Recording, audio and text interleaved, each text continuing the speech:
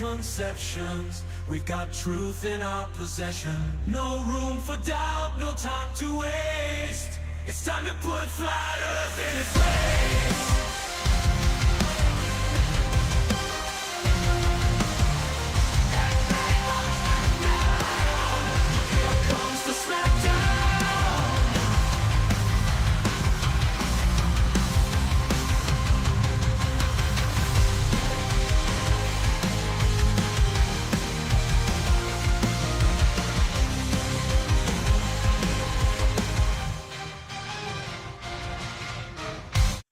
Welcome everybody to Tuesday Night. I'm your host, MC Toon, and tonight I am going to be talking with BigTech. How big is he? How big is the tech? Well, we will find out. But in case you're wondering, he is not a flat earther. He reached out to me a while ago, said that he likes some of my stuff, has been watching my videos, and wondered if I wanted to come on to his live stream on Kick. And that's what I will be doing here. So I was talking with him just a little bit ago, and here's his Kick stream here. There was a little bit of audio feedback what was going on. So I will, I'll go back to my let's see. I get out of here. I started a Zoom call. I'm not doing the Zoom call. We're doing it on Discord. So here we go. Hello. How you doing, BigTech?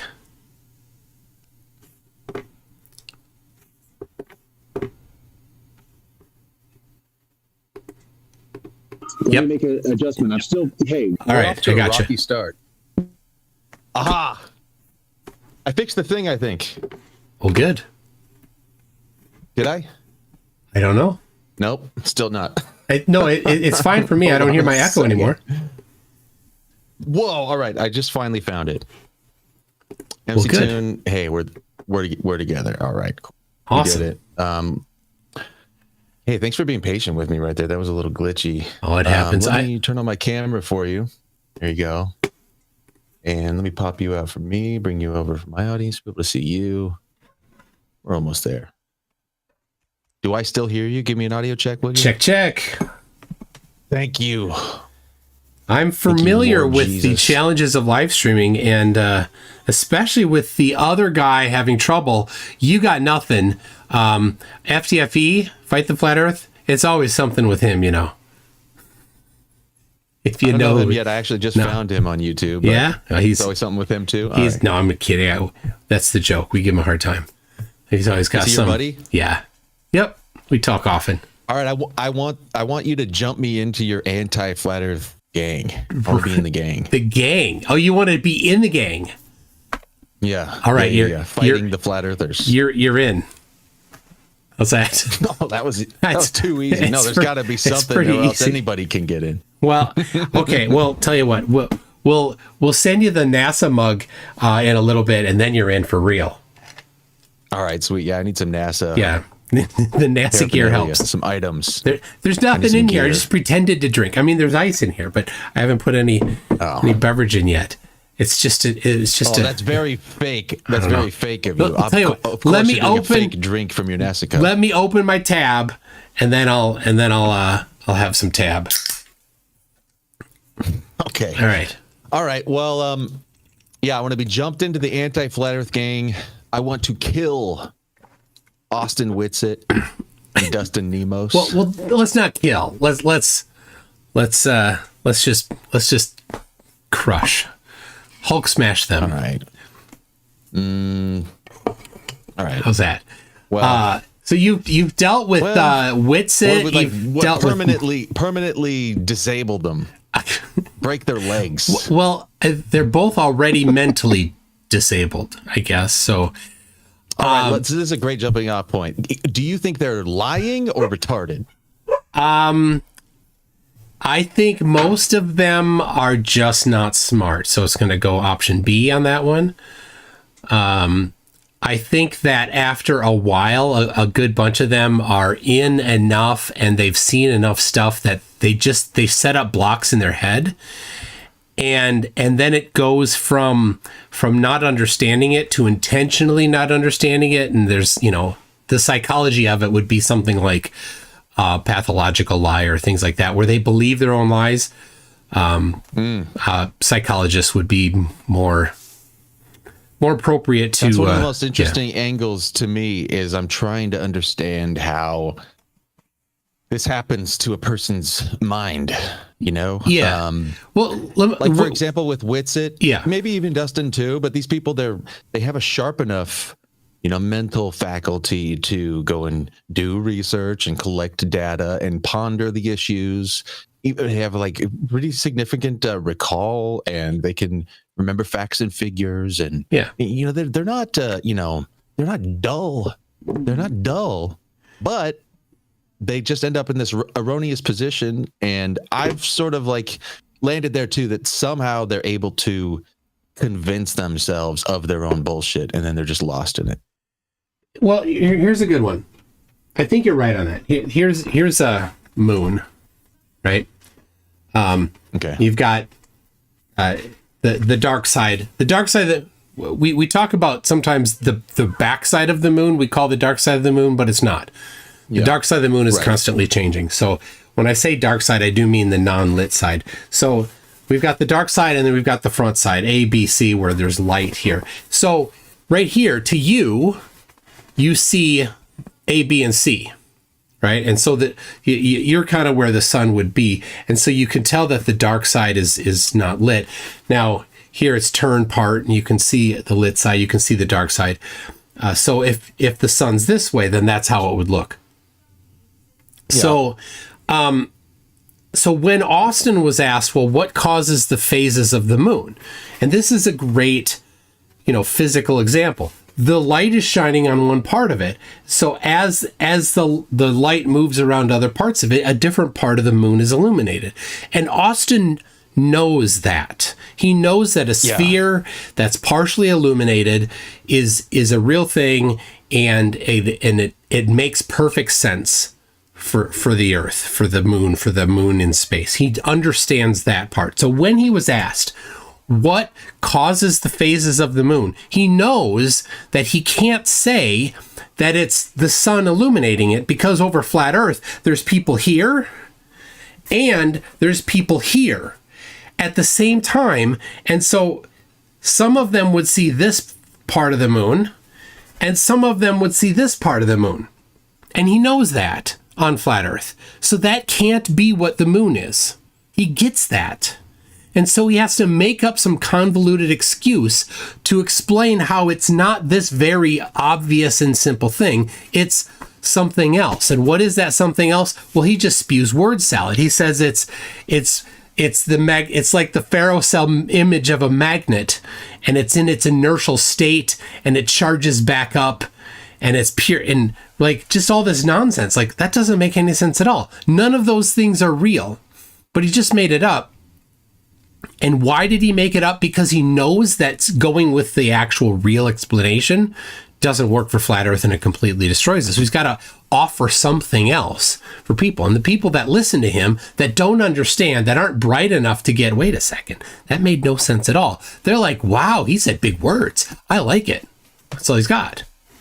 So he's got something going on. That's exactly it. To build that excuse. He thinks it might be, he says it might be plasma.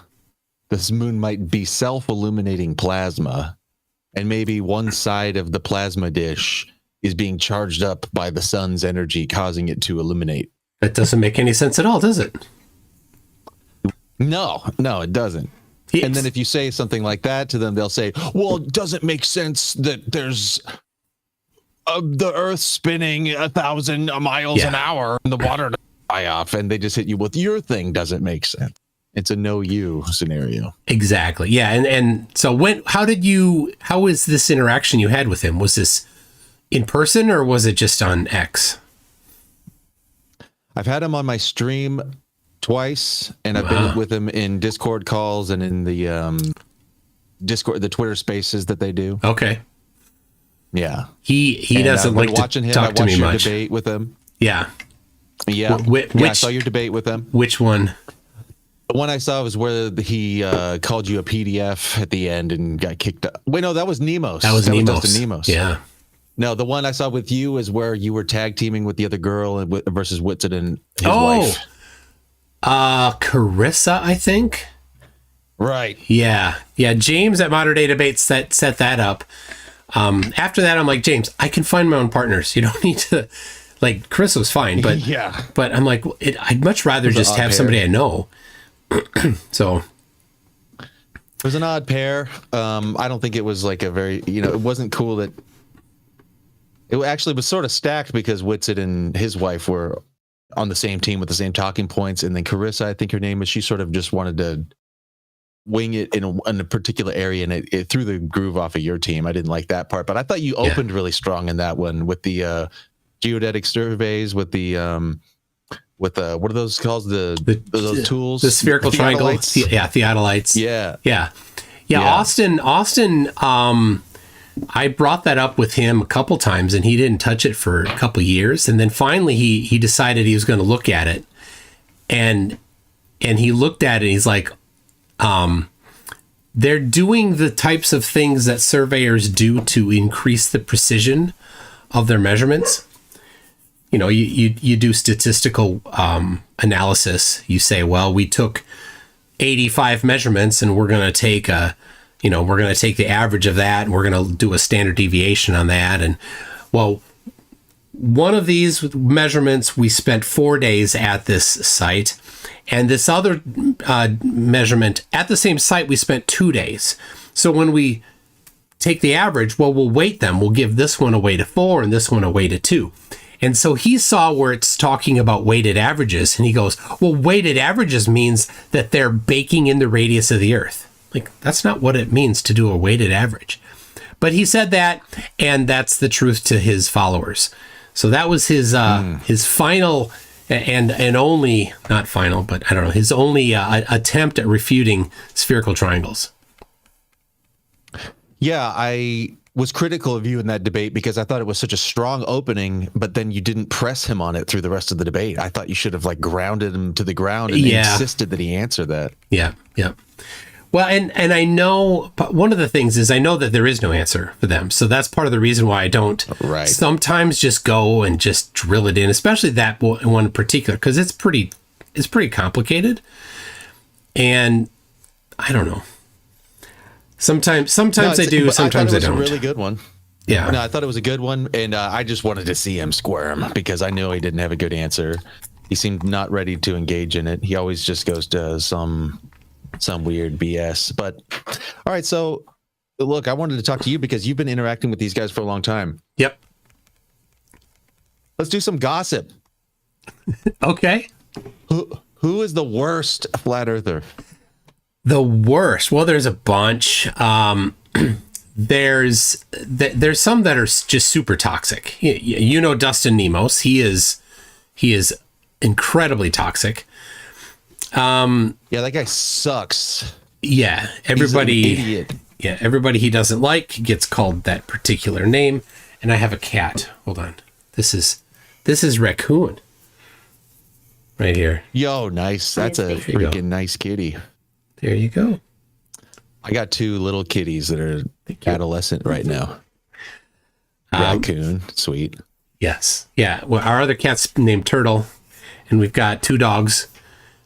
Wait, can I cat flex too? Hold on a second. Penguin and Donkey are the dogs. Little guy.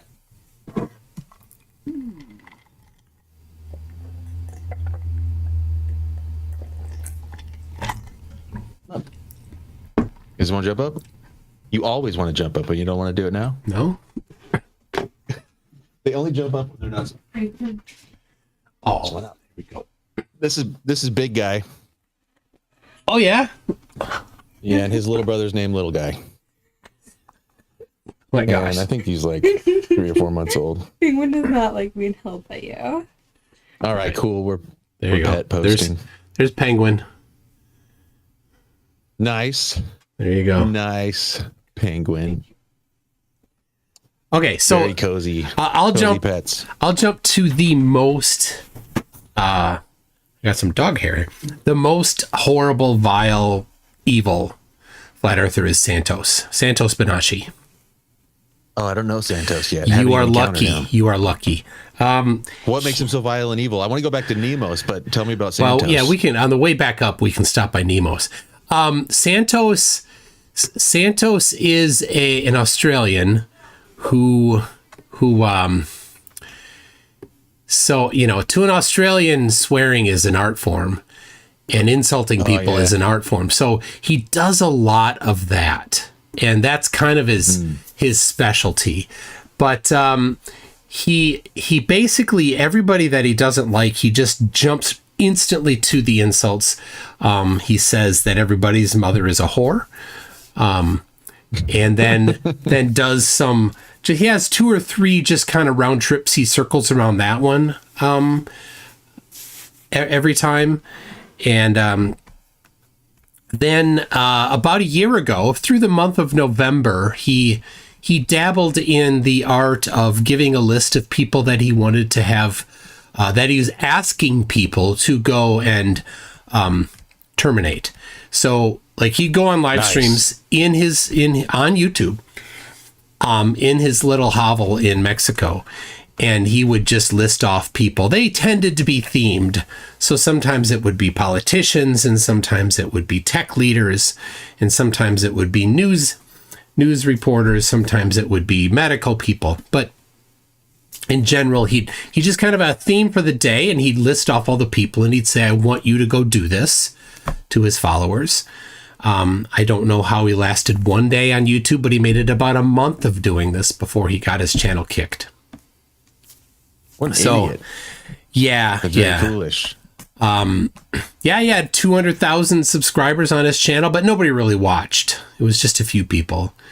He's kind of he used to play flamenco music on the streets in Australia. Excellent guitar player. Then he started doing some spiritual goofy stuff, syncretism, where he would take bits and pieces of different religions and build them together into his own version of religion, and say that his was the one and true religion and everybody else's was fake. Kind of like if you're a fan of the band Man of War. You know Man of War? They're a metal band, and they say everybody that's not Man of War is fake metal. They're the real metal. So it's basically he's the Man of War of invented religions. Okay. Well, we could go back to Nemos and Witsit. Have you got a taste of their religion yet? Yeah, it's out there. But yeah, let's go there. Yeah, it's out there. So they told me they believe that we live in Yahweh's terrarium. The earth is young, therefore evolution is obviously a lie. Man was created in something in line of the story that we get in the Bible with the Garden of Eden. Yeah. But the special thing that they know that everybody else doesn't know is that the fallen angels, the Nephilim, the giants, were actually real, and they're giant 6-fingered monsters with 2 or 3 rows of teeth that were cannibals that ate humans. They were evil demonic monster beings, and then they are the ones who evolved into the Jews, who are the evil people on the planet. That's so lovely, isn't it? That's their religion. Yeah. Yeah, and then the flat earth is a giant lie invented by these giant Nephilim descendant Jews to trick us all into losing contact with the truth of God's reality. You mean the globe is? I'm sorry, the globe. Yeah, and the flat earth terrarium is the truth, and that's why it's so important to return to the truth of the geostationary, non-moving, flat plane earth, because when you find out what the earth really is, you'll find out that you're actually God's special little creature on his ant farm, and that we all have to join together to fight the demonic Jews. That's their religion. I hadn't heard it in such words, but that definitely is. That's it. I've had extensive talks with them. That's what they really believe. Witsit gave me a dissertation in DMs on Telegram once about how he knows that there's all sorts of lost versions of the Bible that nobody has anymore, but he's able to read between the lines. And really, if we had the ancient Babylonian texts that existed before the Septuagint, you would know that the old ancient Hebrews were actually whites, and the lost tribes of of Israel are white people. Is this on video? It's wild. Oh, I have the text of it. I could send it to you. Oh, yes. I'd love to get that. It's this long word salad screed. It's the craziest, goofy. So, trust me, brother. I know you're gonna see the truth of this. Yeah, because he can see between. He can read between the lines. Wow. Yeah, because it's all because the Bible obviously has been tampered with and mistranslated. And if we had the original texts, it really says this. He was saying. Do you know? Well, Whitsitt has a few tells. When he said, there's a couple words that he says, and he's lying when he says them. When he says obviously or objectively, those are his tells. Yeah, among other things. Yeah. Those adjectives that he puts in front, where you're not allowed to argue with it. Adjectives, those are the ones where he's about to lie. Right, because obviously the world's not moving. It's not moving. He's going to move. Obviously. Move and moon. Yeah, obviously. I find it to be very, very irritating the way the guy engages. But he's nuts. He's kooky, and he was also a Q conspiracy person. Where do you fall in that issue? Do you believe in Q? Oh, Q is stupid. That was so dumb. That was so obviously stupid. He and Nemos were both shilling the Q grift for years. And then they switched on Trump because now they've come to see the light that he actually works for the evil Jews. Yeah, they can read He's between the Antichrist. Between those lines they're reading too. I have to say, so an Australian has taken umbrage with my descriptions of Australians. So PhD Tony, who's Australian, for $5 Australian says, I take exception to the suggestion that Australians casually insult people. Cunt. Yeah. It's not an insult. That's what it's. It's like saying friend. Yeah. Yeah. The casual cunt drop with the Aussies. Oh my gosh. Get fucked, you cunt. Yeah. People like clip that. Somebody did a video of the 5 times that I swore, and none of them were really swear words. Well, speaking of swearing and Whitsitt's tells, I have a psychological read on here. Maybe you figured this out too. My theory on Whitsitt is that he's actually a wigger, meaning that he's a white guy who wishes that he was cool and could rap. And that's why he's got a couple raps out where you can see he does like the speed rap thing. And sometimes since he knows he can't make it as a rapper, he's not hard. He's not like Eminem. He's not from Detroit, but he's sort of like thinks rap is cool. And so when he's he's flat smacking you with the facts and he's rambling off the facts and the figures and he's got them all down and he says his lines and then they're coming out like this and they're kind of flowing in the jam and he's fucking dunking on your ass and like he's hitting you with all the facts and the figures. There's a cadence. He's like battle rapping you. Yeah. He's trying. That's what he's doing. He's trying to be a rapper. I think he must practice these things because there's different things where you can tell he just hits play. Right, it's just he has a soundboard in his head. It's bars in his notebook, That's like a rapper. Exactly. Yeah. He's like he's killing you on stage like an 8 Mile. Exactly, and so then he's in his head. He's like, check, got him. Like you just said words. It didn't change. Sometimes he'll do that, and then he'll even go back. Like he's waiting for the audience to go, oh, and like he's gonna mic drop, and he's like, whoa. He's trying to be like cool. He's just trying to be cool. I think that's it. Do you know I get to spend most of a week with him in Antarctica? If he actually goes. He's if making you had like to bet he your is. life savings on it and you had to go one way or another, which one do you think he's actually going to go? I would not bet my life savings on him going. Yeah, me too. So I think it's less than 50%. That's how I feel. It's so Jaron and Lisbeth, they're doing things to get ready. Like Jaron is getting a camera and he has hired somebody to program. I don't know if it's Arduino or a Raspberry Pi or something like that to motorize it, to turn the camera constantly for 5 days and take a picture on the camera every certain number of seconds. For 5 days. So Jaron is getting that set up. He's got a body cam that he's going to wear the whole time. That seems overkill. Why don't you just get a 360 camera? Well, we have that. Put it on time lapse. So Oh, okay, good. Will, that's paying for the whole thing, he has 2 of them, and he's just going to get a full 24-hour minimum recording of 2 of them same time. So the 360 cameras, it's actually 2 cameras with that are fisheye, and then it stitches them together. So right on that stitching, like when the sun crosses that stitching, it's a little artifact. Yeah, so we're gonna have two of them at 90 degrees to each other. So when it's crossing the stitch on one, the other one isn't getting the stitch. Another one is going to be a redundant system, so they can't back out of the footage once you've got it. Yeah, good idea. yeah. So Jaren's doing that. Lisbeth is going to do something. Whitsitt, I have no idea what he's going to do.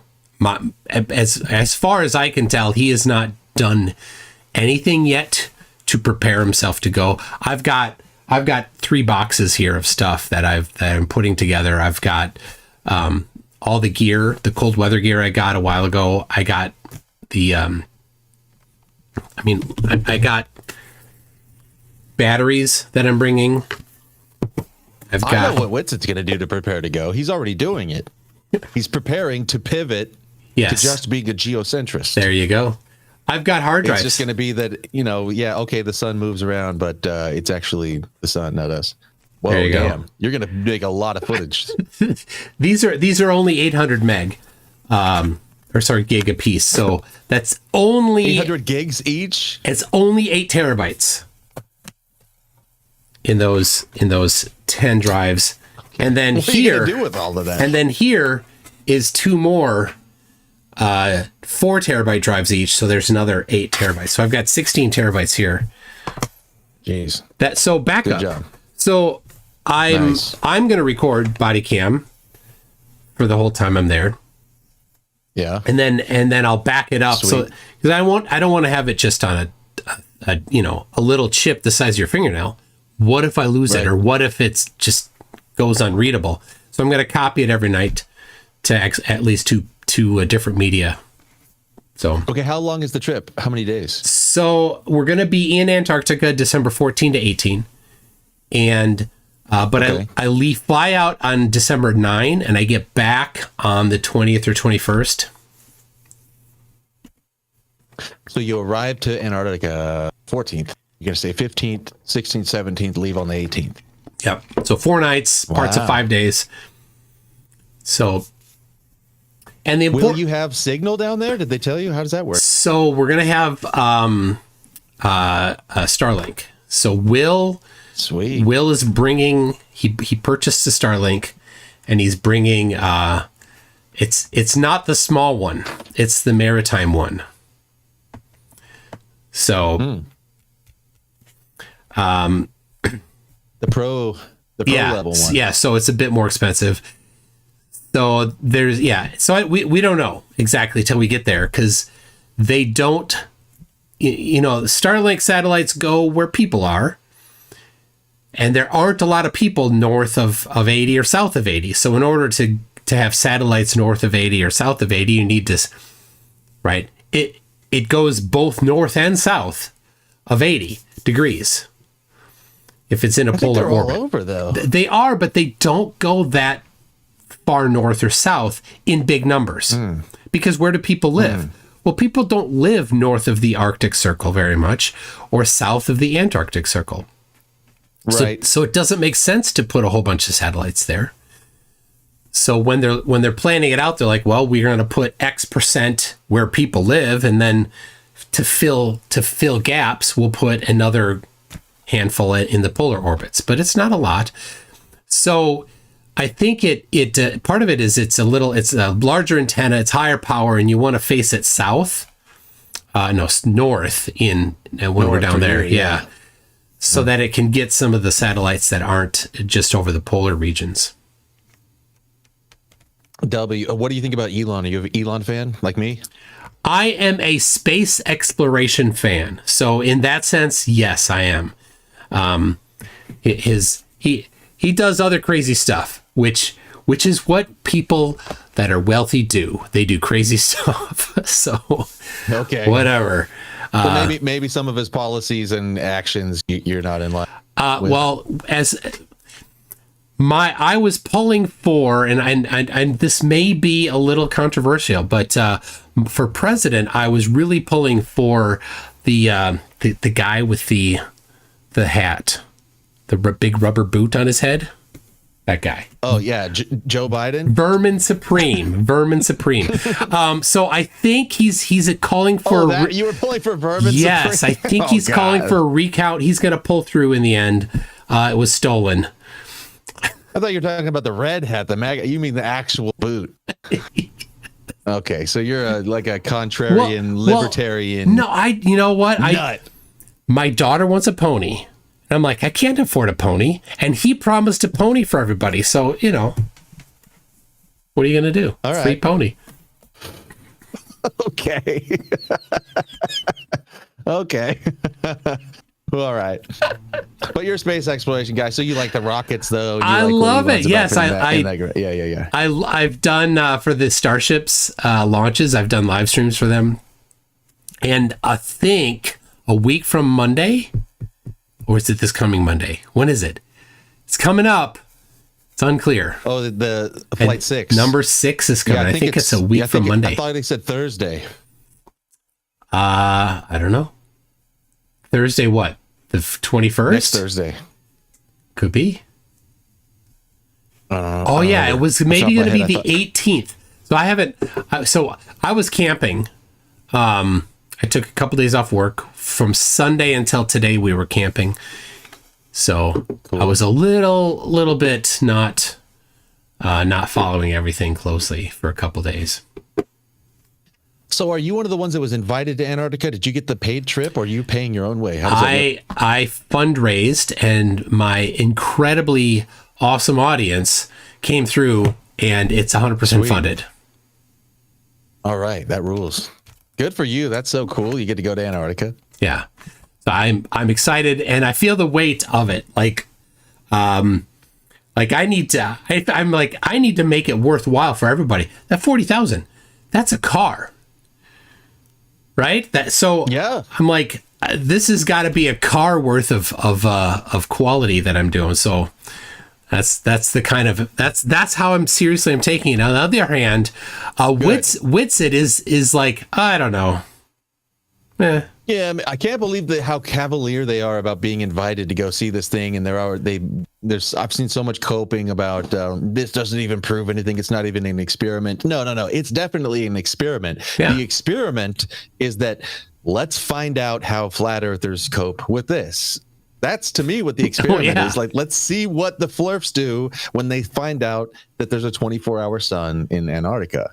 You don't know until you test it. And that's what we're testing with the experiment. There's a few that have actually dug in and found that in 1899, 1898, Lady Blunt was doing some investigation and had found that some people had firsthand experience going there and seeing the 24-hour sun. So 125 years ago, flat earthers knew that there was a 24-hour sun. And so in their writings, this is like they have like a monthly journal back then. This was their YouTube of the day. They're like, oh yeah, so in this one we've explained it away. So I went and found the article where they explained it away. They called it unusual refraction. 2 words. That's it. It was just an unusual refraction. 2 words, unusual refraction. That doesn't work. That's almost like coffee cup caustic. Yes. Which would be an unusual refraction. It would be. I suppose.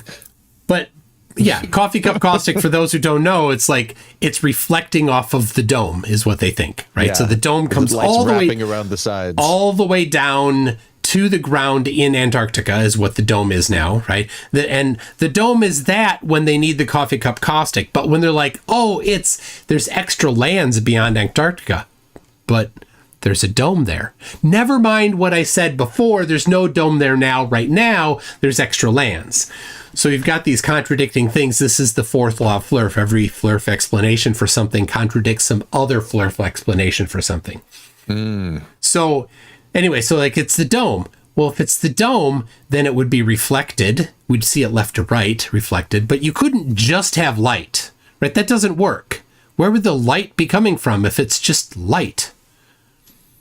You'd see the source. You always see where the source is somehow. If it's reflecting, you'd see it reflecting off of the reflecting surface.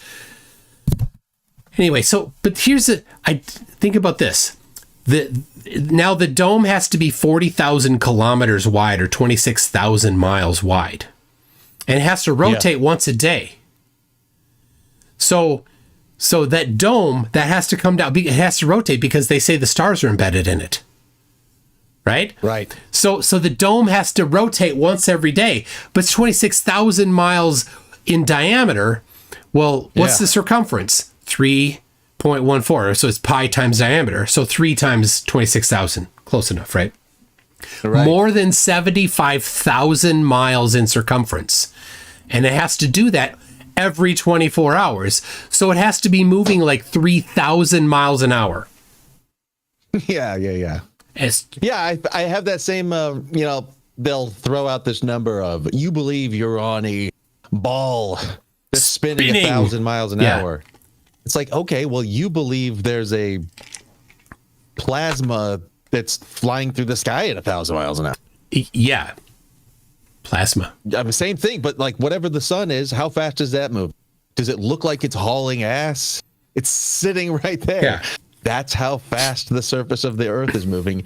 Exactly how fast the sun is moving through the sky, which is imperceptible. Yeah. But they go, nah, we would fly off. Okay. Well, the sun is just chilling. You accept that that's moving the same speed, but yeah. Anyway, it's all bizarre. We get that, but that's why I'm interested in the flat earthers themselves. I'm interested in the psychology people. That's kind of what got me here. I'm hearing, through the grapevine that you don't talk about politics and religion much. I see that you have a great way of staying out of it by voting for Mr. Boot on Head. I find the psychology of these people who believe in strange and wondrous things to be fascinating. Yes. I'll talk about religion a bit. The more times you talk about stuff, you slice your audience more. I'm like, I don't care. We're all just united politically against flat earthers. So we're happy there. And when it comes to religion, like I have a religious faith, but you don't need to go to your religious faith to see what shape the earth is. Right? If the Bible says that the earth is something, well, you don't need to go there to see what it is. Let's just go measure the shape of the earth. And if you think the Bible says something specific about the shape of the earth and it's wrong, well, then you just think the Bible's wrong. So flat earthers that are biblical flat earthers think the Bible's wrong. That's a weird thing. About which part? Well, because factually the earth is a globe, right? That's okay. The truth of reality is that the earth is a globe. So when somebody says, well, the Bible says this about the shape of the earth, but reality says that it's not. So what they're saying is they're saying that the Bible is wrong. Oh, I see. So but the flat earther says, but we don't have that problem. The Bible is right and the globe is wrong. Yeah. It's just reality denial then. Or as Dave Weiss says it, you're not stupid, it's stupid. Yeah. What do you think about this slogan? You're not stupid, it's stupid. It's interesting that he's hooked onto that because he's a sales guy. That's what he's done. Yeah. His whole career has been sales. He before he did Flat Earth, he sold solar panels, which is a hard sell. People don't go out generally looking for solar panels. You got to call them, right? That's what a salesperson for solar panels does. They're going out to people that aren't thinking about buying solar panels to say, you need to buy solar panels. Really, I do? I didn't think I did. Mm-hmm. So it's a hard sell even. So if you look at hard sell versus soft sell. Sure. Yeah. Before that, he sold printing. So, I don't know specifically what it was, but I used to write typesetting software, so I know that end of the printing business, the technical part of it. So I, kind of know a little bit about that, but that's not a super hard sell. People need brochures and business cards and whatever else they were. But that's his thing. He sells stuff to people. So his slogan is "You're not stupid, it's stupid." He's talking to people that have been experiencing their life being called stupid, right? Right. And who gets called stupid? Stupid people. Stupid people get called stupid. So he's going to people that have been called stupid all their life because they're stupid and saying, "Don't worry, you're not stupid. I'm the one bringing to you the news that you're not stupid." They are, but you're not. Dave Weiss is bringing it to you. Rejoice. You're not the stupid one.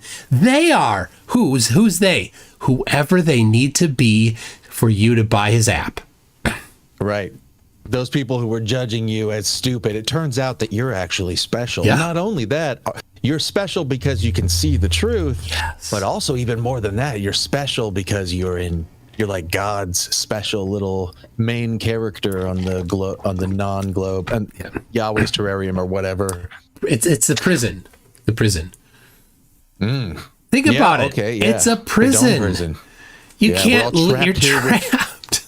You're trapped here with these demonic NASA liars who are deceiving everybody. And the Nephilim. The Nephilim. Yeah, the Nephilim. Yeah. You're trapped here with these evil, satanic, lying world controllers. Seriously. I had not heard that the Nephilim became the Jews from that. Oh, you haven't heard that? Oh, man, dude. I'll new. No, that's their whole shtick. If they haven't said that to you explicitly, you kind of like have to. I think you almost have to win their trust a little for them to reveal that side to you. But I've got the recordings of it. I've got the whole explanation from Whitsitt and Nemos. That's their theology. That's their worldview. Is that it was the Nephilims, the fallen angels. They are the giants that Moses was facing, and there's legends about them in the Bible, right? And they were actually literally cannibals who were like demonic fallen angels that lived on eating human flesh, and then they intermixed with the beautiful women of God's created humans, and that created a subspecies of demonic people who are the Jews. Wow! So it's like a special form of anti-Semitism that they have cultivated. That is the puzzle piece that answers so many questions. Oh yeah, like why are so many of the Whitsitt adjacent flatties so anti-Semitic? Yeah, right. I get you always need the they to blame everything on. But this ties it together so much bigger for them. Right. Yep. Exactly. Wow. Yep. Yeah. So to them, it was like it's this ancient struggle against good and evil, and the evil is like this special race of like demonic people that are infected with the Nephilim bloodline. Jeez. Right? Oh my gosh. Trippy. His now lawyer. You get why they're like that. Oh yeah, his lawyer's a Jew. Whitsit's? Yep. No way. Well, of course. And a flat earther. And a flat earther. Wow. Well, so is Dave Weiss. Yes. Well, Dave is non-practicing, right? And he says, but to them it's about the bloodline. It's not even about the faith. Well, yeah. So Dave is definitely in there. And here's what's okay. Dave is non-practicing. He's a salesman. He says the things that he needs to say to sell the thing. So he gets religious with people that seem to be a little religious, but he's not religious. Yeah. And what is religion to him? Whatever it needs to be to sell his app. That's it. Whatever sells the app. He is the religious chameleon, right? He'll talk about God all day long as his audience wants to hear him talk about it. So, all right. So Dave is non-practicing. His Whitsitt's lawyer is a rabbi who's practicing, wears a kippah in court. How do you know this? Because I know his lawyers, Jonathan Gross.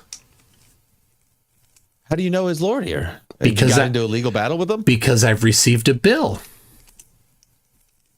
What? Why? So what's the lore of that? Early September, when Austin and Will were and Jaron were talking about the contract for the final experiment. So I'll back up a little more. It was 3 months prior, Jaron and Will were talking. Jaron said, I'd like to go maybe, but I don't want to go alone. I want another flat earther. How about we bring Austin? And Will said, and Jaron was a little bit calling the bluff, and Will said, okay, we'll do it. So 3 months, Austin waited before he said, okay, I'll go.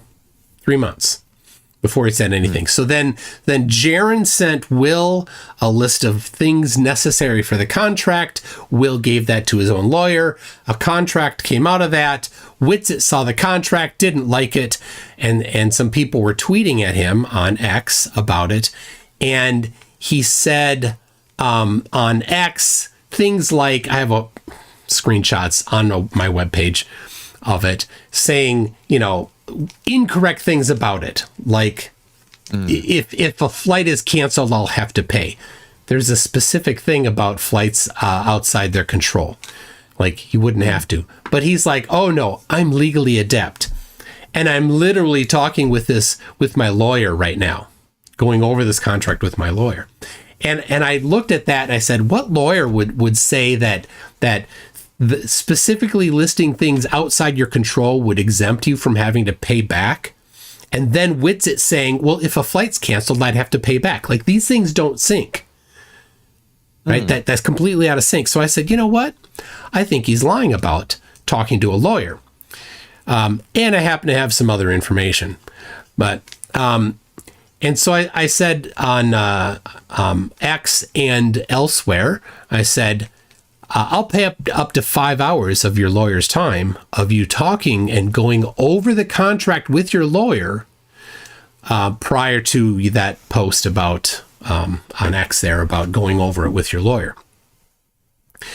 So he, a couple days later, I was on Discord. I talked to him on Discord. He's like, oh yeah, I did. I'll send you the bill. I said, no, I want to talk to your lawyer's. Have your lawyer email me. Well, I've never received an email from his lawyer. I've only received emails from Whitsitt. And Whitsitt, I said, I want them to talk to me, send them to me. And I want a paper copy. I have the paper copy now down the, it's in a stack of books right now. I'm redoing my office. So things are a little bit out of order. But I said, well, I want a paper copy, mail a bill, have them mail a bill to me, right? Have them, but Whitsitt will not let me talk to them. So he emails me like, did you pay it yet? How come you didn't pay it yet? I said, send me, I want to talk to the accounts payable department of nothing. So for some reason, the accounts payable department can't get a hold of me. Only Whitsitt does. But anyway, that's how I know his lawyer is Jonathan Gross. And so I have that bill. Still, I'm waiting. He finally sent it to you. Yeah, I have a paper copy of it. But it's going to be a showdown when it goes down. It's not going to be good for Whitsitt because he lied. So, but What's the lie? He lied about what's in the contract. He lied about going over it with his lawyer to people. Because there's two different copies of the story. So the things that he said on X, he said he did go over it with the lawyer. And to other people, he said he did not go over it with the lawyer. And he jumped into, I was on Earth Awakening's Discord server talking with an open discussion there with flat earthers, asking them for suggestions for what I could do in Antarctica. And then he came in to talk about this topic, right? Totally off topic, whatever. And during that conversation, he said that he had told other people that he had not been talking with a lawyer. It was a strategic thing. He didn't want these other people to think that he was talking to a lawyer. So, on the one hand, he was intentionally telling people that he was not talking with a lawyer so that he could deceive them. And then on X, he told people that he was talking with his lawyer on accident, so he deleted the posts. Which one is it? Either way, he's lying. You see, this wholesome truther that cares nothing except for the truth. Couldn't be, it can't be both. One of those is obviously not true. Yeah. Yeah, he lies a lot. And some of them, he usually leaves himself some room for plausible deniability. Yeah. But he'll say a thing is true, and then he gets showed that it's wrong, and then he just pivots to another thing and says, like, well, you have no standard for truth if you think this, or something like that. But, when I had him on, he told me that he'll also make claims that are sort of like very big if true. He makes a claim to a thing that exists, like he'll just rattle off a list of, when they took ring laser gyros up to high altitude, they found a different, different rotation. Rotation or whatever. And I go, can you send that to me so I can see it? Oh yeah, I'll follow it up with you. I've asked him several times and he just never produces it. Oh, trust me, bro, these astronauts are all lying. Everybody's going to lose their minds when I post these videos I have where I've interviewed astronauts and I caught them in lies. I'm like, oh, okay, that's big if true. When are you going to post those? Oh, they're coming out soon. It's months and months. He just won't post them. He just refers to these things that you just sort of have to trust him on. Yeah. And also the other thing is many times it's what I say with them. It's like every accusation is a confession. They're always accusing you of being bad faith or accusing you of doing an ad hominem or accusing you. And then the next moment they're like, well, you can't trust Einstein. He was a Jewish pedophile. And it's like, okay, hello, ad hominem department. Like, what are we doing? Yeah. Witsit likes to mention that Einstein married his cousin. Witsit is from Tennessee, incestuous, where it's legal to marry your first cousin. Like, as if somebody marrying their cousin would change the correctness of the things that they proposed. It wouldn't. No, it wouldn't. It wouldn't at all. Not at all. It has nothing to do with it. And he'll say that. He'll follow it up with caveat all. And I'm not saying that means that that what he's saying isn't true. I'm just saying that, like, think about the sources that you're agreeing with, bro.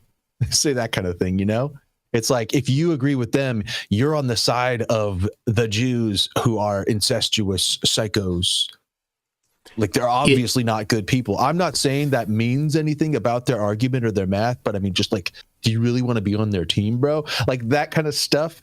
But if I did that with a flat earther with him, he would be like, oh, ad hominem, appeal to authority, blah, blah, blah, poisoning the well, immediately like throws out all of the fallacy jargon. Yep. Yeah.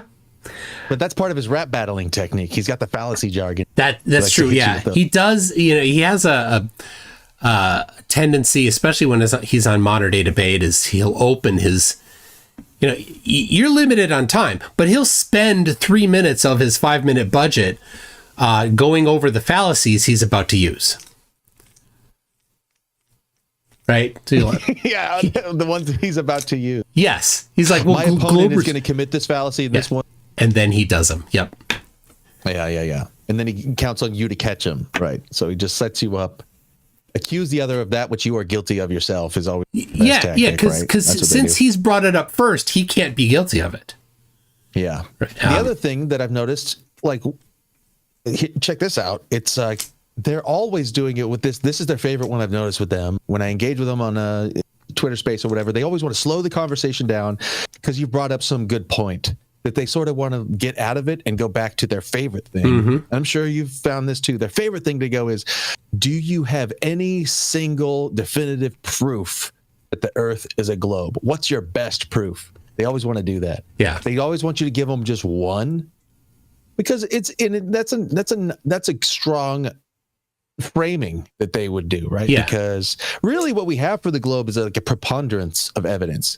You can say that there are some that really do give us strong evidence of the curvature. I mean, you could witness it this and that way or whatever. But the thing is, any one isolated argument you have, they usually have one ready for that. They have one rebuttal, one debunk of that argument. Yeah. That maybe isn't something you're ready to handle. So they want you to give them one and then basically hinge your whole argument on one, when really what we have is a preponderance of evidence. We have like a bunch, but they want you to give them your one favorite one, and then they just want to like poo-poo that one to death.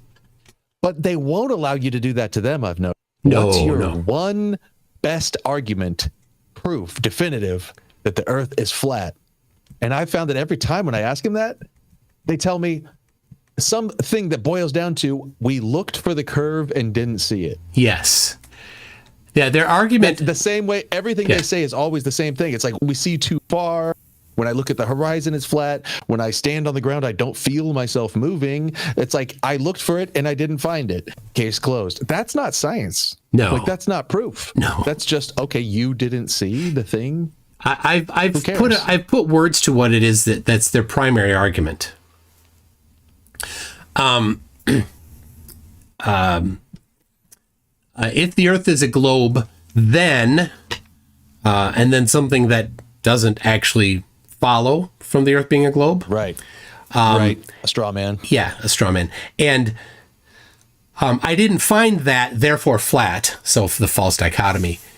So if it curves at 8 inches per mile squared, and then this, and it doesn't met this one observation, like, hold on a second, I can show you a dozen others that match that. No, never mind this one. Oh, okay. Did you actually apply the globe there? Yeah, I know the globe better than you. Do you? Did you include, like you do in science, did you account for confounding variables? What? No. Well, you always go there. You always say refraction. Yeah. Which they can do. They can call it what do they call it? A rare refraction or unusual refraction. Unusual refraction explains the sun in Antarctica. Yeah. But when we say, oh yeah, the reason you could see that thing over light's bending, according to refraction, which we can demonstrate in a million ways, and they go, oh, magical mirages, very convenient. Yeah. Well, okay. And they like to find instances where refraction is maximized and then pretend that it doesn't even exist at all. So it's, they're not coming at it in good faith. If you wanted to do it in good faith, you'd say, okay, let's find the minimal refraction and do a test that's definitely, a good test for yes or no, right? A true false, right, where minimum refraction, is the case. They don't want to do that. That's not good for them. I see in the chat, Sharky is asking you to ask me if I've seen Austin crying about Daryl's introducing algebra in the debate. And you can tell me about that, but I want to say something about math with regard to Witsit. Okay. Here's something I want you guys to notice and see if he changes it after he sees me call him out on this. He sounds like an idiot lately because he's been talking about kinematics versus dynamics. That's his new thing because he's trying to pivot to geocentrism because he's about to lose the flat side of the Earth. So he's going to be It's going to be a geocentric sphere pretty soon. And he'll say, well, all right, we found the curve, but you still haven't proven that it's spinning. It'll say he's going to say it's a stationary sphere. Then fine. Yeah.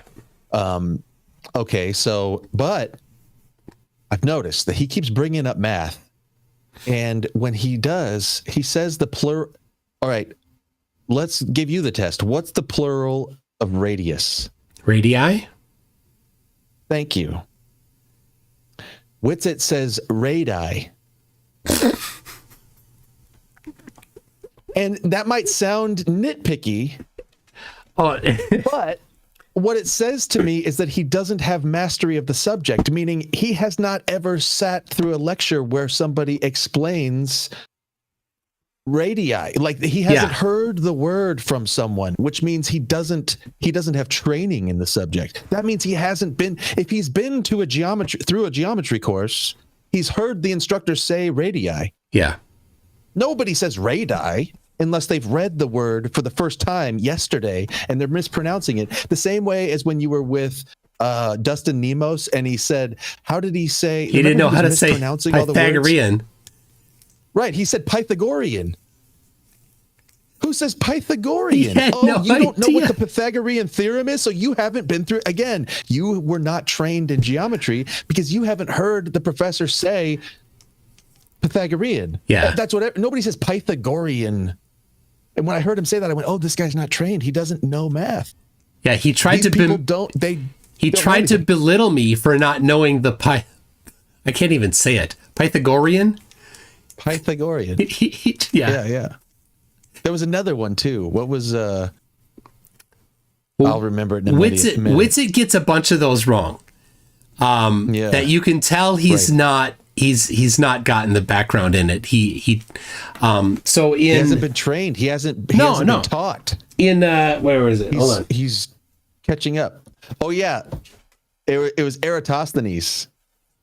And he said like he said Aristhanes or something. Or he said Erasthenes. We get that a lot. Yeah, and that's Eratosthenes. You need to have heard, but you don't get that in lectures much. So that's not as big of a deal. But Witsit's... But Pythagorean is inexcusable, and so is radii. Yeah. Pythagorean and it wasn't just a slip of the tongue. I've seen him twice in 2 different videos, and one of them he says it multiple times.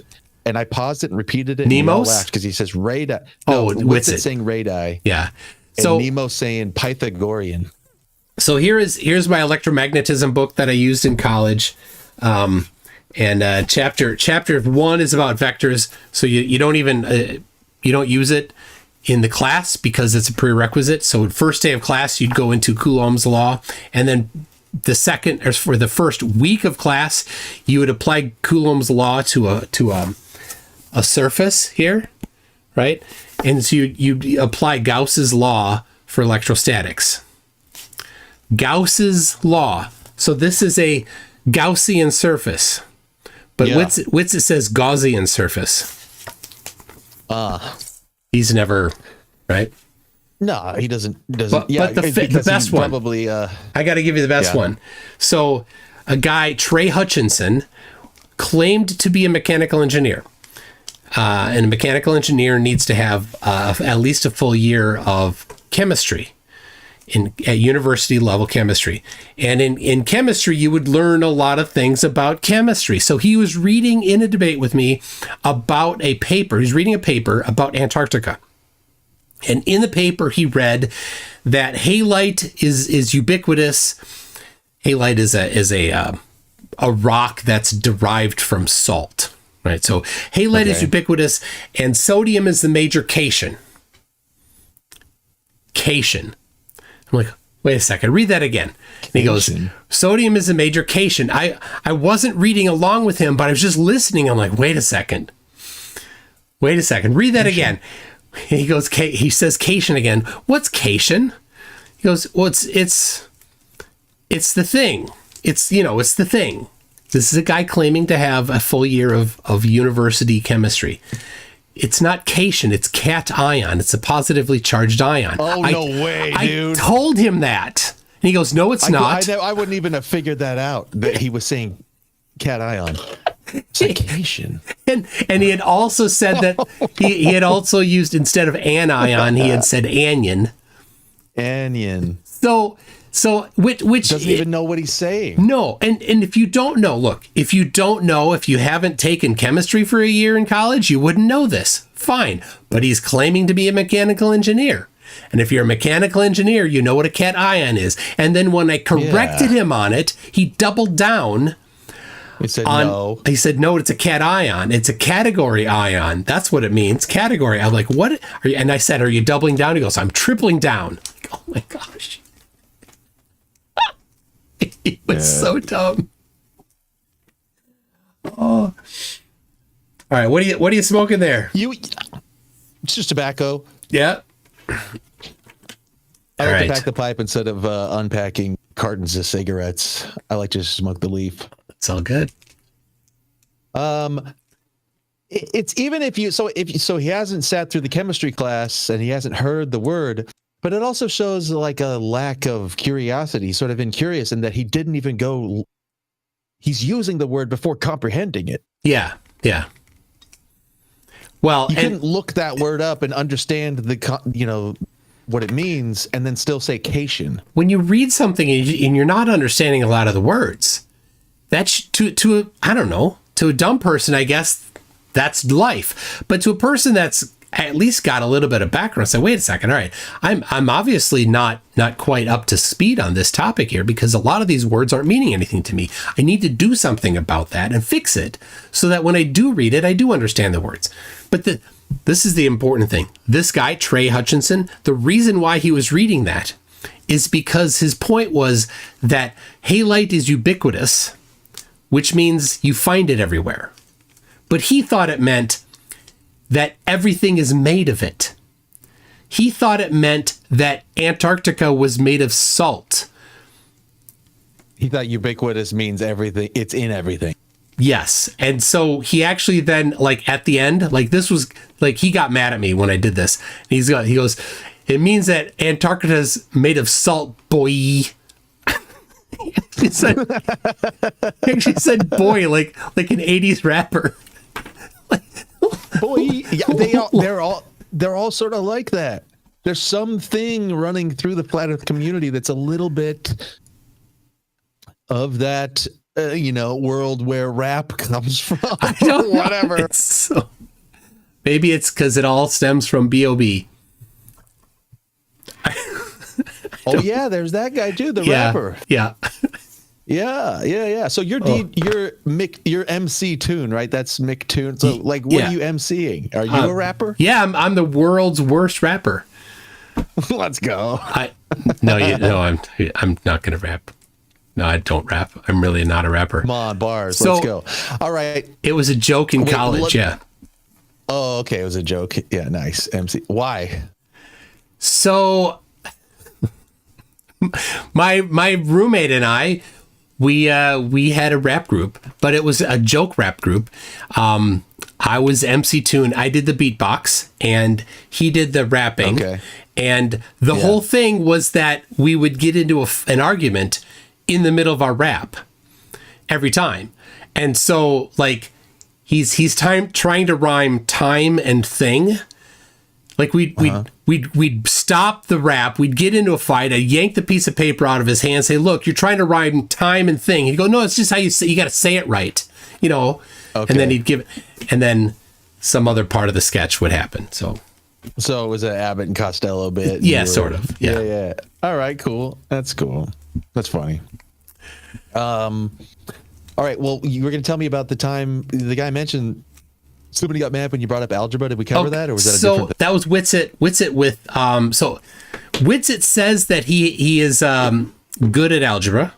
He has an aptitude for math. He says. Yeah. I have a collection of videos of him saying it, and how he has 160 IQ, and so he says that too. No. Oh yeah. He calls it radii. Yeah. He has an aptitude for math, and hold on, let me see here. Mm-hmm. Of course, dude. The Dunning-Kruger is so hard.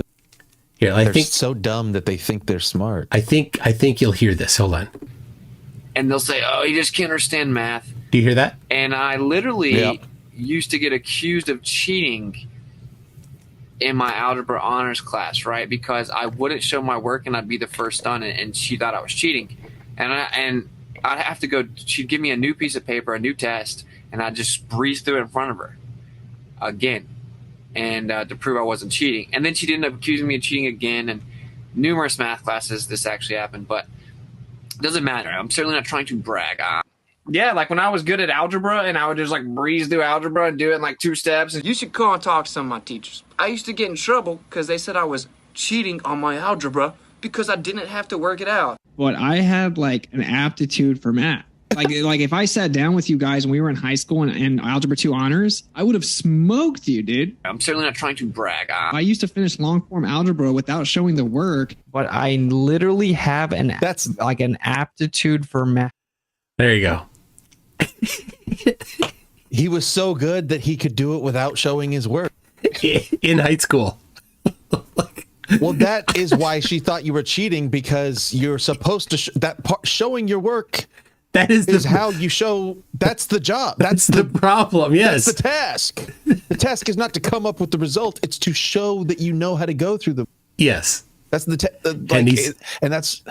He didn't even get that. Yeah, and he didn't. He definitely didn't do geometry because he doesn't know. Yeah, he doesn't understand the concept of the proof is required in the formula. Yeah. So that's what the answer is providing the proof. He had been trying for a while to equate gravity, mass attracting mass, and have it be electrostatics or electrical somehow.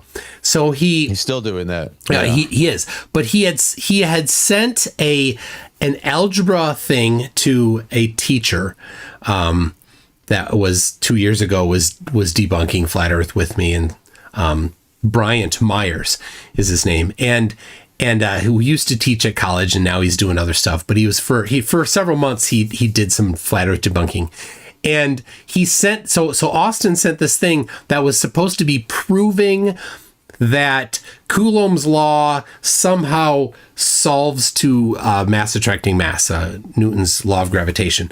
So he sent it in an email. And Bryant sent me this email. I'm like, what is going on here?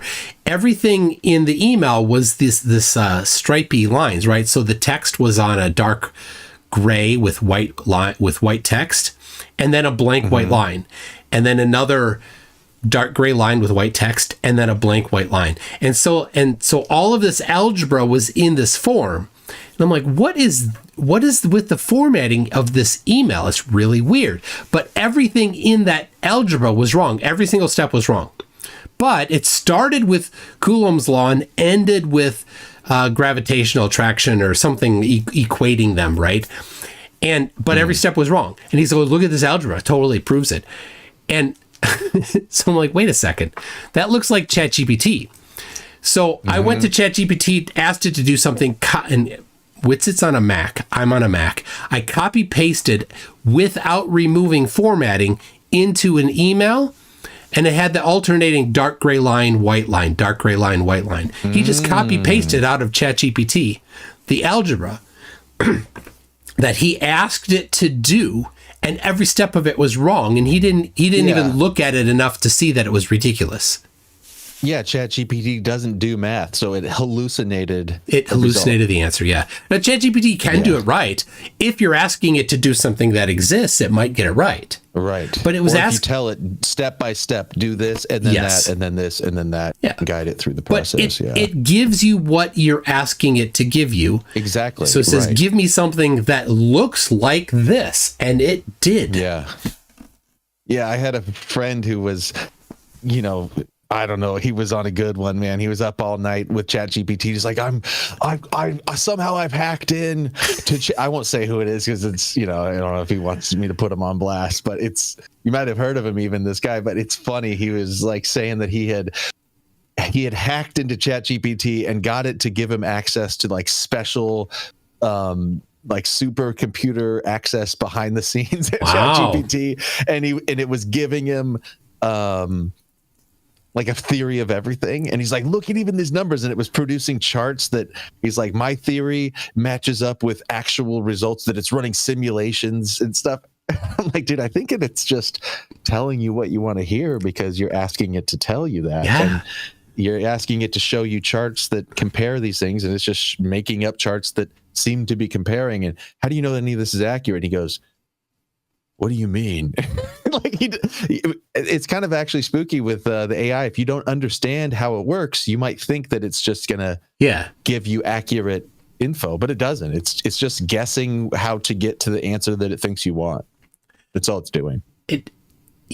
People think it's sentient because it gives answers that look right. It passes the Turing test well. If you know what the Turing test is. Yeah. Well, I mean, the humans kind of do that too, which is sort of back to the flat earthers. It's almost like they're hallucinating a reality for themselves. Because that's why I wonder sometimes, are they stupid or are they lying? And I think it's a combination of the two, where I don't think ChatGPT lies and I don't think it's stupid. I think it hallucinates. And I think they have created a sort of mass psychosis for themselves where they are in a hallucination, where when they look at the world, it's flat to them now. And when they look at the stars, those are not objects. They're just lights in the sky. It's an interesting way. They've created a hallucinatory effect for themselves so that they're not exactly lying. They've just made themselves sort of crazy. Yeah. That's the out that I give them. I think some of them are just bad faith liars that are just in it for the grift. They don't care what's true or false. They're just saying what needs to be said to keep it going. Flat Earth Dave, sell the app, things like that. But other ones, I think they've, like, you ever talk to a gang stalking victim who's convinced themselves that they're being gang stalked? Yeah. Yeah, I've seen them. You've seen that? Yeah. So that's like the same type of thing. And it's contagious. Like once one person hears about gang stalking, they're like, that's happening to me too. And now they keep seeing the same car coming around their block all the time. And they're convinced that they're being watched by that person. And they get into a hallucinatory psychosis. Yeah. It's actually a normal thing for humans to experience, it turns out. And that's kind of spooky. Which is an interesting commentary on AI itself, because sometimes people say there's no way AI will ever reach human level consciousness. But then I look at the way AI operates, and it's basically just like us already. Like the fact that we dream, the fact that if you take psychedelics, you hallucinate, the fact that you can even talk yourself into a hallucination if you see a flat Earth video and you can get caught up in it. AI does the same thing. And it's actually, it just sort of like goes places in its mind, and it just comes up with things that it's just sort of guessing a reality for itself. And the flat earthers are just not very good at it. Filling in holes. Maybe the flat earthers are just like GPT-3 or something. They're just like they're like an incomplete version or something. It's interesting then how, what is the metric? I'm sure there are people that have gone far into this. What's the metric for, life, and how would you measure whether or not an AI has crossed that threshold? I don't know. Yeah, I don't know if you could call it a lie. Well, actually, I have a friend who's got a theory about this, and he wrote a book called The Revolutionary Phenotype. Maybe you've heard of it, maybe not. His name's J.F. Gariepi. He's like a neurobiologist, I think. He wrote this book. It's very interesting. His theory on life is that there was some ability or some mechanism that came about early on where there was just like the ability to reproduce. There was a replicating occurrence. There was like some chain of amino acids or whatever in the primordial ooze or whatever you want to call it, through whatever circumstances. And it may have happened once. It may have happened 1,000 times. There might have been a million abiosis moments in the ancient, lightning storm of the earth or something, like who knows what, the ancient briny lightning planet that we were on.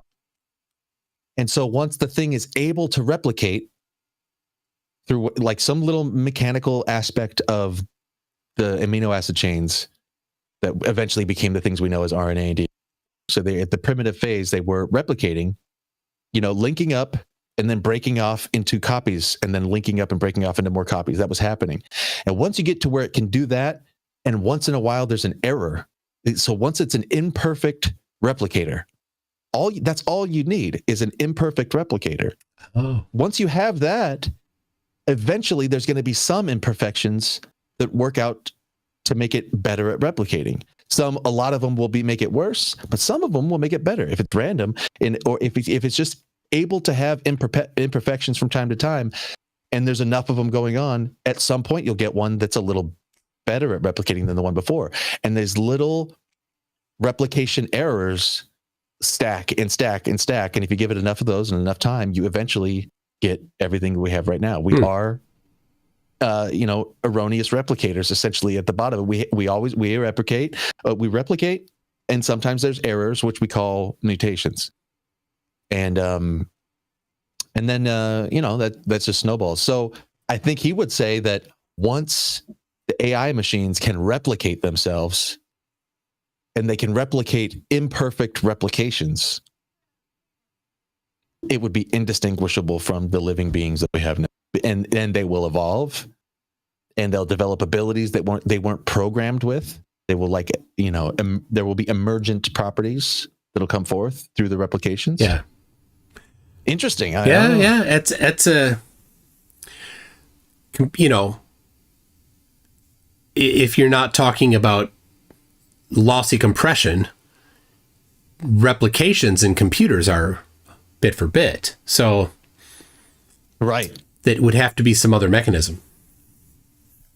Yeah. So right now they're getting to the place where, if you want to talk about AI a little bit, that's one of my favorite subjects. We could talk a little bit maybe then, but the next stage that they're working to get to right now, where they've got to the stage of reasoning, they're like just right there with the new models like Strawberry or the 401. Anyway, they've got these new things that they're teaching it to.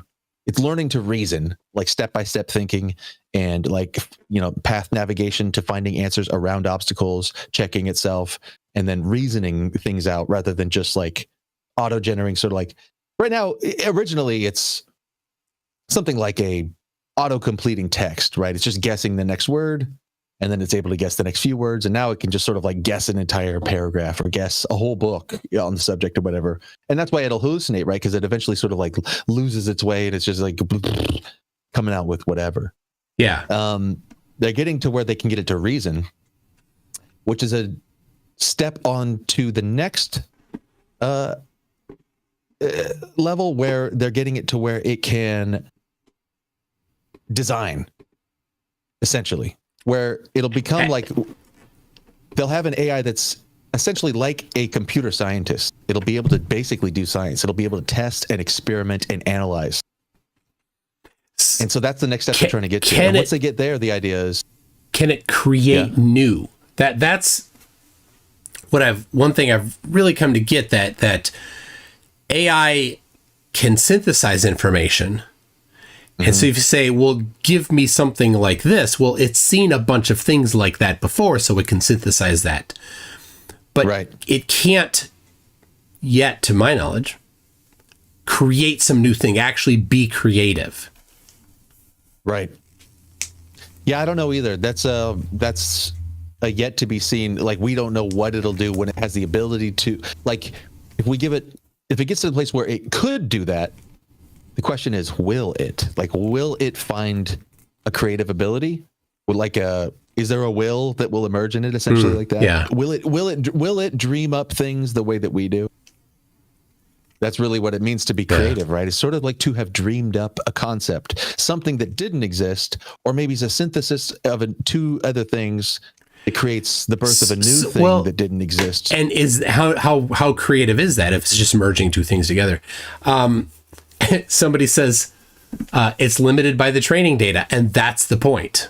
If it's limited by the training data, then it's not being creative, not making something new. But it calls into question, like, are we limited by our training? What does it mean when we are creative? What actually is that? Yeah, when somebody writes a song, they always use the same 4 chords. Right, so many times, right? But they're like, I'm going to not do that. And then they write a song that doesn't use those 4 chords. And a lot of the time, you listen, you're like, oh, that song sucks. Yeah, yeah. So, I don't know. Okay, so I was going to say that once the next step beyond reasoning capacity, which they're like wading into now, we're ankle deep into the reasoning machines. Then we'll get to the designing machines, which is like, or I don't know. Actually, I don't know if design is the best word to say, but basically what they got to get it to is where that it can have a scientific explorative capacity, where it can basically be its own computer scientist. Mm-hmm. Where now the AI will have the ability to design updates for itself. So that's essentially like what would be a synthetic version of replicating. Yeah. Where it can, now that it can, can it create new data to train itself on, which will actually change itself and make a copy of itself that's updated? Will it be able to design its own updates? Right? So the way that we have computer updates and software updates and whatever, will it be starting to come up with new frameworks for its own software, for its own apps? Because we're at the agentic place, but we're going to get to the base place where it's not just agents that do what we say. It'll be coming up with its own ideas what to do. And that might be right around the corner. It really looks like they're on the threshold of giving it that ability. And when it has that ability, will it just kind of like run away with it? If it can design its own updates and iterate them quickly, if it's a computer scientist that can work 1,000 times smarter and faster than a person, and it can do it 24 hours a day, powered by 1 million GPUs or whatever, what will it come up with? And how fast will it update itself over and over? And will it eventually and very quickly maybe become something that we don't even know how it works anymore? It runs on its own code, its own programming language that it innovated. Its own. But then whatever. what? Would it be something that we would look at and say, "Oh, that's useful," or would it just be right? If it's off in its own in the weeds and it's doing things that we don't understand and can't use and can't comprehend, and it's just outputting things that doesn't make sense, then what? Would somebody continue, paying the electricity for it? The thing is, actually, back to that book. It's an interesting book. It starts with the beginning of life and how life really works from his neurobiology expertise. This guy's he's a thinker. He wrote a great book, I think. He comes up to the concept is the revolutionary phenotype is actually a warning that we are about to create once we allow the machine to be able to self-replicate.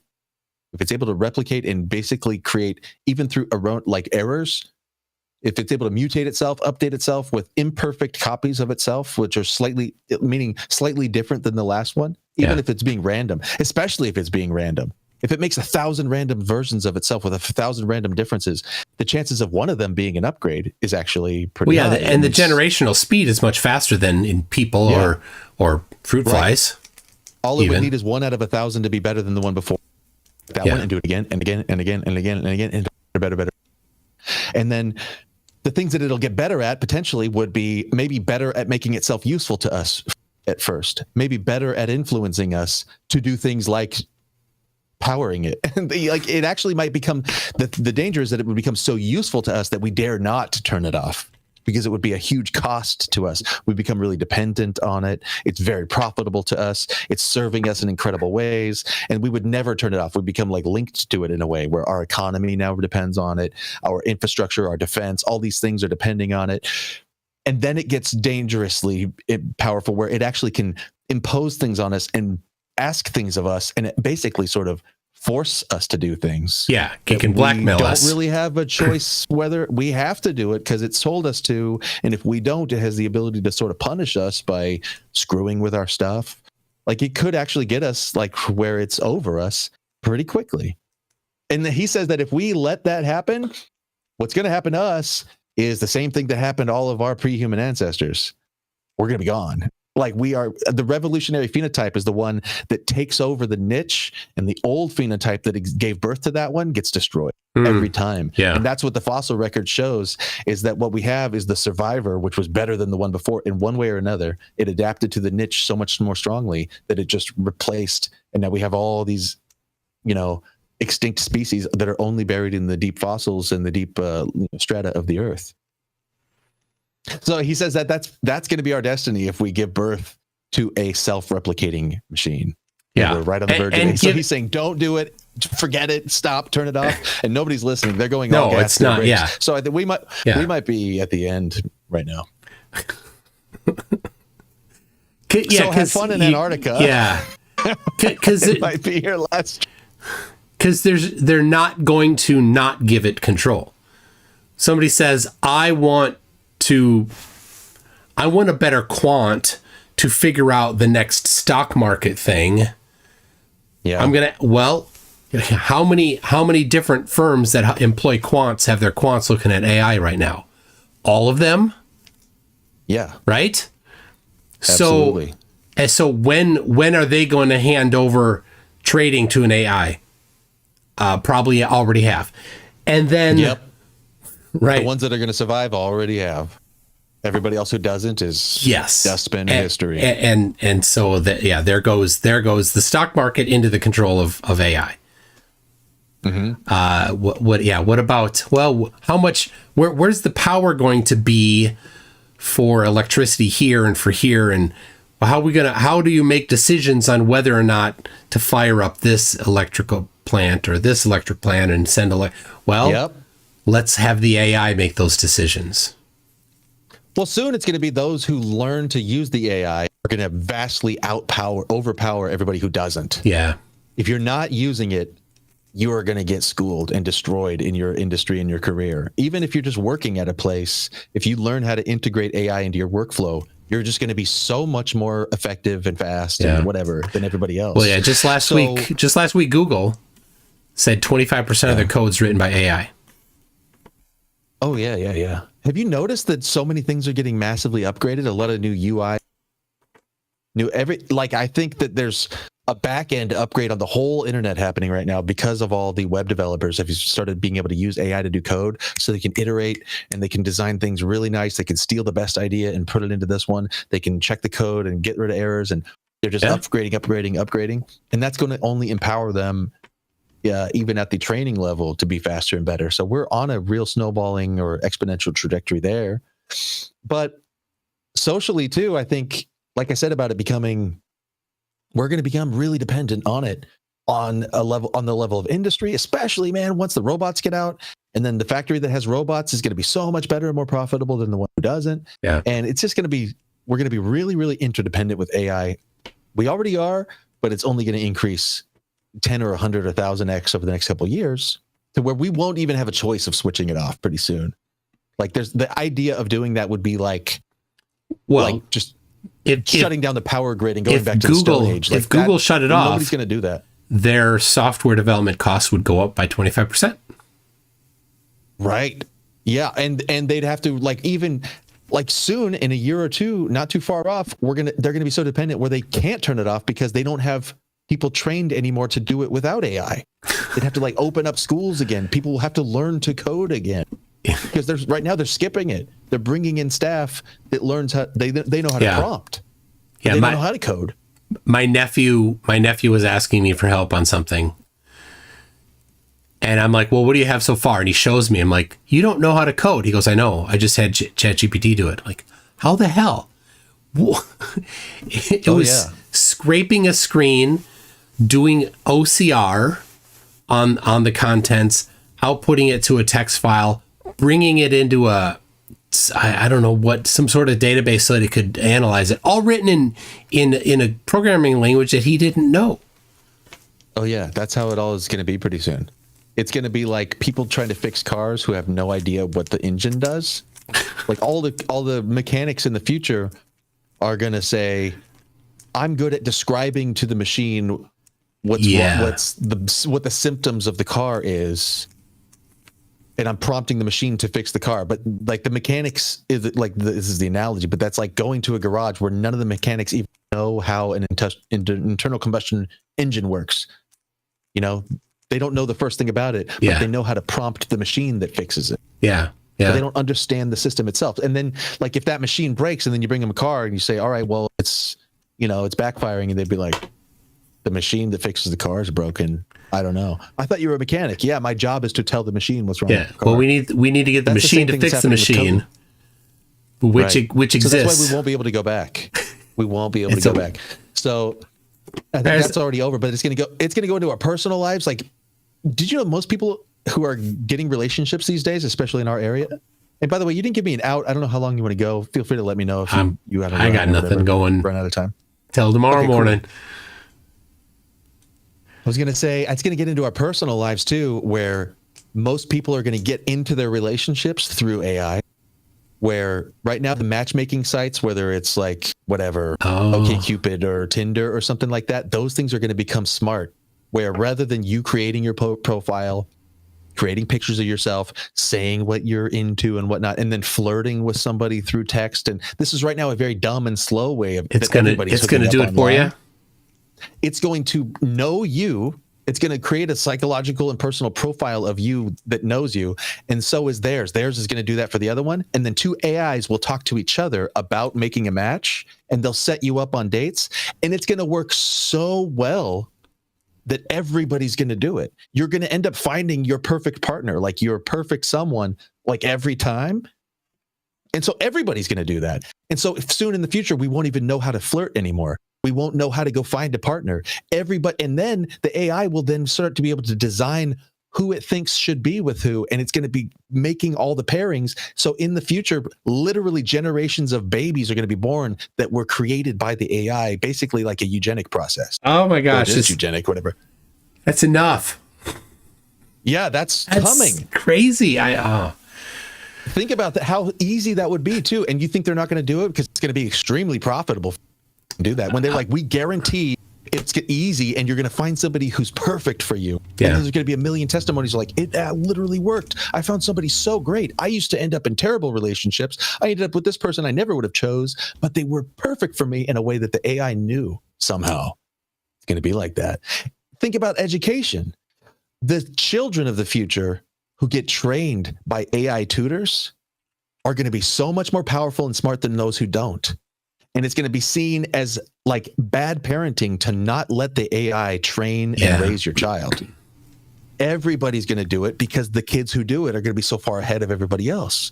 So we'll have an entire generation of humans that are brought up by AI tutors, nannies, caretakers, educators, all that stuff. It's going to be through the screen and then eventually through some sort of Neuralink, some sort of like AR interface, augmented learning environments, totally catered and tailored to the person's speed and aptitude and preferences and personality profile. It's going to like learn how to read the student and know exactly how to bring them to understanding of things. Kids will get smarter and they'll learn things faster at their own pace. There'll be less, of this slow interface with one teacher for an entire classroom of kids. Imagine having like a tutor who knows everything about everything and exactly how to deliver the information to you, and it has your total attention. That's how kids are going to be raised in the near future.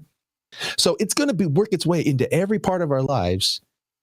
And the idea of like letting go of that is going to feel the same to us as if we were to, let's just turn off the internet because it's bad for us. We would never do that. Everybody loves the internet, so we're not going to turn it off. But it's ruining our kids' lives. And look at TikTok, look at Instagram, look at how it's making us all weird. You could argue till you forever, and nobody's going to agree to turning the internet off because it's so powerful and helpful. The bar has been lowered. We're not going to raise the bar higher. We're not going back. We're going in. We're going into a weird cyber AI future, like right now. That's what I think. Yeah. Lion Lord Ebenfire says AI can't find a date for you because you can't be honest because people can't be honest about themselves in a true way, and also not be often delusional about their needs and desires in a mate. So, I mean, the point is, people will still be jerks. AI can't fix that. I think that's a good point. But the thing about AI is that it's not like it is we call it artificial intelligence, but the actual real thing to call it, the better term is machine learning. So the result is what we call intelligence, but the actual function is learning. They taught the machines how to learn. Yeah, well, that's the first part. The other part is telling it what you want it to tell you. So that's what it tells you. It tells you what you want to hear. It's a transformer. That's what the T in GPT stands for, the transformer. So it takes this thing that it learned through training. So it trains on a bunch of data and it learns a bunch of stuff. It learns. And then it's able to transform that knowledge that it has into a result for you. So a GPT is an interface where you prompt a result from the machine that learned a bunch of stuff. Yeah. So the transformative part would be the matchmaking, but the learning would be that when AI gets more integrated into our lives, like, here's the thing. It's not like you're going to get interviewed by OkCupid. You're going to turn on the app and you're going to answer a bunch of questions or something. It won't be like that. The really good one is going to be the one that's scraping all of your data. Everything that you're saying online, everything you're buying at the store. It's even going to know when you're sleeping and when you're awake. It's going to know your sleeping cycles. It's going to know your eating habits. It's going to know your exercising habits. It's going to know when you're telling the truth and when you're lying. It's going to be able to read your body language. It's going to look at your eye contact. It's going to know you because it is a learning machine. It's going to learn you. You will become the data that it's training on.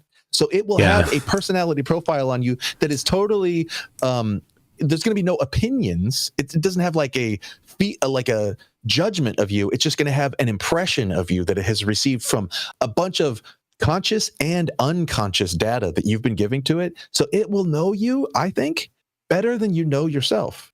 It will know the true truth about you. Yeah, because It'll know who you really are, not who you present yourself to. We don't accept the things about ourselves that we don't like, but it'll know, and it won't. Right. It won't suppress them because it won't have feelings about it. Right. So when it asks you a question, what do you prefer, this or that, and you give the answer, part of the data that it gets, it's going to be like, oh, he lied about that. Oh, he hesitated in that answer. That's part of the data that it's training off of. Oh, he looked to the left. Oh, he said this time, but that. So he gives incongruent answers on this subject. That's part of the data, and that's part of knowing who you are, is that sometimes you have different preferences, and sometimes you lie, and sometimes you say one thing to one person and one thing to another. And sometimes you stay up late, or sometimes you go to bed on time, and sometimes you brush your teeth, or sometimes you do it for the, like, it's going to know everything about you because it's going to be monitoring you. Yeah. And beyond even just the devices we have, man, I could riff on this too long. Forgive me if I'm going too long, but did you see that they've learned how to use the wireless routers that you have right now that are emitting just microwaves, right? Yep. It's a transmitter receiver. It sends out waves and it brings them back. They're able to use that to map your whole house. Yeah. You know, just based off the wave interference patterns. But you know what else generates waves, which is a transmitter of waves? Your brain has brainwave generations that are electrical signals, and they've already learned how to use the wireless routers that we have in our houses already for Wi-Fi to read brainwaves. And to even take those brainwaves and interpret them into images. It can already read your thoughts. How good is that? Primitively. How good? Okay. It's very primitive, but it can sort of sense what you're thinking about or what types of thoughts are going on in your mind. It can sense when you're sleeping or awake, the theta or whatever wave pattern that you're in. So it can already sense patterns coming from your brain waves, and we're not many steps from maybe upgrading the routers to be more sensitive to those types of, but also upgrading the interpretive capacity of the AI to really understand those signals better. Yeah, well, So you don't need a router. So Elon's your phone does it too. Right, it's the same thing exactly. Yeah. It already has a Bluetooth. So all of these sending, receiving, transmitter, wave, it's all just electrical signals. And so Elon's making like a hard hack implant with the Neuralink. I'm sure you know about that one. Yep. Which that's a data load, which is doing the same thing, by the way. Those are just sensors that go through and get a good sense of the neural activity, which is basically wave signals. But they're also at the same time in parallel developing the ability to sense it wirelessly from the outside. So if we get super ultra upgraded AI, iterations on iterations, the thing is upgrading itself, updating. It gets better at interpreting data. And it also gets better access to our data as the beings that we are. It stands to reason that in some amount of time, it's going to know us inside and out. And then when it has that level of access to us, and it's ubiquitous on the earth, it's and it can do things all the time. It's important. It has to be able to do things, right? If you never give it a web browser, it can't do things, but certainly it's going to get the ability to do things. Sure. Yeah. Sure. Like, it makes you wonder, like, are we in some Black Mirror episode? Will you start receiving... Did you see Black Mirror? Do you know what I'm talking about? No, I did not. Oh, my God. MC Toon. You got to watch Black Mirror. Okay, so it's a Netflix series, but I spend most of my time watching flat Earth videos. That's awesome. Do. Is that true? You really do? Seriously, if I watch something, it's my wife and I watching something, and it's something that we both like. So, okay, the Great British Baking Show. Oh my! You're the most vanilla dude in the world. Awesome. Or Kitchen Nightmares. or Hotel Hell. Those are good. Okay, well then don't watch Black Mirror. This is not for you. This will spook you out. You're not ready. Oh, I know I'll watch it, but like when am I going to watch it? Because after I'm done with this, I'm going to record a video. Do one episode. Just do the first one. Just look up Black Mirror season 1. You can watch it on Netflix. All right. All right. Let me watch one with your wife. Let me read a couple. I got some super chats here that are on point here. Let me go back to. Okay. Yeah, go through them. All right. So I'd like some super chats too. Hey, chat. By the way, everybody over there, jump me into your flat Earth debunking game. I'm BigTech, and I stream on kick.com. And I put your Kick, your Discord, and your X into my description. Oh, that's cool. Thanks for doing that. Everybody over here on my stream already knows. Watch it. Awesome. Everybody's hyped to have you on. Well, hello everybody over in Kick. How many people we got there? I'm looking for 93. We're almost 93. at 100. There it is. 100. There's 93. All right. See it right there. Which is pretty good on Kick. We're a small website. We don't get the YouTube numbers over here. Yeah. What do I got? I got 313 right now. All right. Nice. Dark Star 4400, who's been around a while, says in the early 70s, AI was thought to be on the horizon. 1995, by 85, 95 was the year. What is it? 2010. So I actually have my Lisp book up on the shelf there, and I took AI in college. It's nothing at all like what we're doing now. Like after taking those classes in college, I'm like, this is not going to be how it works. So I'd be interested to see the differences. Speaking of the 70s, I went down this like rabbit hole of finding old recordings. There was a podcast I found called the Psychedelic Salon. The Psychedelic Salon would play old recordings of these like psychedelic thought guru guys like Tim Leary and people like that. I don't know if you heard of him, but there was these guys who did psychedelics like LSD and stuff in the 60s and 70s, and they were leading this whole revolution back then. But it led them into these weird places of thinking about the future. They were doing magic mushrooms and whatever. But many of them, or at least a few of them, ended up calling themselves psychonauts that were, and they were into this whole thing of a cybernetic future that we're on a trajectory to go into. And they were looking at the early, like this is back in the day when TVs were first becoming color, and that was becoming normalized. And the first PCs came out, like the blue screen DOS floppy disk, like early, and you could only, if you were connected to a university network, you could send messages like emails, if you ran the right prompting or whatever. Yep. At the very early stages of this, I'm listening to these guys back then who were saying, and they were making predictions in their type of like vernacular, the 1970s terminology that was very primitive. They were describing exactly what we're going through right now. And they said this is going to happen in the next 3, 4, 5 decades, which is right where we're at. Huh? And it's like kind of remarkable that like 50 years ago, these guys were describing that soon we're all going to have these TVs that we're interacting with each other through, and everybody's going to have their own TV station, and you're going to be able to see them, and they're going to be able to see you, and we're going to be in each other's homes, and we're going to be in each other's lives and sharing our lives through this TV interface that's all connected cybernetically. They were describing the internet and live streaming and Web 2.0 and social media. They didn't have all these names yet, but back when this stuff was like a giant brick on your computer, on your table, they could do nothing. It had like a few kilobytes of memory. Yeah.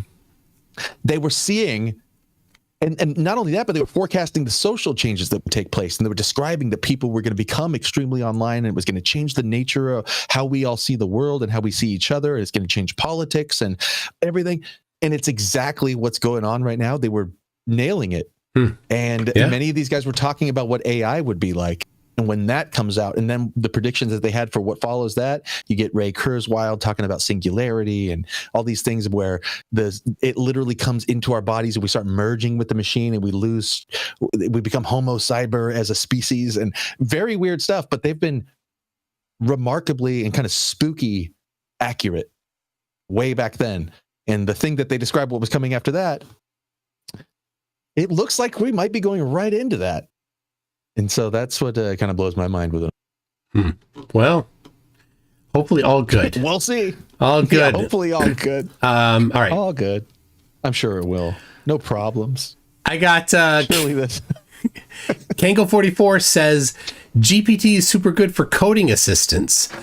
Not Java, Mike, real coding. Because I do Java. And Kango is saying that Java's not real coding. Yeah, what's the deal with that? Who knows? Yeah, Java's for Minecraft, real coders, Python. What? Oh my gosh. Python. I'm just kidding. I have no idea. I don't do coding. Astrokate Sethix says most AI/ML is just a grift. It's training the same way my Python script learns to do a linear regression. And Astrokate knows her stuff, so. Okay. I don't know what that means. Well, it's Python. Don't question it. All right. Must be good then if it's Python. Kango44 again says, I wonder if people got this paranoid when spell checkers came out. And then Kango again says, he's going after me, says, I've been writing template code in C++. That's programming, Mike. All day, I use GPT. I don't think anyone should worry too much about AI yet. I've used it a good amount for coding, and it's great for doing the things that you don't, especially if you don't know the different ways of doing things, right? When a mature programming language has lots of ways that you can do something, and other people have done things other ways that maybe are better or more efficient or more readable or more maintainable or whatever, more something than how you do it. And ChatGPT's seen it, or Claude has seen it, or whatever else has seen it, JetBrains or whoever it is. And so you say, well, give me this thing, and then it pulls together and it does it in a way that you're like, oh, I never would have thought to do it that way, but wow, that's great. And it looks to me, I'm like, that was a very creative way to do it. But then I sit back, I think, wait a second, that wasn't creative. That was somebody else had done it that way, and it figured it out, and it synthesized an answer that looked similar to what they did in answer to the specific thing that I asked it to do. So a great thing to do. But it's certainly not. That's not taking over the world, but it certainly will shortcut a lot of time in your developing. Kango44 again comes in with read E.M. Forster, The Machine Stops, 1909. I wonder what's in that. Well, look that up. You know what we could do? I have ChatGPT tell us about. That's exactly it. It's probably read Let's do it. And we can just have it synthesize the answer. So, yep. All right. Hold on.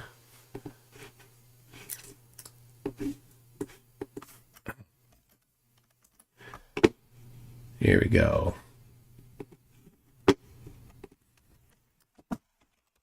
Summarize. While you're pulling that up, hit play on that after I say this real quick. Okay. With regard to not worrying about the machine because it's still sort of basic right now, somebody who's using it for coding or what.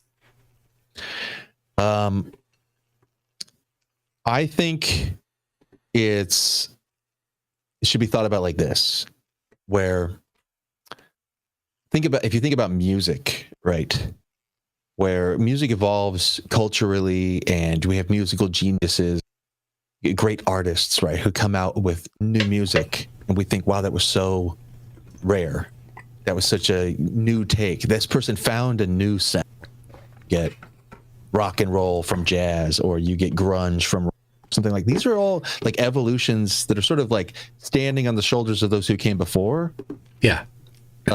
Like the concept of a rock band with like a guitar and drums and a singer and certain types of syncopation leads to new types of rock, and you can get metal, you can get punk, and you can get grunge, and these all come from somebody who did rock the first time. But rock came from jazz, and jazz came from band, and band came from all the way back to go all the way back to symphonic orchestra.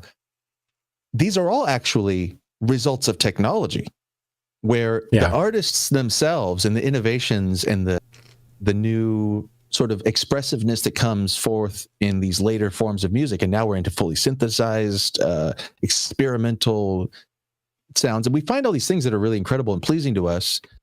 But the technology itself is like the orchestra, the concert hall is a type of technology that is an acoustic resonance chamber where you can amplify the sound.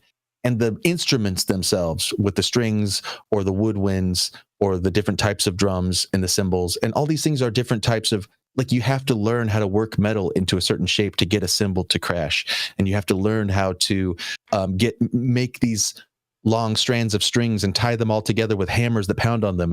Piano. That's a tool. That's a technology. Yeah. And so it's not until you invent that tool that you don't get the great concert pianist who can, tickle the ivory in that kind of way and blow our minds with the incredible concert piano performance. That's a technological breakthrough that allowed that to happen. But once it happens, it seems almost like the man was made to play piano.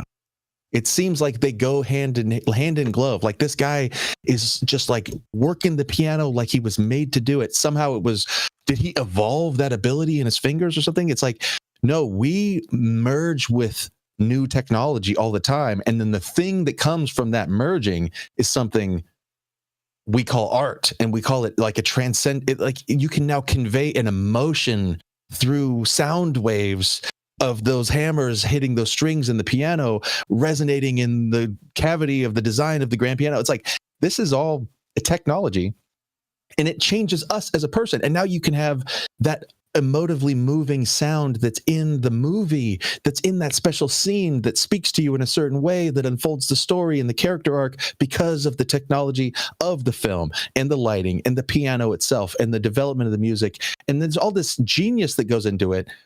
But without the technology there, that genius couldn't have done it. What if we only had bongo drums? You can't make the same thing happen with bongo drums.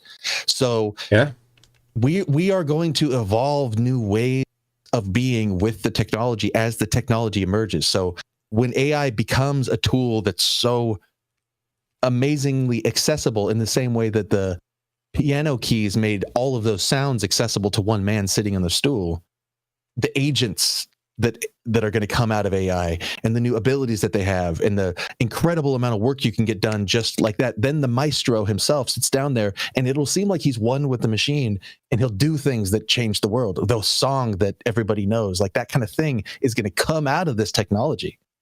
And soon it will be like, then we'll develop technologies for the technology, like radio and all the speakers, record players and that stuff that's to transmit the song itself that was written by the guy who had the tool to write the song. And you know what I'm saying? So it's going to evolve with us, and we're going to blend with it, and it's going to become just part of our lives in the same way that music did through all of those tools. I like that take better than the dark ones.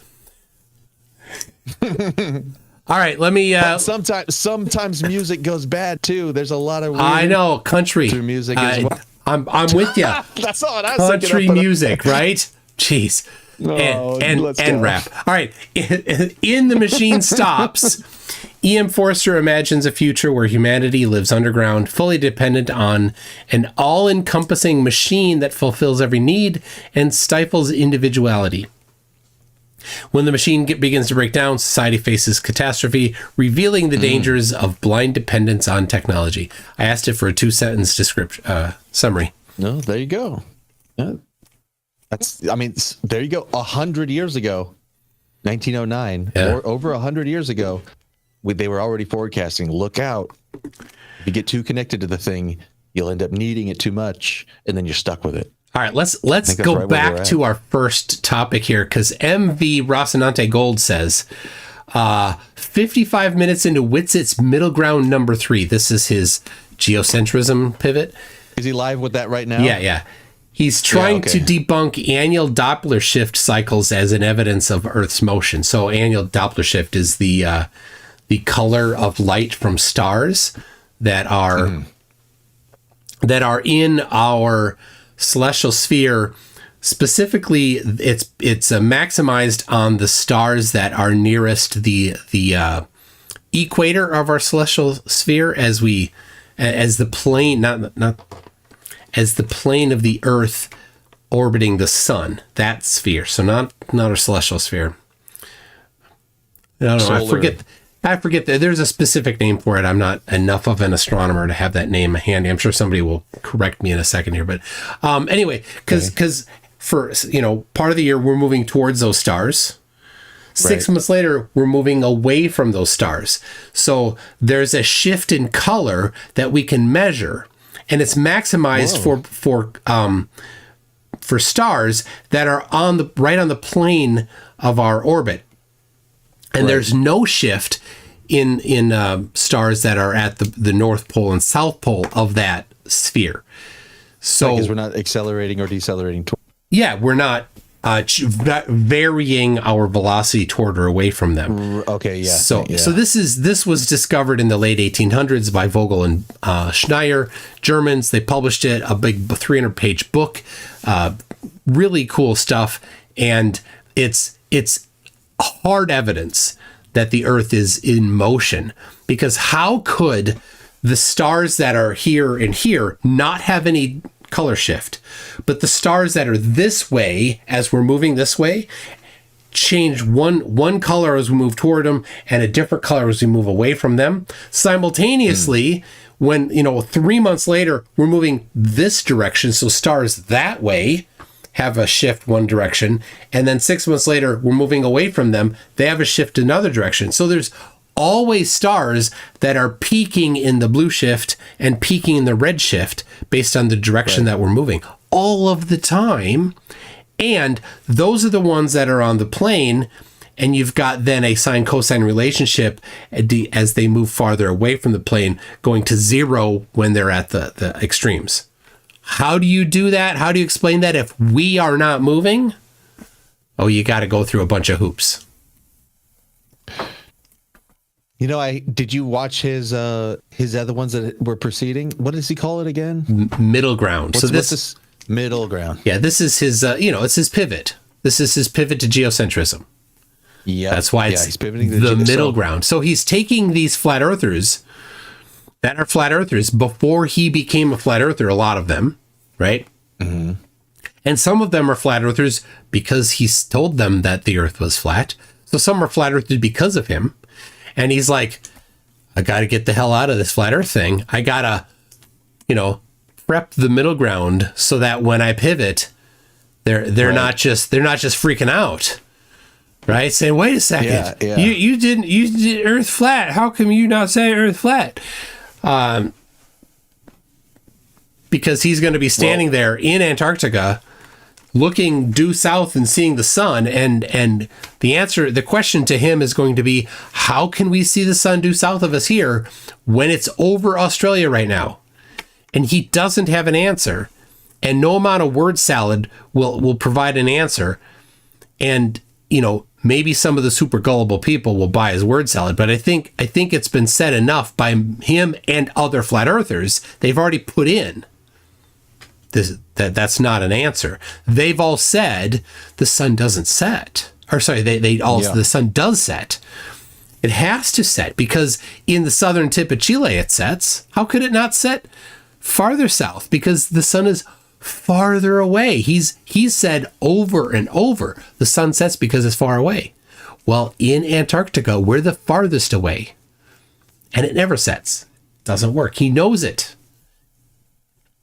So he's ready to pivot to, okay, let's say, I guess, I don't have an explanation. Somehow we saw the 24-hour sun. Maybe it's a sphere. But for sure, it's not rotating. Yep. Because the evil Nephilim descendants. Yeah. They're trying to trick us. They are trying to hide the truth. So never mind the secret knowledge that you used to have that didn't actually turn out to be secret knowledge. Never mind that. Here's the new secret knowledge that you all have. I'm going to be the purveyor of this new secret knowledge. Trust me, bro. I don't think it's going to work for him. And also, do you think it's even worth? Do we need to go after the the geocentrism, or just let it all collapse? No, it fizzles mostly because that's not the kind of secret knowledge that people really, like, if flat Earth is gone, nobody's going to follow him into geocentrism. They're lying to us about the Earth moving around the sun. Okay, so what? It doesn't have the multi-generational, all governments conspiring together, because in the end, all that they get is, well, you're just interpreting it differently. So, satellites still work and orbits still work and everything works just the same. NASA's not lying to you anymore. It's the Parker Solar Probe is really over at the sun doing what it does. And, all the math works the same. Like, it doesn't actually work the same, but that's what he's saying. So yeah, you don't they're not hiding more lands, right? They're not stopping you from getting past the dome. And back in the 50s when they were shooting rockets, nuclear bombs up, they weren't trying to get through the firmament anymore. That was just them testing nuclear bombs. Turns out the government wasn't lying about that. That's not the kind of story that the conspiracy theorists really want to have. It's not sexy. No, not to them. Really sexy at all. No, it's sexy to some dummy to go, there's a dome up there. Did you know that? And the Earth's, have you ever seen it, Kurt? You've been hypnotized, man. This fake dome globe thing, it's all a lie, dude. It's all flat. No way. Yeah, there's an ice wall you're not allowed to go to, man. Like, that gets people go like, really? You'll get shot if you go to Antarctica. Yeah, but once that all goes away, it's like going. Okay, so you think that there's no sun and we don't go around it or whatever? Okay, weirdo. Like, I don't know how he'll be able to attract anything if he's just trying to pivot to geocentrism. I don't think that's a place that go that'll have any reason for people to follow you. He's floated a couple balloons though in the last several months. He tried to get into politics debating, didn't go well. He's he's going for the descendants of the Nephilim, going after them, and I don't think that gets a whole lot of traction. That kind of stuff tends to get a whole lot more doors shut in your face. Yep. Yeah, it's not very popular with a lot of people. A lot of people don't like that. Yeah. Like, oh, they're censoring me. The proof that the descendants of the Nephilim are really in charge. Like, oh. Yeah, they're the one people you can't criticize, man. Well, with regard to his middle ground thing, I heard him, and I'd like to hear your take on this. Maybe you have some input too while I got you here. So he says that you got to understand the kinematic dynamic distinction. Yeah, that was what one of the whole things was about, which I get what he's saying. It's pretty obvious. So kinematics is just what you observe, the motion, the relative motion of things, and the dynamics explains the forces behind what you're observing. Yeah. So but then he's like, they're making an equivalence, a false equivalence between kinematics and dynamics. But maybe you can break this down for me. Like, doesn't there have to be, like, logically, it does follow that if you see a thing move, especially if you see a thing seem to change course, like, you need a cause. There's that old saying, you need a cause. The object in motion tends to stay in motion. Yeah. It's acted upon by a force of equal opposite. So like, we have an object that's in motion and it's not continuing in what is the same motion. So what is the force you have to have a force that explains that. Otherwise, what's the purpose of describing the motion? And he's trying to make the case that you should just not to try to explain it. It's like, if I saw somebody riding a bike and their feet are going up and down on the pedals and the bike's going forward, I'm going to use logic to deduce. I don't know if it'd be deductive or inductive, but I would be able to say logically, okay, so it's not that the bike is moving and the pedals are moving and those are causing the legs to. No, it makes more sense that the legs are moving with force applied to the pedals, which goes to the crank, which goes to the sprocket, which goes to the chain, which goes to the wheels, which causes the bike to move. And so, like, I have a logical explanation for the movement, But if you wanted me to say, no, all I observe is legs going up and down, wheels going round and round, bike going forward, but there's no causal action to any of that. It's just a phenomenon, man. The bike and the guy just move, and that's just how it moves. You don't need to explain it. Like, what is he doing? Like, it's just an elaborate cope? Or like what? Well, yeah. So he doesn't. We already determined he doesn't understand the math. Physics is applying math to the real world. He doesn't understand the prerequisite to physics. So, none of these things are within his grasp. Interesting distinction. I just looked up the other day the difference between the word math and arithmetic. And I think a lot of times he's making a false equivalence between math and arithmetic is adding, subtraction, multiplication, division. Yeah. It's basically just using the numbers. Yeah. Mathematics is actually just like logical application of ipso facto. It's like arithmetic is part of it, but then there's other things in math like physics, like calculus, like geometry, physics, algebra. These are not exactly arithmetic is part of those things, but mathematics is really like science. Yeah, it's math is the umbrella term. It's the umbrella term, right? And arithmetic is not just foundational part.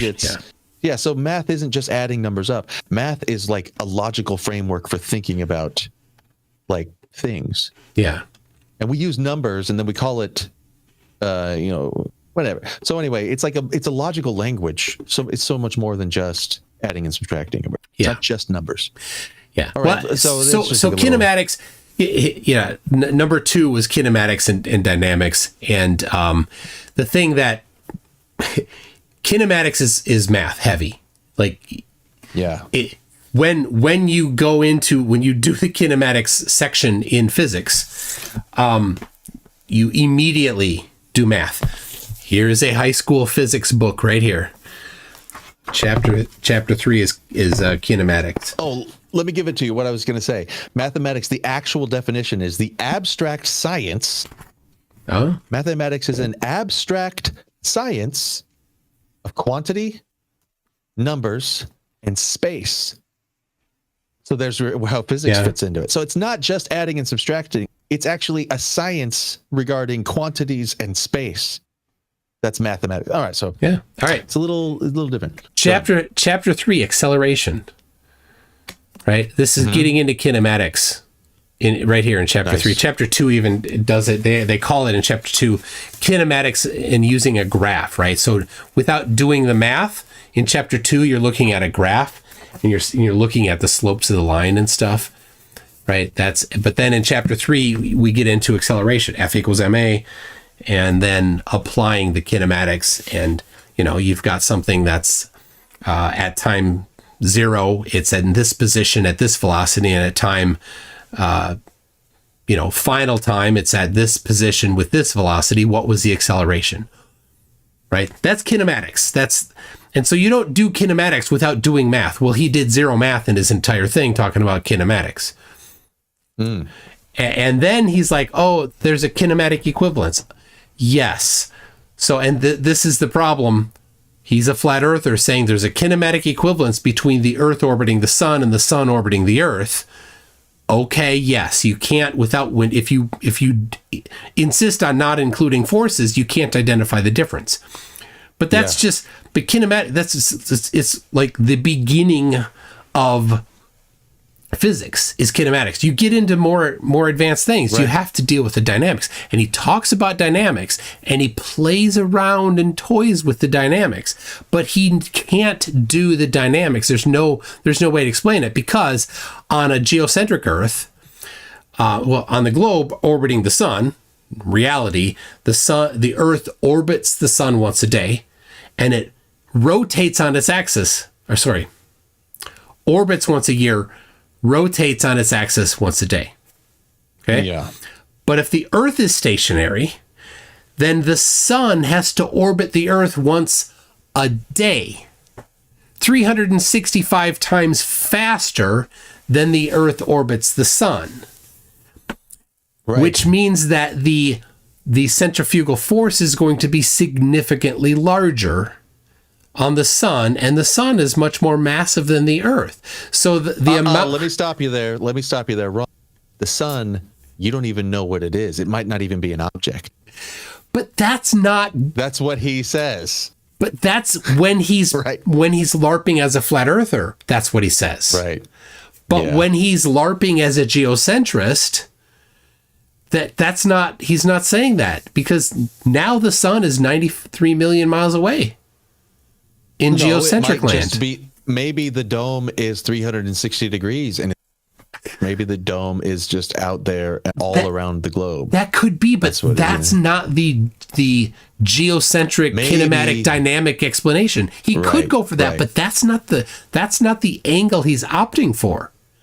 If he's gonna, maybe that would be a better pivot. He could be the one to be on the frontier of that. He's just copying other geocentrists who don't get any They don't get any screen time anywhere, right? Sungenis and Bennett. Do you know who they are? I never even heard of them. There you go. Have you heard of Dubé? Yeah. Eric Dubé? Yeah. Yes. Yeah, sure, exactly. So Sungenis and Bennett have been around much longer than Dubé. They're geocentrists. They have a movie. But nobody cares. They have a movie where they tricked Captain Janeway into doing the voiceover for it. Have you heard of it? Oh, The Principal. There you go. Yeah. That's their movie, right? But was that compelling? But not flat earther. Yes. So that's them. They are the biggest names in geocentrism. And you didn't know them. But you knew the movie. Yeah, I know about the movie. Yeah. And I only know it because Witsit made me watch it. He's like, you haven't even seen The Principal. I guarantee you haven't seen a bit. So I watched which isn't a compelling reason for flat Earth or for geocentrism. It's similar to flat Earth. How do you what's your best evidence that the Earth is flat? They only talk about the globe, right? They don't talk about flat Earth. They say, well, I looked for the curve. That's not flat Earth. That's globe. I couldn't find it. So is really what they're arguing. So similar with the principle is, here's all these things about the Copernican principle, and we didn't find it. Like, okay, that's lame. You're blinders to it, but whatever. Okay, fine. Therefore, geocentric? No. That's not the conclusion. It's the same type of argument. Right. The same structure. So my answer to the kinematic dynamic that I've come up with so far, I'm dabbling with them, seeing what they say about it. When they hit me with that, I go, okay, can you do a single push-up? Of course you can. You're not that much of a weakling. I'm not saying anything about your strength. But when you do a push-up, are you pushing yourself off the earth, or are you pushing the earth off of you? Because there would be a kinematic equivalence to the two. Yes. How do you know if you're moving the earth or if the earth is moving you when you push up? Which one is stationary? Is your body the center of the universe and you're pushing the earth? Or don't you all obviously know that it's you pushing your body up off of the earth? Yeah. But the kinematic equivalence, what you're observing would be the same either way, whether maybe you and your body is the actual center of the universe. Can you prove it's not? And they can't. They can't. Yeah, exactly. If they disregard dynamics and they have no explanation of forces that are involved, then they can't prove that they themselves are not that maybe the center of mass of your body is the actual center of the universe. Kinematically, why not?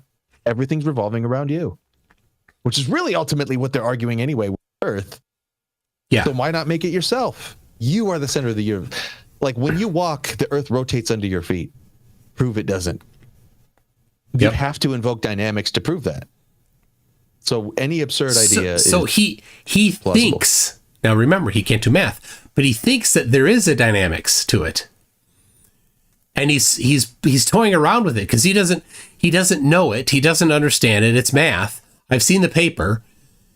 It's not what he thinks it is. Is it the one that he came up with? No. It's by Popov. Oh, I heard him cite that. Popov, that guy. And it's just made up stuff. It's not actual things. So we can confirm the existence of gravity, right? And we can test it. bendy, warpy space time that you can't see. But we can confirm these things. We have experimental evidence for it. Right. At least we have that.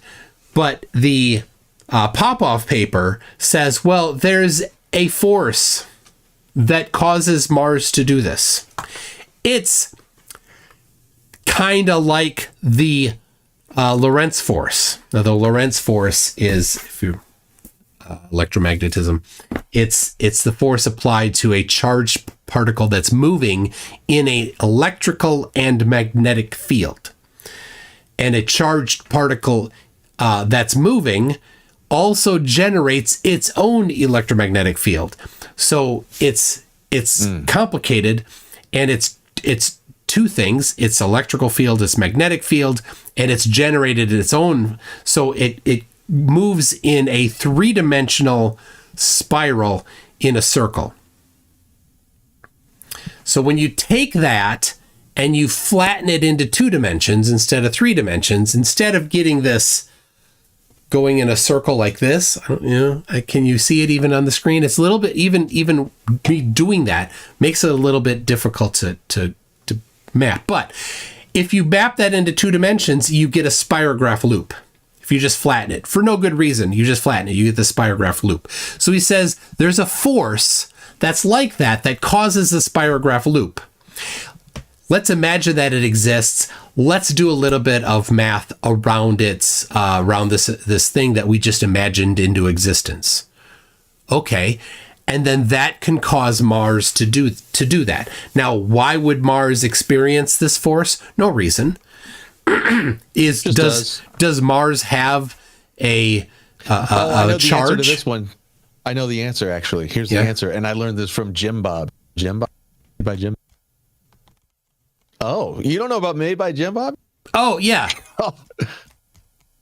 I know that. He's an Orthodox Christian anti-space guy. Anyway, so he told me the reason why it happens is because of the laws of God. Oh, lovely. That's what it's called. So instead of physics, we have the laws of God. That's why everything does what it does, because of the. That's the answer. I think I have a card. They just do. They move like that because that's God's law. I think I have a fallacy card with that. It's probably right on the top here. It's called. Yep, it is. It's special pleading. It's literally in the deck of cards that are fallacies. Special pleading. Where do I get that fallacy card deck? I don't know. Critical thinking cards. Schoolofthought.org. There you go. Schoolofthought.org. Sweet. I need it. Nice. So yeah, and that's what it all comes down to. They're like, oh well, it's the Machian principle. Oh well, what's that? Well, that's this thing that does that causes that when the initial entrance by Mach himself was, what if the rather than the Earth moving every day, the stars moved, and the movement of the stars around us every day caused a force that causes the bulge at the equator of the Earth. Because Mach didn't disagree that the Earth was a globe, and Mach didn't disagree that the globe bulged in the middle. Mm-hmm. Right? These are hard empirical evidence. Right? That the radius of the Earth at the equator is larger than the radius of the Earth at the poles. But what causes that if the Earth is stationary? Right? It's predicted if the Earth is rotating, and the amount of it can be determined based on the rotation, right? But if it's stationary, then why would it do that? Well, Mach said, well, maybe the stars do that because they're moving around us. So from there, they just go special pleading on special pleading. And anytime they run into a problem, they just say, oh, it's the Machian principle, right? It's Mach. So you say, well, the stellar parallax, right? So the parallax is similar to the color of light, where stars that are near versus stars that are far appear to shift in location because of the movement of the Earth around the sun. We've moved double our radius away from each other, and so we can see a shift. So the stars that are close, about the 6,000 nearest stars, have been mapped and have their very precise parallax measured. And so the geocentrists now see that, right? The old ones did this, is, prior to this being measured in 1836 by Friedrich Bessel. Prior to that, in the 1500s, people didn't know about that, so they didn't have to solve this problem. But now, the new geocentrists have to solve this problem. They say, oh, well, the stars aren't rotating around the Earth every day. The stars are pinned to the sun, and they orbit the sun every day. And the sun orbits the Earth every day, and that solves the parallax problem. Like, well, why would the stars be pinned to the sun? Oh, Machian principle. Every damn time they just pull that one out. I don't even understand the Machian principle. Is that sort of just like a hypothesis? It's a God of the gaps thing. Whatever problem we have, it's the cock to fill the hole. The cock to fill the hole. Wow. Now that's kind of crass. You can learn that from an Aussie. You can imagine how to spell that in your own head, whether it's CAULK or not. It's the other one. I'm sure it's the other one, and you meant it that.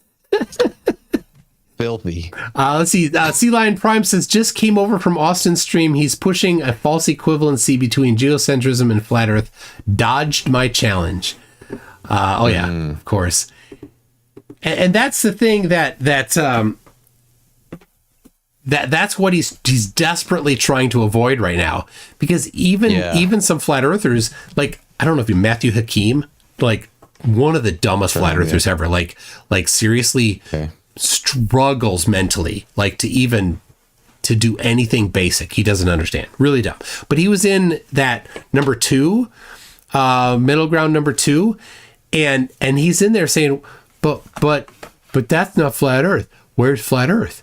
That diagram, no flat Earth in diagram. Like, he's such a simpleton that he actually isn't following along with Witzit's attempt to talk about geocentrism. He doesn't get that he's trying to get away from flat Earth. Well, I mean, is that it? Well, yes, but it was weird. Hakeem is such a simpleton that he was not even able to get on the hay wagon with Austin as he's getting everybody else on toward the geocentrism part. He's just standing there on the side saying, but where's the flat Earth in that diagram? And I'm like, well, yeah, exactly. And all these other people that think they're super woke, they're like, I'm going with Witzit here, and he's bringing us down this path. This is going to be awesome. Witz is playing a diagram of how this parallax thing that I was talking about, he's doing this diagram, this animation of it, where you're seeing the stars do this thing as the Earth and sun intertwine with each other, with the Earth pinned in the middle. But it's a globe Earth with a 93 million mile away sun and a many light year away star. And the flat earthers are like, we have secret knowledge.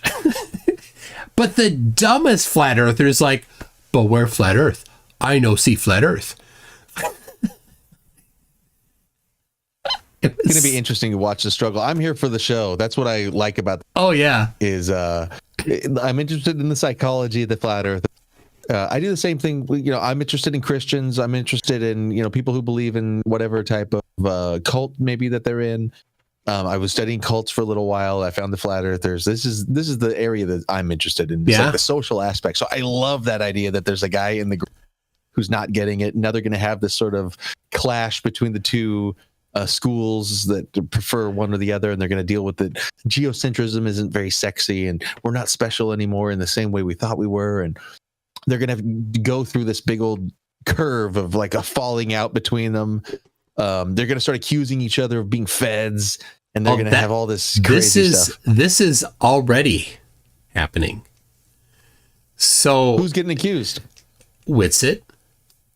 Months ago. So the fact that they going to Antarctica? Yes. The fact that they would even consider it they are being attacked by the hardcore ones, the hardliners. Like Nathan shouldn't even be entertaining these people. Exactly. They're like, well, if you even entertain the question, then you're not even a flat earther. You know, it's the No True Scotsman stuff. And so this is Nathan Oakley is one of the main ones that's doing that. He has a tiny little flat earth debate daily show where he doesn't allow debates. It's ironically named. So anyway, so basically on the Flat Earth debate show, nobody ever comes there to debate, and if they do, then Nathan mutes them and yells at them. And then at the end says, "Hey, how do my nuts taste? I've just put my nuts in your mouth." That's what he really does that to people after he's intellectually debated them. No kidding. I have a song that I put his stuff to music. Nice. So he is, and then his little clown troupe there, they are attacking anybody that's considering going to Antarctica, because if you would even entertain the thought, then you're not a true believer. So yeah, and you're giving airtime to all these bad faith suckers. Wow. Yep. Yeah, you're betraying the cult. But and they've been, Nathan Oakley and his clown troupe have been like that for a while against Whitsitt and his tribe, because they're bigger and they get more screen time. They get more, anyway. Nathan doesn't have a job. This is his only thing. He does this daily non-debate show, and he needs to make a certain amount of money in order to continue not being employed.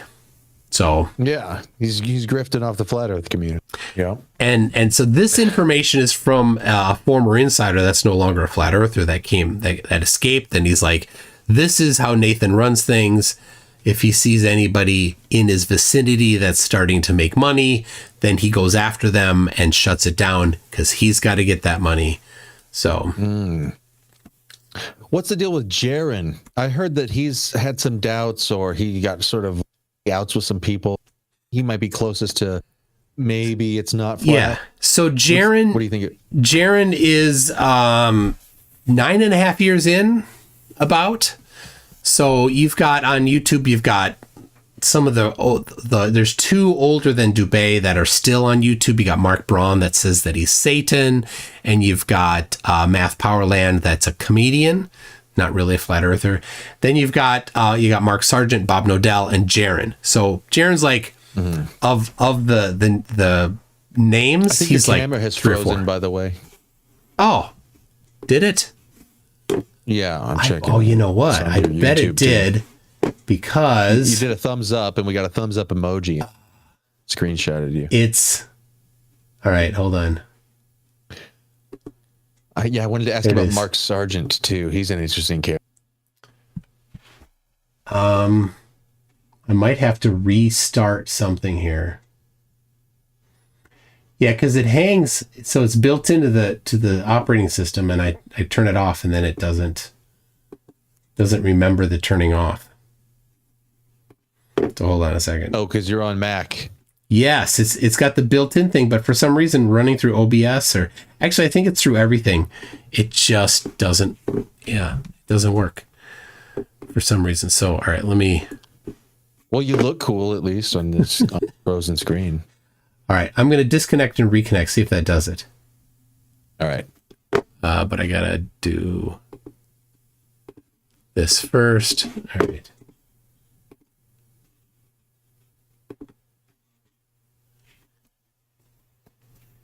All right, I'm back in, but I see you don't see me at all, do you? I see you, but you're still frozen. Oh, and I'm frozen in a different spot. Yeah, you came back up and froze immediately. Well, it might be over. All right, hold on. That's very strange. I turned it off and it still comes back on. Silly. Okay, so you can see me now. I'm updated there. All right. Technical difficulties. All right. Oh, weird. So Same thing. when I dropped out, I was good here. Huh. But now in Discord. Just a Discord glitch? It could then? be just in Discord. Yeah. That's weird. All right.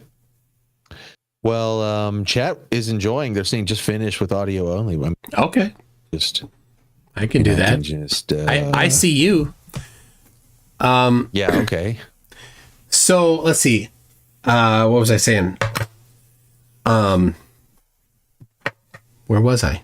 Oakley attacking. Jaron. Yeah, it was Jaron. Mark Sargent too. It was Jaron. All right. So Jaron is one of the oldest.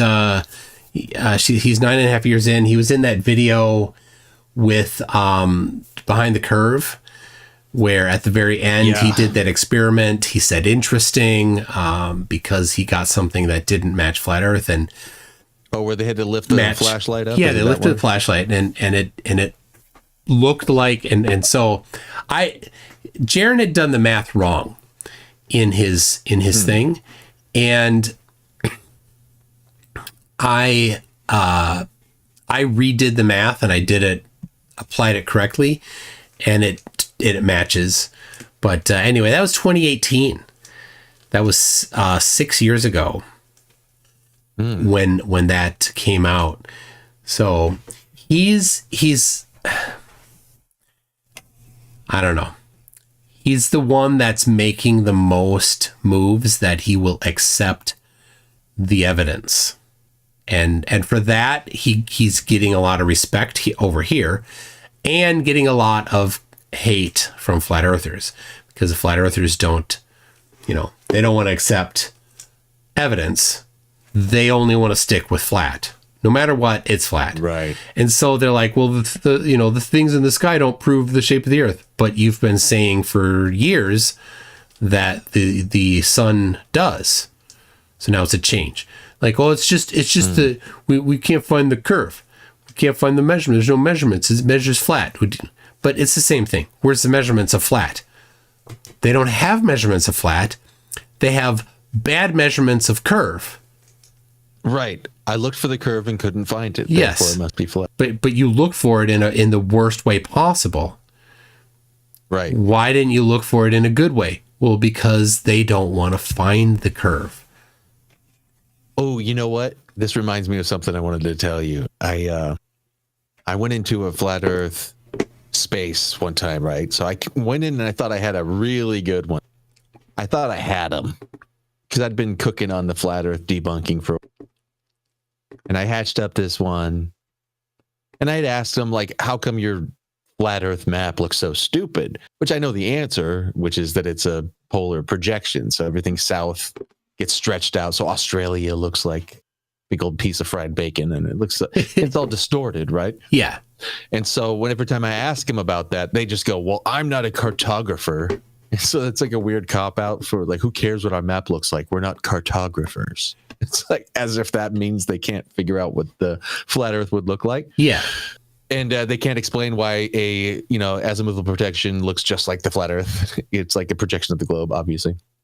And, but I asked him this question, like, okay, so if you wanted to prove that the Earth was flat and that your map was accurate or something, like if you wanted to prove it, I came up with this one and I said, well, if you went from the Cape of South Africa and you sailed in a boat, you don't have to go to space for this. You don't have to go below the 60th to go to Antarctica. You could just get on a boat, a rowboat, not a rowboat, a sailboat, just like a basic yacht. Get somebody who can sail and leave South Africa and go to Uruguay, right? Which is on the east side of South America. Yeah. They're at the same latitude. Or go the other way. Just fly to South Uruguay, get on a boat, sail to South Africa at the Cape. Yeah. They're same latitude. So you should be able to just sail due west. No, due east, right? You go east from Uruguay to South Africa. You get it. And on a globe, it's a certain distance. But on the flat projection, it would be a much greater distance. Yeah. And a different path. And you could figure... Well, either way, the path would be due east. Well, it's not due. Sailed. It's not due. On a Why globe, the shortest path is a great circle, which would mean you'd head south initially. Well, you wouldn't have to worry about going. I'm just saying you wouldn't have to go the shortest. If you just follow your compass due east, you will get there, even if you're going a slightly long. Yeah. But you would get there if you just go due east. You would go in a little bit of an arc up in a part of the globe, but either way, you could figure out what the distance would be on a globe. Yeah. And you could figure out what the distance would be on a flat map. And you could compare how far did we sail, and then you would know. Right? You'd be able to test whether or not the ocean is that big as it appears on the.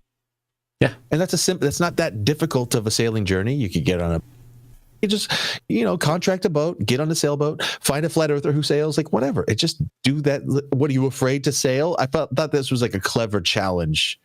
Okay, you don't have to chart the whole globe. You don't have to be a cartographer. You don't have to go to space. You don't have to go to Antarctica. You just have to get on a sailboat and take a little sailing voyage. Is that too difficult? I mean, you're going to save the Earth from the evil satanic controllers, right? This is a pivotal, important issue. Why are you unwilling to get on a sailboat? I thought I had them. Well, they said back in 2014, 15 that the southern hemisphere flights didn't exist. So to go from Santiago to Sydney, they say doesn't exist, which of course it does. And so they had to make up stuff. So this is why I thought it was so much better. You don't even have to get onto one flight. You have to worry about what path the pilot actually took. You're the one navigating. Yeah.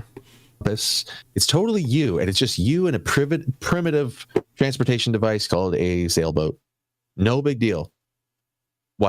Can somebody do that? What do you think? Maybe you have a sailor in your community, right? I thought this was a good idea. And I asked him, how far do you think it would be from here to there? And couldn't you just test that? That would be a definitive proof. They don't make predictions. I wasn't ready for this. I wasn't ready for this answer that he gave me. He goes, oh, there's no way to measure distance over open water. Yeah, that's how dumb they are. That was the answer they gave me. I was like, really? And he goes, yeah. And then he referred to me some old book where somebody got lost at sea by, charting the course based on the compass and nautical miles, and they ended up somewhere because of magnetic declination, and there's variable things that sometimes happen, and it's total. You don't actually know speeds because there's possible currents that are happening. You could go faster or slower than you think. So there's no actual dependable way to measure speed and distance over large bodies of water. It's impossible. Yeah, it's impossible to them. When I ran into that, I realized, oh, okay, so there is no way of talking them out of this. They are always going to have some appeal to ignorance. Yes. And they don't mind doing it. They just have it for every single thing. Yep. Yeah, and of course, none of that is true.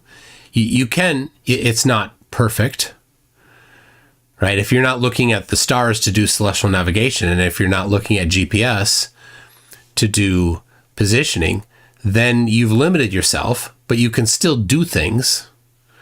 But how are you going to do that navigation without GPS or celestial navigation? Oh, and speaking of I found this about celestial. First time I had a really educated flat earther, so who knew his stuff. Yeah. He hit a roadblock with me and didn't reply. And he thought he had me because he said something like, every navigation map is a flat map. And I said, yeah, well, okay, but still they're flat projections of the globe. And he goes, he hit me with a flat map that wasn't a polar projection. It was just like these bodies, and it had a key. And he's like, this is an old celestial navigation map used by sailors for centuries.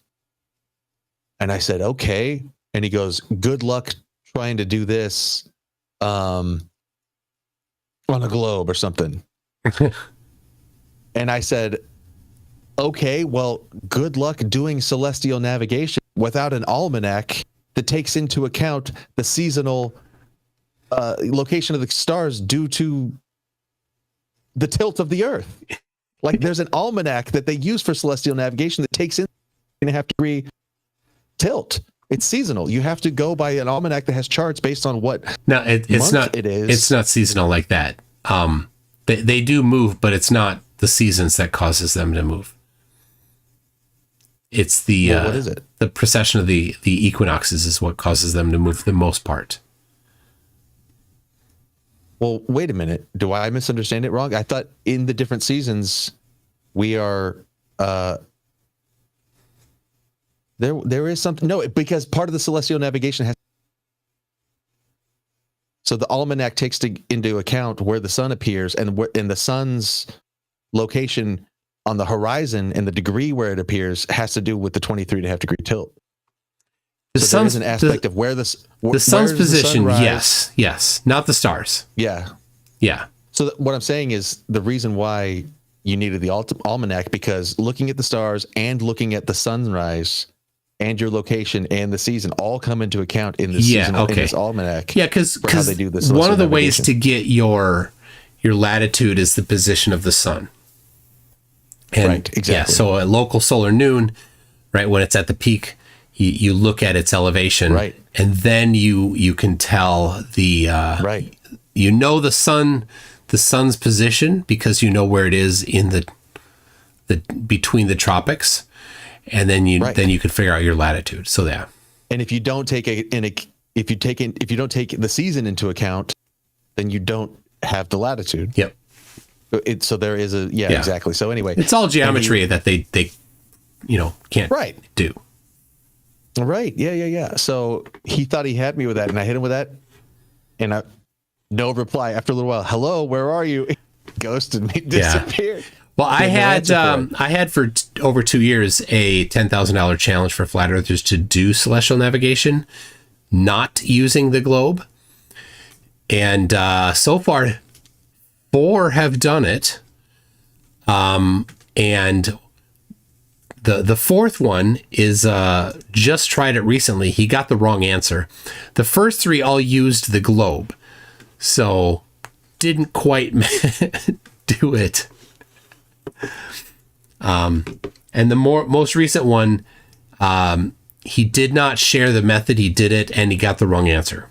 So part of the point is you share the method, right? You it's not actually tell me the position, it's tell me the method, and then I'll make sure that the method outputs that position. So yeah, everything with them comes back to a justification. I bet you know Owen Benjamin too, right? Yeah. Yep. He's another that doesn't like the descendants of the Nephilim. Oh, yeah, exactly. Big time. So he'll say, as many of them do, that the burden of proof is on the globe of Tard, right? Because you're the one making the claim. You're making a claim that we're on a globe that goes around the sun. So that's a positive claim. So therefore, laws of logic say that the burden of proof is on the one making the positive extraordinary claim. All right? Yeah, it doesn't feel like it's moving, and it doesn't look curved. And you're saying that it's moving and it's curved, so the burden of proof's on you. But I've come to notice what they fail to mention is that they themselves are making an even more extraordinary claim. Yes. Which is the real thing that they're defending is that there exists on the earth, in the world, a terrible, wicked, satanic conspiracy to fool all of us. That's the claim that every single one of them, whether they are Jesus, Yahwehists, whether they're atheists, whether they're Buddhists, they're all saying that the reason why we believe in a globe is because there's a satanic 666. The sun is 666,000. We're going 666,000 miles an hour around the sun, or 23.5 degrees minus from 90 is 606.6. And like they're always finding 666. There's these satanic, like NASA means Satan and deceiver in Hebrew, and it's the demon dragon's tongue on the NASA with the vector thing, and like they're seeing satanic, deceptive, elite controller narrative stuff. All like the moon landing is faked and it's all propaganda, and they're all Freemasons. And so what their positive claim that they're definitely saying is that there's an evil cabal of lying deceivers running the world. And that's why we believe in the globe. So while they want to put the burden of proof on us, they're the ones making the even more extraordinary claim, which is that there's this secret cabal of satanic deceivers running everything. Yeah. Yep. Clearly. Well, and but they don't want to. But they don't want to say that. Owen Benjamin famously will go like, "I just know that it's not a globe, and I don't know. It could be concave, could be a donut, could be a realm, could be a simulation, but it's definitely not some stupid ball flying through space. That's a lie from the satanic overlords." Yeah. Well, yeah, it's you have to prove that it's a globe. It's a get out of jail. I'm saying that there's a conspiracy. To get out of jail, it's basically them admitting that they have no evidence. That's the real thing that they're trying to avoid other people realizing is they're just waving the white flag saying, we know, we got nothing, so we won't try to present anything. Every single thing every flat earther has ever put up has been completely destroyed, so I'm not even going to try. That's what they're saying. I think it is that, but I'm trying to see if I can press them. Like, what is your absolute? Just since they're asking of us on our side, because they'll say, "What's your definitive, absolute proof that the Earth's a globe?" Right? You have to prove it. Burden of proof's on you. Can we not ask them with just as much or even more legitimacy? What's your absolute, like, for sure proof that there's a giant cabal of deceivers that want us to believe in the globe? How have you proven that? Because you're all saying that. Everyone, even the ones who don't believe in the Bible. Who are they? When did they start? Yeah, right. Because the globe didn't start, as Dearth wants to say, in 1950. Right. We've got written documentation going back 2,500 years. So you need to go back to Pythagoras and Aristotle, and these Greeks. And so somehow Pythagoras. But yeah, Pythagoras. So you need to go back to them, and somehow these Greeks, 2,500 years ago, you need to prove their word that they were part of this conspiracy to do whatever, the cabal, these Greeks. So who put them up to it? The descendants of the Nephilim? Yeah. 500 BC were controlled by the descendants of the Nephilim? That's a pretty steep hill to climb there. Why would you think that would be a reasonable thing at all? Because they weren't in the same region of the world. And why was it them that started it instead of the descendants of the Nephilim that started it? Well, they would say that the Nephilim are these people that basically are like the spiritual descendant of Satan himself. So there is a satanic evil force that's in the air, like, of the world, and he's been going around causing these deceptions all over the place. And that's the Greeks. Well, he could have got into the mind of Pythagoras. Pythagoras. So if Lore Lodge, if you remember him, he debated Whitsitt. And he's a historian, and so he pressed on Whitsitt on this one. Well, who is it, and when did they introduce it? Document it right now. I need the evidence for that. So he did go after what you're saying there. It was a really good one because Whitsitt, of course, has nothing. It's all speculation. It's all just invented. It has to be this way, and the pro-conspiracy people. They don't need to be convinced that there's a giant cabal that lasts as long as it needs to last. They're in. They're 100% in. So when you start asking these people, well, who is it? Let's name. Let's pull the mask off like Fred did at the end of every Scooby-Doo episode. Who is it? Yeah. Yeah, who's under this mask? Hey, good point in my chat, actually. It doesn't make sense also that, as we're calling them, the descendants of the Nephilim, which is Whitsitt would call it. I like using that term because it won't get flagged as easily. Yeah. It's actually it's spooky to even say their name because a horrible history of persecution. Yeah, and scapegoated by everybody a million times, and it's not fair. It needs to stop. And the thing is, But the thing is, but if you can't have it both ways, because if they are ruling the world, then it seems that they might have had something to do with the creation of Christianity, and the thing that we all believe in, which, it seems like they want us to believe in their God. The God of the Bible and the God of Christianity is the same God. And, the Bible doesn't really have room for evolution. So why would that satanic entity, if they all follow it or work for it, why would it want to create deceptions that take us away from God with evolution and away from, they believe in the Torah, and their stated objective is to get everybody to believe in the Torah. Like, that's what the Messiah is supposed to do in Judaism, is to get everybody under the control and to worship God and to obey his laws and to honor and revere him and follow the Torah. But that's what the destiny of Judaism is, by the way, through Messiah, is to get the whole world under the spiritual authority of God. They are the chosen ones to do this rectifying work on the planet. The descendants of the Nephilim don't want that. Right?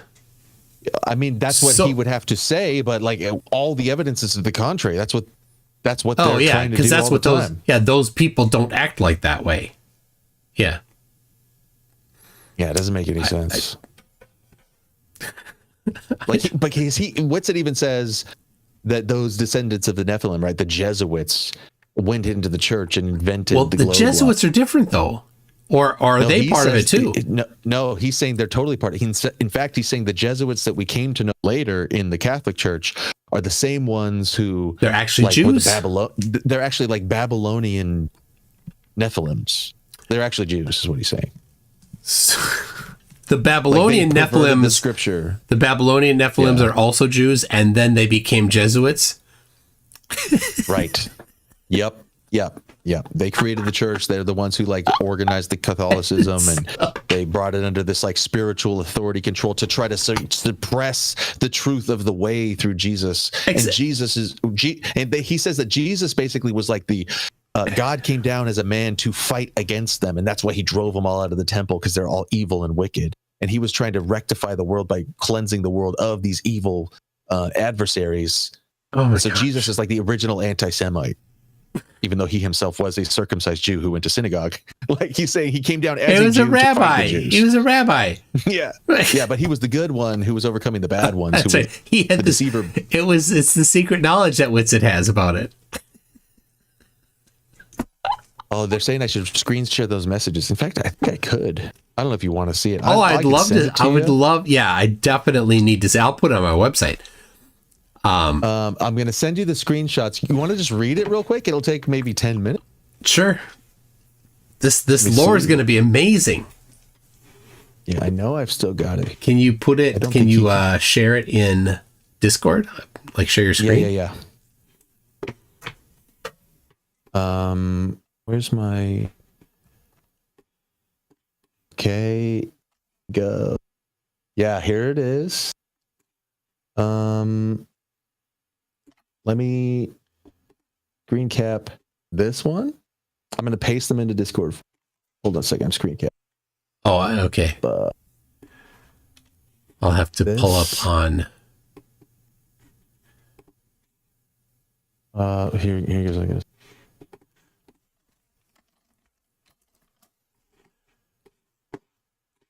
One second. Okay.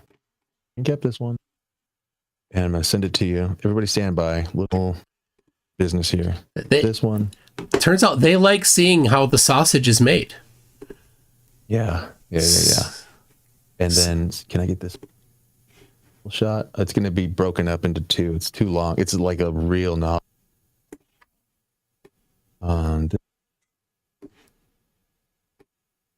Then... And then I'll pull them up. Oh my goodness, that is long. Okay. Yeah, and it's not even done. There's a bunch more. And then I have a folder. Everything I do is on Dropbox. I have a folder then for each flat earther. I have a Flerf's folder that has 680 folders in it. And in the Witsit one, I have an anti-Semitism subfolder. Well, there you go. This one's going to go in there. Yep. Okay. Now let me see if I can open this. We'll read through it quick. Actually, you know what? I have to hit the bathroom. Do you? Okay. Do you want to entertain my audience while I do that quick? Can you still listen and I'll just be reading, or do you want me to wait? You got to wait because I can't bring this cable into the bathroom with me. Okay, you're on a cable. Yeah. No problem. All right, yeah, I'll entertain. So make it quick, MC2. But in the meantime, let me do an ad. Hey, everybody on MC channel. Let me shout out the chat real quick. Pull you guys up.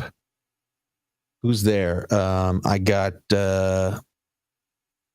what's up, Rob Fowler and Ashton Richards and Emerson Biggins and Lisa and F. Grood and Lion Lord Ebenfire and Aldebaran 4 and Plastic Citizen. Jay. What's up, everybody? Hey, what's up, chat? I'm BigTech. I'm on Twitter or X at BigTech404. BigTech404. You can find me on X. Please go follow me on X. I'm on kick.com. My site is kick.com/BigTech. If you follow my channel, I stream just about every day. I stream long. I stream 5, 6, 8 hours most days. And I cover internet drama, dissident right-wing political conversations, technology, big Tesla fan, big Elon SpaceX fan. I talk about AI futurism. I think about society and civilization moving into the strange future that we're all going into. And I've got a community over there of some diehard fans who've stuck with me for a few years now. And we've got inside jokes and memes and characters that we're obsessed with. We usually like to follow around internet retards and try to antagonize them and make their life a living hell because they're being assholes to people. And that's how Witsit got onto my list. So that's what we do. All right, I'm back. All right, great. I made it back. All right, I have them all right, ready to show on my screen here. All right, I'm showing the first one that I sent you. All right. It's some reading. So back on March 18th of earlier this year, I believe, I was trying to set up to have him on my show. And we had a conversation before. I don't remember if it was on X or on Discord or something, but I was like, dude, we need to talk more. He goes, oh, I had called in on his show. I think he was streaming Flat Earth stuff, and he brought me on to Flat Smack Me, right? And he brought me in, and I was being inquisitive, I was still just like learning his stuff, and I wasn't being duplicitous, but I was just being open-minded because I want to understand the other person so I can do an internal critique rather than just calling him stupid. I want to really understand where he's coming from. And he had a lot of things I hadn't ever heard of. I hadn't heard of interferometry yet. I didn't know about Aries failure yet. I didn't know about Michelson-Morley. These were new terms to me at that time. And this guy's like getting into all of these papers and talking about what they mean and debunking Einstein. And I went, all right, this is interesting. So I'm hearing him out. And he goes, yeah, man, I appreciate your curiosity. We could follow up anytime. So I followed up with him to have him on my stream so we could talk more deeply. And I think this might be why he opened up to me, which is this is a little betrayal of his trust that he placed in. But here we are. Okay, so I'm sharing with you what he said to me then. In good faith, he shared with me the deep details of his beliefs, and this is what we're about to read. All right. So he goes, yo, I just remembered seeing you in that space because I had said to him, okay, cool. What's a good day next week? Should I pick a topic or do you have a preference? He goes, I wasn't trying to duck you. I totally forgot, but thanks for dropping out and letting me pop on stage real quick. Oh yeah, he had come into a space that I was on. He goes, if you still want to stream, let me know. And we don't have to talk about just flat Earth, by the way. And then he goes into the Jesuit stuff. He goes, the Jesuits run the world. You can prove the Rothschilds, who are Jewish, work for the Jesuit order. For example, there's some typos in here. So I'm pretty, the Zionists are puppets, and they're about to throw the Jews under the bus. and watch them burn in front of the entire world. So the Jesuits are actually pulling the strings of the Jews. That prophecy hasn't happened yet. Well, he thinks that Trump is going to be like the way that they do it, by the way. That's what he thinks the Q stuff is about, and Trump getting back in. Wow. Trump is actually like a string puller who's going to do this big betrayal on them, which gives them a justification to retaliate against us, and he's going to get us into World War III by doing a backstab on the Jews. So that's what he thinks is going on. So they're about to throw the Jews under the bus and watch them burn the entire world. They're going to watch Jerusalem burn to the ground, he says. I mean, just look around you, bro. They're blatantly committing genocide in front of the entire world after a false flag attack right after X was available for it all to be talked about freely. He's talking about October 7th. Yeah. I mean, we saw who Elon is, but of course he is. He fakes space. Laughing emoji. It was all a plan, and it's brilliant. This is the important part, though. If we expose Zionism but not Catholicism, then we're done. It literally means universal. Catholicism, Catholic means universal. He says, so they will scoop in and build on top of the ashes a new Catholic universal church, he said, which is run by the Jesuits, who are the evil overlords. Trump isn't just a Zionist, he is Jesuit trained. Alex Jones, Zionist shill and Jesuit. What? Art of War, written by Jesuits. Heliocentric model, Jesuits. Wait, Founded in Israel, Jesuits. I think you get it. Yeah, he's saying Sun Tzu is a fake character invented by the Jesuit. Can you believe it? So epic. Somebody tell the Chinese. So he goes, oh, no, I think I got it out of order. Wait, or do I? No, this is still the first part. He goes, this is the part we don't agree on. It's all prophesied in the scriptures. Fake Jews that are the synagogue of Satan, mystery Babylon is the Catholic Church, etc., etc. Down to the stream. I'm down to do a stream. If you are, just let me know. Now, wait a minute. Did I just pull up out of order? Which one did I send you? Which one am I looking at? That looks right. Yeah, that's the first one. Okay, cool. Let me pull up the second one now. Great. All right. Second guessing myself. All right. Now I'm on to the second one I sent you. He goes, so I'm having someone on my show to break everything down with resources this week, which, by the way, I think he's talking about Dustin Nemos. Because Dustin Nemos is on all this stuff, and that's his wheelhouse. That's his deal. Yep. So I'm having someone on my show to break everything down with resources this week, and I will just send you the stream, which he didn't, but he goes, because that's kind of my point. This take is what no one is actually talking about or laying out. I can send you some info in the meantime, though. So they do not care if everyone just points to the Jews IMO. They have decided to throw them under the bus. They are Satanists. They don't care about their own. My succinct answer would be the quote unquote Jesuits. They track all the way back to Babylon, and those are the fake Jews.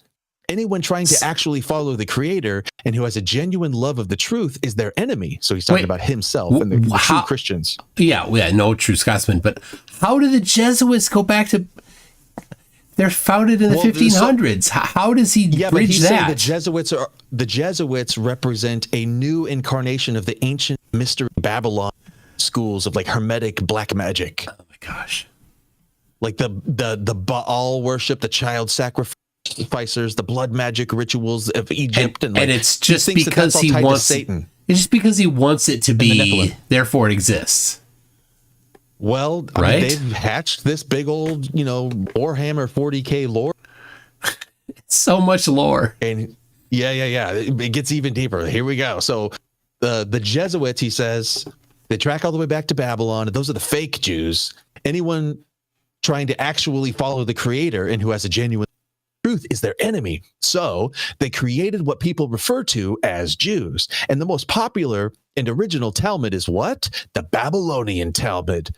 Which, by the way, it's called that because it was developed in Babylon, which is now Iraq. But that was developed after the Jerusalem burned. It was like around the same time as Christianity, even just a little after. Talmud is just a bunch of writings about the Torah that they did in Iraq when they fled Jerusalem. So anyway, he goes, but the original Talmud's what? The Babylonian Talmud.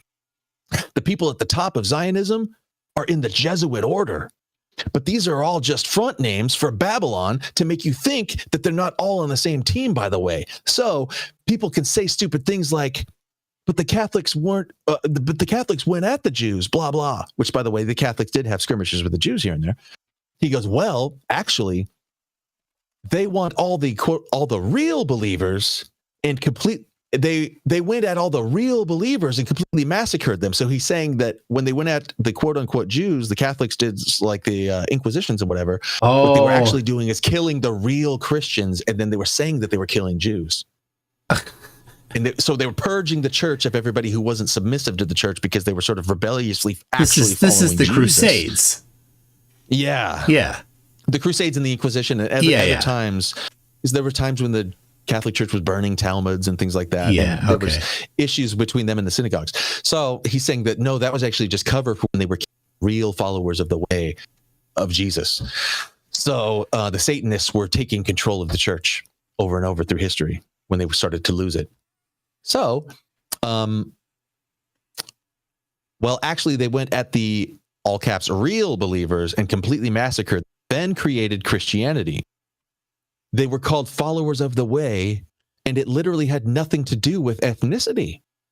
The Romans created Christianity and integrated it with Roman/Babylon practice and tried to kill anyone that was a real believer. Hence, Sunday. There we go. The worship of sun. Oh my gosh. So he's doing the wordplay thing again. Hence, Sunday. They inverted the day of rest from the last day of the week to the first to integrate in their sun worship festival on Sunday. It's all about the sun worship, which tracks back to Horus, etc. Long story. So again, back to the Hermetic Egyptian mystery schools of Horus and stuff and sun worship. That's why he's obsessed with heliocentrism. He thinks that's the main deception. Get it? Because of Horus, the sun god, and he thinks it goes to Babylon, Egypt mysteries. Anyway, so this is some schizo level stuff and out of breath even reading it, but I'll continue. He goes, anyway, those are not Jews. What does Jew even mean anyway? It means from the tribe of Judah. Not anyone who claims to be of any tribes, any of the tribes. You are actually probably, he's talking to me now, you are actually probably from the real tribes. Again, he's saying that the actual Jews are white people. Why you? Oh, because you're white, not Jewish? Right, because I'm a white European descendant. Okay.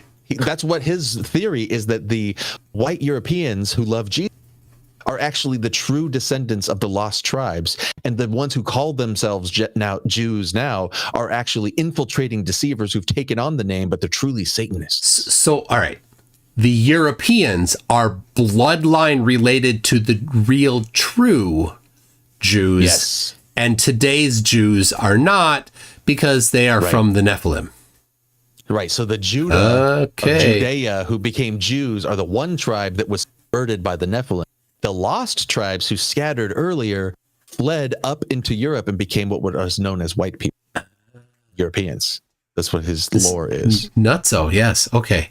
Yeah. Interesting, right? So he says, you are actually tribes, but it literally does not matter. We are specifically warned to beware of those in the end who claim to be Jews, but are in fact the synagogue of Satan. That's a quote from the book of Revelation. Yeah. Jesus in Revelation says, those who claim to be Jews, but are in fact the synagogue of Satan. He says, I mean, just look at those people. Look at that sentence right there. He goes, oh my gosh. Those people. Regardless of your current belief, I think we can all agree that if Satan is real, that is who they work for. So just for reference, the Jews work for Satan. He says, I mean, just look at those people, referring to his lawyer. Right. His lawyer who wears a yarmulke. Yes. Yeah. So just look at those people. I mean, I think we can all agree that if Satan's, that's who they were. They track their lineage through the matriarch anyway. Why? Because the scriptures say lineage is tracked through the patriarch. So they inverted it because they are imposters. The scriptures say no one will ever know who the tribes are again. Everyone was mixed up. And that ethnicity does not matter anyway. It actually says that God intentionally mixed everyone up to avoid this very insanity. He's talking about the Tower of Babel. To avoid this very insanity about ethnicity. a tribe was only quote unquote chosen in that the Messiah needed to be born of a pure lineage because in ancient times they were practicing genetic modification. Wow. Sounds familiar. Yeah, right? I told you it gets weirder. And then in Oh my parentheses gosh. it says, sounds Careful, familiar, eh? careful with these words here. All right, we'll be Yeah. okay. We'll use Yeah. we'll Just speak say in code. medicine instead of that V word there. Yeah, sounds familiar, eh? It's now been proven that the jab or the medicine had millions of fragments of DNA in each vial that literally integrate into the cell, i.e., genetic modification. Things that did So not he's happen, saying- by the way. Right. So Yeah. this is a kooky theory. And he goes, whether people believe it or not is a separate discussion. I'm just pointing out that this is what it actually says. And then in parentheses, God, quote unquote, actually comes from the word Gad, the Babylonian deity for fortune, which is why the US dollar says in God we trust, because the pronunciation is the same. It's literally all Babylonian, and they just currently call themselves Jesuits. So he said that on Oh money my we say gosh. in fortune we trust, because it's the Gad word, fortune in Babylon. And then again with the wordsmithing, he goes, Catholic means universal. Babylon had a word in order that they are going to do. Babylon had a world order, and they're going to try to do it again. So what I have found with my research is that the Jesuits, quote unquote, actually run the entire show. This is their current name. It tracks all the way back through the Roman Catholic Church to previous Roman civilizations, all the way back to Babylon, which is why they are now a quote unquote mystery Babylon. Because one even knows they are Babylon anymore. No one even knows Babylon anymore. What person do the Jews hate, he says. Why do the Catholics walk around holding up a stick like a trophy after being killed? Holding Jesus up on a stick like a trophy after he gets killed. Quote unquote, Jesus in the Talmud comes from Yeshua, which means may his name and remembrance be blotted out in Hebrew. Which, by the way, I looked this up after, and that's not correct. It's No, close, but not exactly. Not There's a surprising. similar word, but not exactly. Not surprising that you get the word wrong. Yeah. Yeah, right. There's a similar word that sounds a little similar, but it's it's a combination of letters of those words that can be made like an anagram to mean Yeshua or something like that. Anyway, he goes on to say that is why people were told to call him Jesus, and Jesuits are the quote unquote secret society of Jesus, meaning the secret society of him whose name should. I'm sorry for typing a novel, he says, and maybe we can just talk on a stream sometime, but my reasoning can be summarized as this. And then the next, part 3, there's still more, we're not even there. It can be proven that the scriptures were completely mistranslated on purpose, very tactically, to push the Trinity belief and the idea Jesus claimed to be God. The Creator's name was taken out of the Bible 7,000 times. The Roman Catholic Church removed a ton of texts. They then propped up the Protestants to make it look like they were the ones choosing. The Catholics propped up the Protestants. No, the Jesuits. The Jesuits, who are Catholics. The Jesuits, who, by the way, the history we know is that they were actually an order that was designed to counteract and combat the Protestants. Yeah. The Order of Jesus, right. But no, that's always just an inversion of what's true, which is they were, while pretending to combat them, they were secretly propping them up. Right. But Whitsitt knows this, right? Whitsitt knows that the scriptures were changed and the Romans. It's his 160 IQ, of course. He sees through it, man. Yeah. He reads between the lines, man. Him and Dustin Nemos have got this all figured out. The Creator's name was taken out of the Bible over 7,000 times. The Roman Catholic Church removed a ton of texts. They then propped up the Protestants to make it look like they were the ones who were removing the texts because they just further removed texts. They introduced the doctrine/belief of a physical state of Israel and Zionism with the 1909 Scofield Bible, which that existed before the Scofield. The Scofield Bible is about dispensation. But anyway, dispensationalism and Scofield's stuff existed in early America. Anyway, it doesn't matter. And now in parentheses, first Bible to have commentary which shaped the doctrine of all modern quote unquote Christians by infiltrating the ministry schools, which that is actually true history. This concept of Zionism in Christianity did come through the Schofield commentary. But we digress. And the Catholic Church inverted everything in the scriptures. Why do all that if it is all their trick from the beginning? I mean, he's referring to another theory, which is that Christianity was actually originally like a psyop run on Rome to get everybody in Rome to believe in the Jewish God, which we had talked about earlier in the day, which is part of like my theory, which is that Jesus was an invention of the ancient Hebrews who wanted to spread their Judaism, which was basically like one that was prepared for the other nations through this Messiah figure that they created, who was basically like a Stoic.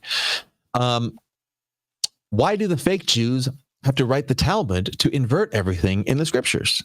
It says, quote unquote, call no man father, and only the creator can forgive you of your sins. Do not pray in vain repetitions, have no statues or idolatry, etc. And the Catholic Church does the exact opposite of all that. It's because both groups are Satanists.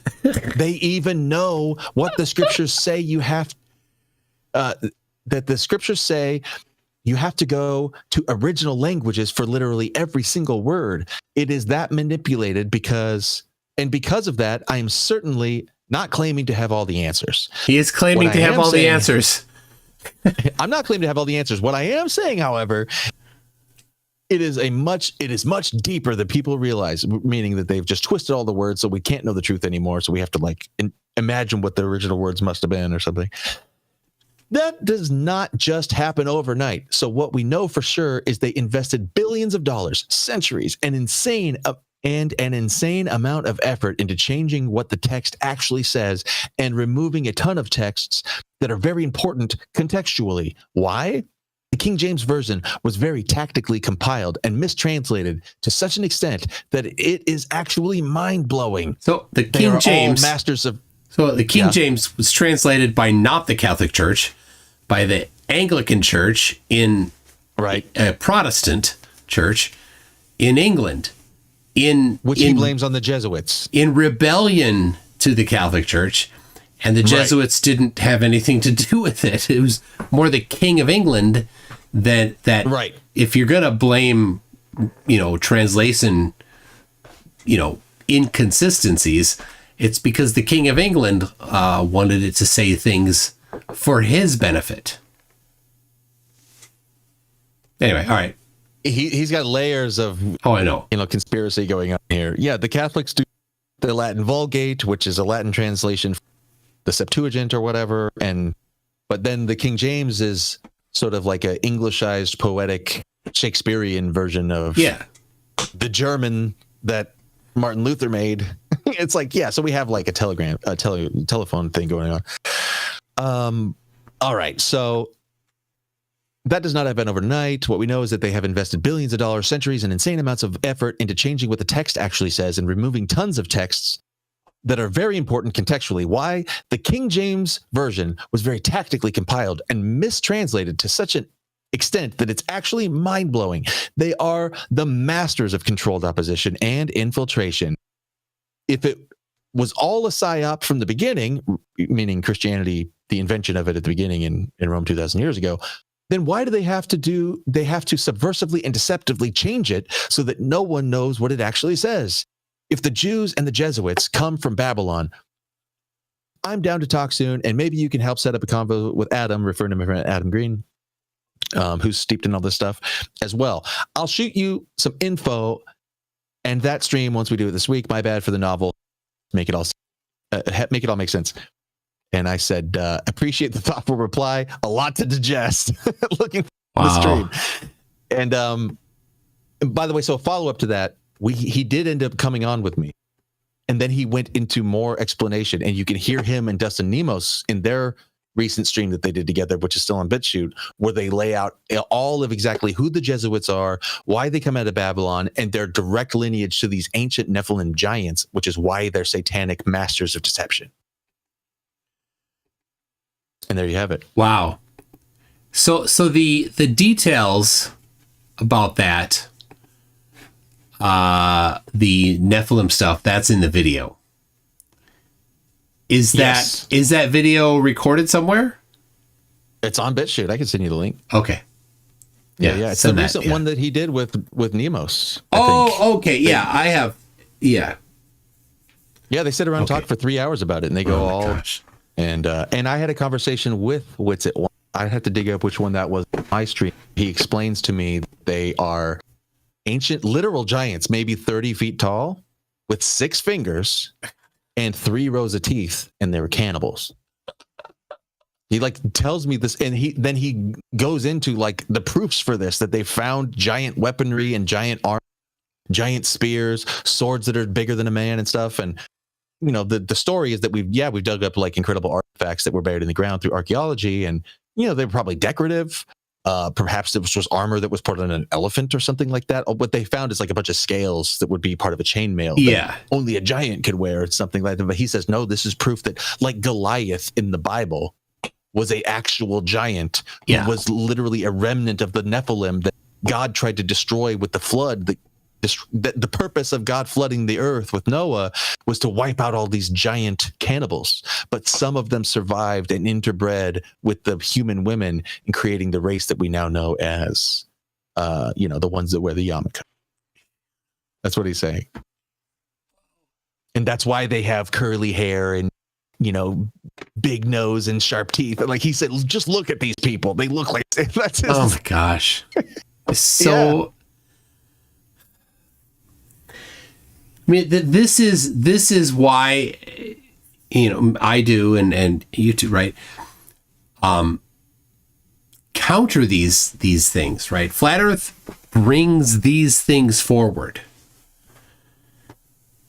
right? And it brings the people that are susceptible to buying into this stuff together, so that they can exchange these horrible ideas to become more terrible people. A lot of flat earthers were horrible people before Flat Earth, but it really magnified how bad they are. And you can see that on X now, since it's much less censored. They've gotten free to post a lot of things that they certainly wouldn't before. Let me speak for myself on that, because you went to an area of moral judgment on them. While I am with you on saying that flat earthers are horrible people, the reason I say that is because they're annoying dickheads. Like that one that you said, how do my balls taste after I just put them in your mouth, or what? And the ones who just cut you off, and they do all these bad faith straw manning of your position, and they do ad hominem while they claim that you're ad hominem, and they just lie to their audience to sell their app. I hate all that shit. I find it to be abhorrent, dishonorable behavior. That's why I hate flat earthers, because they're just annoying dickheads. But I also, at the same time, can empathize with them or sympathize with if they have worked themselves into a psychosis or a hallucination that includes this belief that there are wicked, satanic people ruling the world, and to make us all caught in a web of sorrow, it doesn't make you a bad person to hate those people if you're convinced that they're doing that. So it would be normal to hate evil deceivers. If you thought there were some, it would be normal to hate them. So I have sympathy for them in their way of thinking about this. I can see how they got there into their weird hallucinatory psychosis regarding the evil controllers who are trying to keep us all mentally suppressed. It's normal to hate people doing that to you. So I don't think they're bad people. I don't think that's not something I find about them. I don't want to personally put that on them, that they're just hateful bigots. I don't think that's actually the root of it. I think they really believe that there's a group of secret people controlling the world with nefarious ends. And if they really believe that, then it's normal to be upset at those people and want them to be exposed and go to jail and stuff, Yeah, of course. I would. Actual people really doing evil stuff, yes. And they think that. Yeah. So I think I would be more leaning toward calling them confused than pieces of shit for that part of it. Even though it's it's scary. I don't call the Jews pieces of shit for blowing the fuck out of Palestine.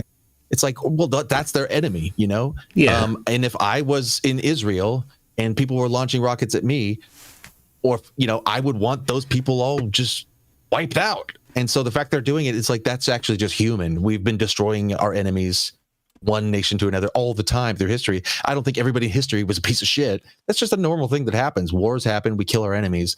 All right. But whether or not we should be having enemies over religious turf wars, and whether or not we should have put the Jews in Israel in 1947 or not, these are questions for history and stuff, and people get confused, and everybody's got feelings, and I can see the both sides of a lot of these.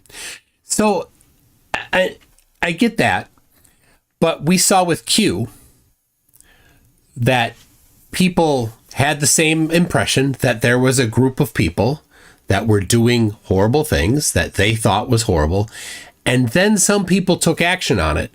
Guy shows up at the pizza place with guns, right? Fortunately, he didn't go in there and light them up. Oh yeah, that was Pizzagate. You're talking about the Pizzagate thing? So, but that's where Q brought that guy, right? Well, I don't know if Pizzagate came from Q. I know they were linked. Am I wrong about it? Did that come directly from Q? It was early in, right? I think Q came later potentially, but it's the same. Yeah, I think Pizzagate was before that. It's the same provenance. It was, this is how they do things. They're doing these things to kids. They're buying and selling stuff, and they're harvesting the adrenochrome. Yeah, the stuff that's trivially cheap to manufacture. But for some reason, even though it's biologically identical, they need to get it from that source. Whatever. That's the same provenance. That's where, right? So I don't right now see Flat Earth, shaking those kinds of things out. But they're caught in some weird hallucination. A lot of them scams. Yeah, the kind of nuttery that they're into could turn into that kind of stuff. Did anybody think that Jim Jones was going to wind up the way it did when he was in the United States doing the things that he was doing? No. Yeah. But it took that turn. Did people think that the Heaven's Gate cult would do what the Heaven's Gate cult did? No. Right, it's dangerous. Well, on this topic, have you found yet the connection between Flat Earth and the Cold War and Russia? It's a whole other conversation, but I'll summarize real quick that actually. So you probably know who Robotham is, right? The guy who made the first Flat Earth map. Yeah. Well, that was a. Yeah. Yes, he did make the first map. Right. He called himself Parallax or whatever. And so this guy was a grifter, and he was actually a Witsit type guy. If you read people's accounts of him, which is that he was almost impossible to debate against because he knew more about your position than you knew about his. Yeah. And he was a fantastic orator in a way where he had all these like syllogisms set up for the argument, and the crowd was always befuddled, and he would irritate people, and people would end up like getting him to like place a bet on the results of an experiment, and then he would renege, and he was kind of like a best. And also he kind of shady. He ended up in his 40s. He married a 15-year-old girl, had 14 kids with her, 11 of whom died because he was giving him pseudoscientific medicine. He was giving him like phosphorus or something to cure diseases, and they died. It was like, so it originates with this weird, wacky grifter, con artist, snake oil guy. But then he kind of like falls off for a while and when it reemerges, the first time we see it reemerge in America, there was, I don't remember exactly the link. I have to dig it up again, but it was around the time of the Cold War, and there was literally Russia using propaganda in America saying that the Earth is flat, space is fake, and nukes are fake. And the objective was to get Americans to turn against their own space industry and against nuclear development so that Russia would have an advantage in the nukes arms race. Because if we can defund and turn against NASA, we might not be able to defend against their missiles. And if we stop exploring space, they'll be able to catch up to us and surpass us. So it was the Soviets sowing disinformation in America to demoralize and destabilize our trust in our institutions with flat Earth propaganda and nukes are fake propaganda. Do you have anything to back that? Yeah. I like I said, it's another stream. But okay. I'd love to see. There was a woman who wrote a whole book about it, and she has a bunch. It's an interesting story. Okay. Big if true, but like that's what it looks like. So, and we see like there were some. There's some. Do you know the name of the book or anything? Let me offhand. I'd follow love up with you after, so we don't have. I definitely will follow up with. Okay. Give you what I have on this, but I don't want like a bunch of dead air while searching. Well, if anybody else knows what he's talking I did about, a stream on it before. That's why it's sort of like fresh, but I don't have it like in a folder. Yeah. Go back to my stream notes. mctoon@mctoon.net. You can shoot me an email if you have details. So with regard, like with the Q thing, it's a similar thing. Like some have said that Q, in fact, might actually, again, be like a Russian propaganda designed to go in and get into the minds of MAGA people and give them a false conspiracy about what's going on in Washington to stir up some sort of weird things, which leads to things like potentially Jan 6th, where they thought the white hats were in control and the patriots are in charge of the government. And if we go into the Capitol, they're about to do a coup. And this is it. You trust the plan. You're watching a movie. Like this whole thing that was cultivated in all these weird circles. You find many times that the leaders of this thing, they're getting strange narratives from who knows where. They're getting it off of Reddit, and the Q drop just happened again on 4chan or something. And also they're getting funded by things like they have Gold Co sponsorships, which is in my suspicion from I'm just a suspicion. I can't prove it, but I think Russian money laundering operation. This Gold Co thing, who sponsors Stu Peters and a lot of these Rumble streamers, they get these big sponsorships for their audience, right? Gold Co. And really what they're doing is they're getting basically baby boomers to invest their life savings, their retirement, into a gold-backed IRA. And the gold, you don't even get the gold. It's just like an IOU for gold. Trust us, gold's going to go up in value. You're hedging it, your market fluctuations. But really, you look into the guy who runs it, just happens to be Jewish, but fine. And he's connected. Like if you go on his blog, he's writing all about how Russia has just changed its currency because of sanctions, because of the war, and gold is going to go up in value because of relations to the ruble. And there's all these weird connections.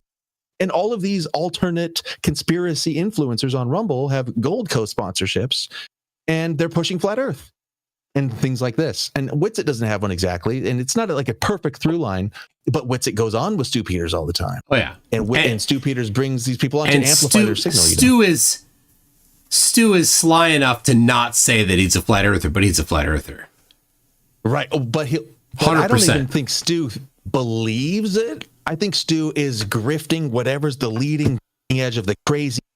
Oh yeah, that's true. In your blood, that's going to like coagulate. It's going to kill you. The clot shots, and like he's doing all this stuff. And so whatever makes people more retarded and hateful and distrustful of the American system, he's for that. And he's sponsored by Gold Co. And who does that serve? He lives in Minnesota, where I live. That mean? I live in Minnesota. Oh. So you're on your way to his house right now, locked and loaded? No. He's in southeast Minnesota. So okay. I drove through the town last summer. If you ask me, everyone from Minnesota is. So now I got my. You and Stu. That's it. That's all you know from Minnesota. Me and Stu. Yeah, you're the only ones. Oh wait, I bet you can name one more person from Minnesota. Who should I thinking of? He just lost a vice presidential bid. It's not coming to mind. Oh, who? What's his name? There you go. That's. Oh, is he from Minnesota? Dude, I don't pay. He's the current governor here. Listen to those people. Oh yeah, he's from Minnesota. Yeah. No, I knew it was in the bag for Trump the whole. I've been calling it. It's forecasted. It was locked in. I didn't even care. Just kidding. No, I support Trump because Elon does, and Elon makes cool. Simple as. I like rockets. Yeah, they're cool. I got the Lego rocket on the back here. All right, my chat's giving me a 5-minute warning. They're saying this. They're saying what? They're giving me they're telling me wrap it up. Oh. All right. 5 minute. I guess we're coming up on 4 hours. Hey, we are. Well, 4 hours I've been live. All right. Well, We Final thoughts? we Did- went around did a bunch. Bamboozle you with we went all over the place. Did you have fun? Oh yes, that stuff on Witsit that he sent you, that's nuts. That's total nuts. That's a level of him. That's a side of him you hadn't seen yet. He hasn't. Yeah, he hasn't said that I've seen. Now, he says a lot, and he's on Discord a lot. So I mean, I have no idea what he said there. So that, but yeah, I haven't seen that from him before. I will be in Antarctica with him if providing he goes, and I have no idea because he's of the if you don't pronounce God's name the right way, then you're not real. Right, they changed God's holy name. The name is different of the originals. Yeah. And the That's why they called it Gad. The people that have been of the opinion that God is nitpicky about the pronunciation are insane. They always have been, and it's like a litmus test for insanity. I didn't press you on. I am curious, but we don't have to get it. I'm always curious. Like I said, I'm interested in the people. That's what makes me interested in and things like that. So I'm interested in you, of course, and your, spiritual, theological concepts and stuff. I find it fascinating in everybody. I'm a pretty regular Protestant Christian. Okay. Yeah. Go to like an evangelical type, like a normal. The church denomination I go to is called the Evangelical Covenant denomination. Okay. The seminary is it's North Park University in Chicago, but in Minnesota, a lot of the churches will take a MDiv from Bethel, which is the Baptist General Conference, now called Converge denomination. So very similar to BGC in Minnesota, at least. There you go. All right. Well, there he is. That now I know right where you're at on the. I'm familiar with that stuff. Yeah. My chat's saying that they had a really good time. This was a fun. Yeah. So thanks for coming on. This is really cool. Yeah, I'd like to, anytime if you want to collab for some fun panel or debate with some other whatever, It would be interesting. Yeah, it'd be interesting to if we could do a thing on the Cold War that you were talking about. Yeah. Okay. Yeah. All right. I'll see if I can put a presentation together and dig that up and find the Cold War propaganda side of flat Earth. That'd be interesting. That'd be a good next talk. Yeah. Okay. Cool. We could follow up on that. And you have a nice boat ride. How long is the boat ride? You're going to be on there with Witsit. We're flying. Chat with. We fly from Punta Arenas, southern tip of Chile, down to Antarctica, 4.5 hours. Oh, I thought you were going on a boat. No boat. I just imagined that. Way too far in. We're a long way from the shore. Oh, you're skipping right over the shore. Yeah. Cool. All right. Well, 4 hour. Get a seat next to Winston so you can pick his brain about it. Oh my gosh. You'll be down there for 5 days anyway. You got plenty. You'll have time to kill, right? So you got to get him to tell you about the Jesuit. So much Witsit Maybe time. that'd be good content. Yeah, you could interview him and ask him to spill the beans about the Nephilim on camera while you're in Antarctica. Tell us the truth. That'd be so cool. Oh, I don't know if he'll even talk to me, and I won't be sad. Yeah, I don't know either. All right, well, yeah. Thanks a lot, BigTech. We'll catch you. You too. We'll catch you MC later. Toon. Bye, MC Toon's chat, guys. Thanks. BigTech404 on X and kick.com/BigTech. Links in the description. Thanks again. All right, good job. Thanks. See ya. All right. Well, I got a bunch of super chats and stuff to read out here. That was interesting. The Witsit philosophy stuff, totally nutso. Wow. So I will put that on. I'll get that on my webpage so you all can read it as well. I'll probably get. I'll do OCR on it so you can read the text and copy and search and whatever. Monkey Cat Pat Pat says, Happy Tuesday. Sorry for the doll video last week. Yes, the random doll video was a little crazy, but I mean, it was interesting, but dark.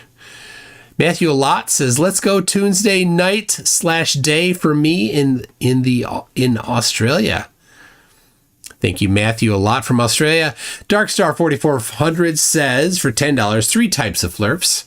1, the uneducated. 2, the mentally defective. And 3, the con artist. Yep. And it's so sad how true it is. So sad. ChatGPT gives excellent OCR. I suppose you have to have the subscription to do that. On the Mac, if you just double click an image and opens up in preview does an OCR on it. You can select the text. That's what I use. It's super fast. PhD Tony says there are 10 types of people, those who understand binary and can extrapolate from incomplete data. Who gets that one, huh? Who gets that one? One in the chat. Sorry. Binary 3 in the chat, if you get that one. Matthew Alott says, I'm Australian. He is not Australian. He is trash. Talking about Santos. He had to leave Australia because he had $40,000 in driving fines because he didn't think that he needed to pay. We got some 11s in chat. I mean, some 3s in binary in chat. Good job. Who can count in binary on their fingers? 1, 2, 3. I'm not going to do 4. But I was in Hudson, Wisconsin today in an antique store, and they had one of those hand things that with the actual joints that are made of wood, like they have in IKEA, and my son saw me pick it up, and I turned my back to him, and I did it, and he said, I know. Before I even turned around, he said, I know. Because he knew what I was going to do with the hand. He said, you know, at IKEA, they have people who walk around just to put those fingers down. And at some of them, they zip tie the middle finger down.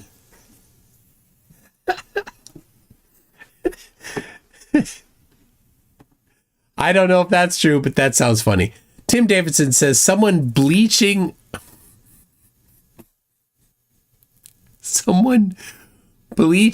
their anus is changing ringtones. Oh my gosh. I do not want that picture in my head. CJ Labero, who's been a member for 8 months, says Witsit and cool in the same sentence. Yuck. Darkstar 4400 says any appearance of Witsit in Antarctica will probably be a deep fake.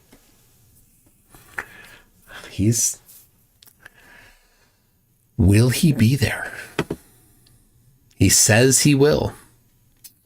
Alexander L says Witsit was so bad as a rapper he became a white supremacist.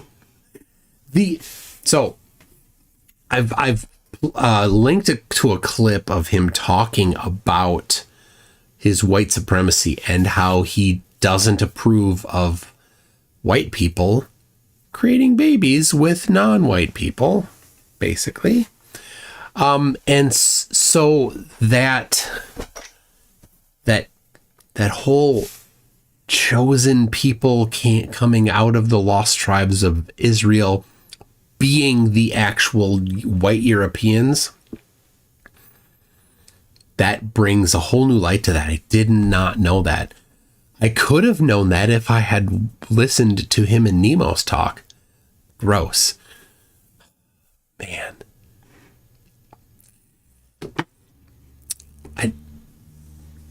They just get into stuff. So far out there.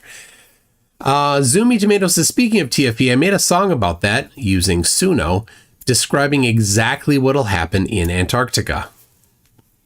Zoomy did and sent it to me. A good song other than the country style. Shovelhead Steve says, here's $2 for saying see you next Tuesday. Darkstar 4400 says, nice calabash, BigTech. Kudos. Well, I'll have to send that to him. I'll screenshot, send it to him. There we go.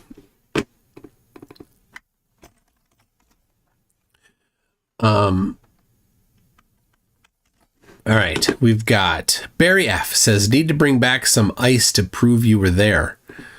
I'm going to have a lot of video. So the Action Pro 5 can live stream through your phone. So I can live stream while I'm there, and I can live stream while I'm like going through airports and stuff using either the camera, or I could do two at the same time. So here's a question. And I think I know the answer, but you know, you give me your, he responded with, is it Hugh Grant? I think Hugh Grant smoking a pipe.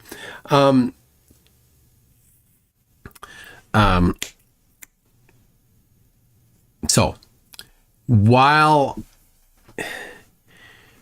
should I record all the time with the camera, or almost all the time with the action camera?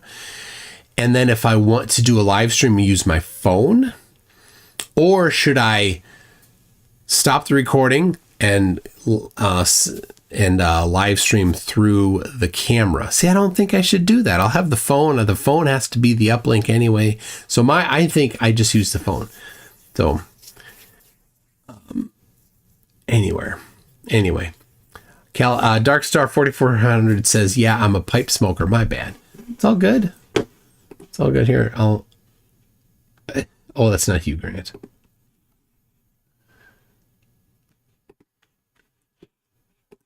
Here, why did I think it was Hugh Grant? I'll give it, there you go. For you, Darkstar. There's that link that he responded with. It's a Rubik says, dang, 20 months of you being paid by a NASA shill. It's a Rubik's 20-month anniversary. Thank you for 20 months. MV Rocinante Gold for $5 says, Jaren or Whitsit, who's going to be more sad when there's no romantic sunset on their Antarctic tent? I'm going to say, I think Jaren will be okay with it. I think he will say, there it is. That's my ranty moment. That's the thing I needed, and I'm good. I think potentially Austin, I think right now he's not sure, right? I mean, they all know what's going to happen. None of them are actually wondering, save for a couple. There's still a couple that are saying that the sun's going to set. But for the most part, they're pivoting. They've already pivoted past tense. So, and what are they going to do? I think I don't think Whitsit's going to give it up so easily. We'll see. But he's certainly prepping for the pivot. He's paving new roads. Jay Donashi says, yeah, they do. They also say their coffee cup caustic, the sun would have to be outside the dome to have the right reflection of the sun, and that screws up the sun's supposed to be local. It's a fourth law of Flerf, isn't it? They when you ask them, how do the seasons work? They give you a specific answer. They say the sun does circles, and it does wider circles, and it does narrower circles. That's what they say when you ask them about the seasons. But then they're like, oh, but the coffee cup caustic. Well, that's now outside the dome. What about, right? the shape of the coffee cup caustic is about reflecting off the dome. And then what about the shape?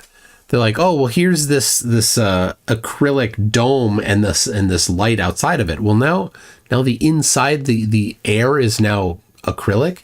That doesn't make sense. He's watching. I still have his kick stream up, and so here's what he's watching.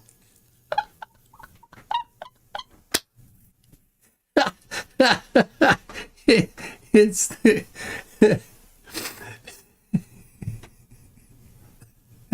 Santos. How evil is Santos? Yes. All of it.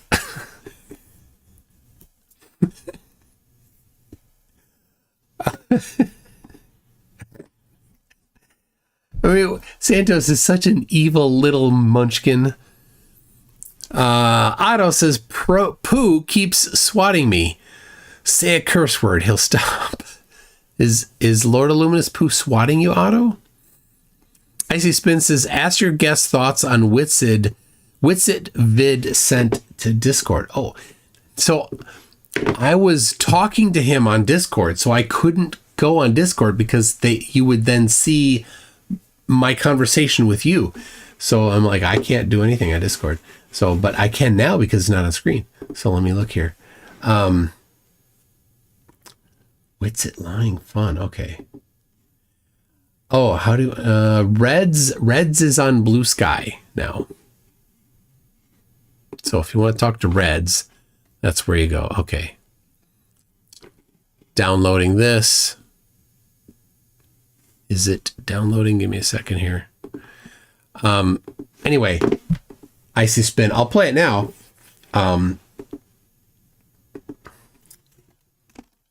let me go. Just a folder in Witsit called Lying. And I'll put your video in there. And then we'll watch the video. Here we go.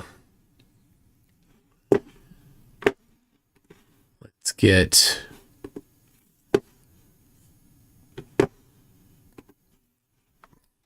the browser. All right, come on. Not that one. All right, come on. Close up.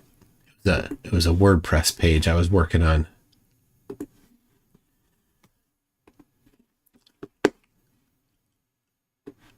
Oh, I must have closed that one.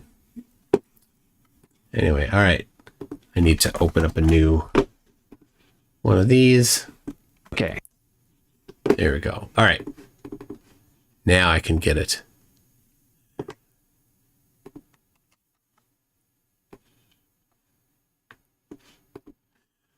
Almost there.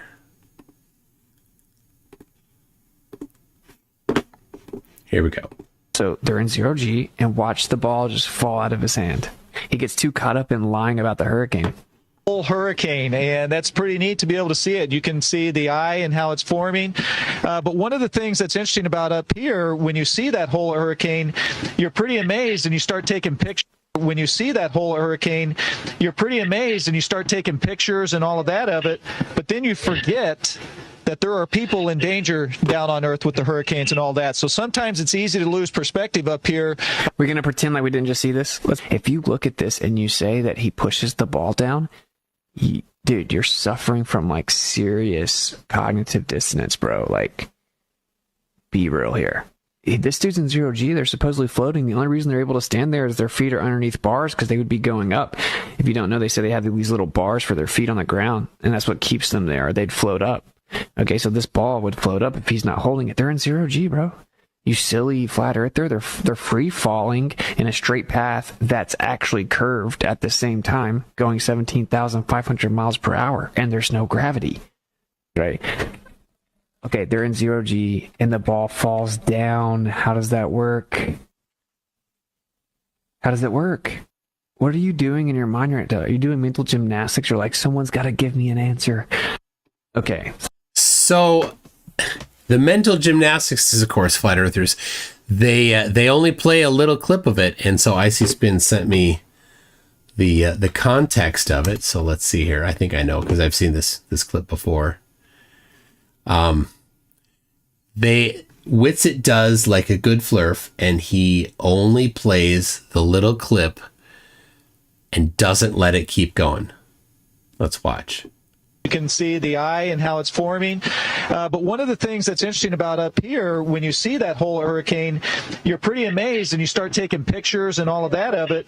But then you forget that there are people in danger down on Earth with the hurricanes and all that. So sometimes it's easy to lose perspective up here of what's actually happening down on the Earth. So when we see those hurricanes, we have to remind just how dangerous it is for everybody on the ground. Okay, so there's one last question from me. Did you see that it kept floating up? Since we've been speaking, you guys have traveled literally about halfway around the Earth, which is insanely surreal to think about. We all know that. Well, I think the first thing is just to really think about your question, to be present, to be in the moment, to be intentional and be mindful. I think just having. And then he stuck it down on his leg there. So it came floating up. Witsit doesn't play that part of the clip because the flat earther that put that clip together edited that out. Also, they don't like to show. Look at her hair here. When she turns her head sideways. Let's see here. Hold on.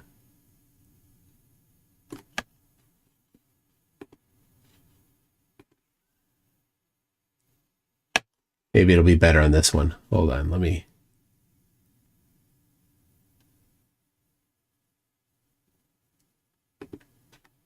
Can you see hurricanes from space? Yes, you can. In fact, So watch her hair. Watch her. You see it floating around there. It's not hanging down. It's not hanging down. we've been talking up here, you can see the whole hurricane, and that's pretty neat to be able to see it. You can see the eye and how it's forming. But one of the things that's interesting about up here, when you see that whole hurricane, you're pretty amazed and you start taking pictures and all of that of it, but then you forget. Look at her hair there. It's sticking back. It's not hanging down. There's no gravity happening there. That there are people in danger down on Earth with the hurricanes and all that. So sometimes it's easy to lose perspective up here of what's actually happening down on the Earth. So when we see those hurricanes, we have to remind just how dangerous it is for everybody on the ground. Right. They love to remove the context because the context would reveal that they are lying.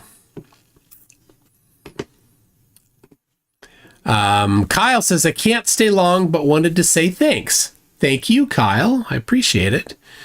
Albino Bad Guy says, I love when you catch them with the Van Halen belt. I love that. I love getting them with that too. Getting them to switch mid conversation to the different terminology. I love it. Tim Davidson says, AI is in the pre-stone age. It's beginning to form concepts. Next is imagination and creation. Question is, will it, if AI does get creative, will it be creative in a useful way? Because think about this. You ever heard the band? You're like, hey, what kind of music do you play? Oh, it's like nothing you've heard before. Well, there's two versions of nothing you've heard before. There's the band that's nothing you've heard before is just like every other band that says nothing you've heard before. And it's not all that interesting. Or the other one that's actually like nothing you've heard before, that's not even remotely interesting.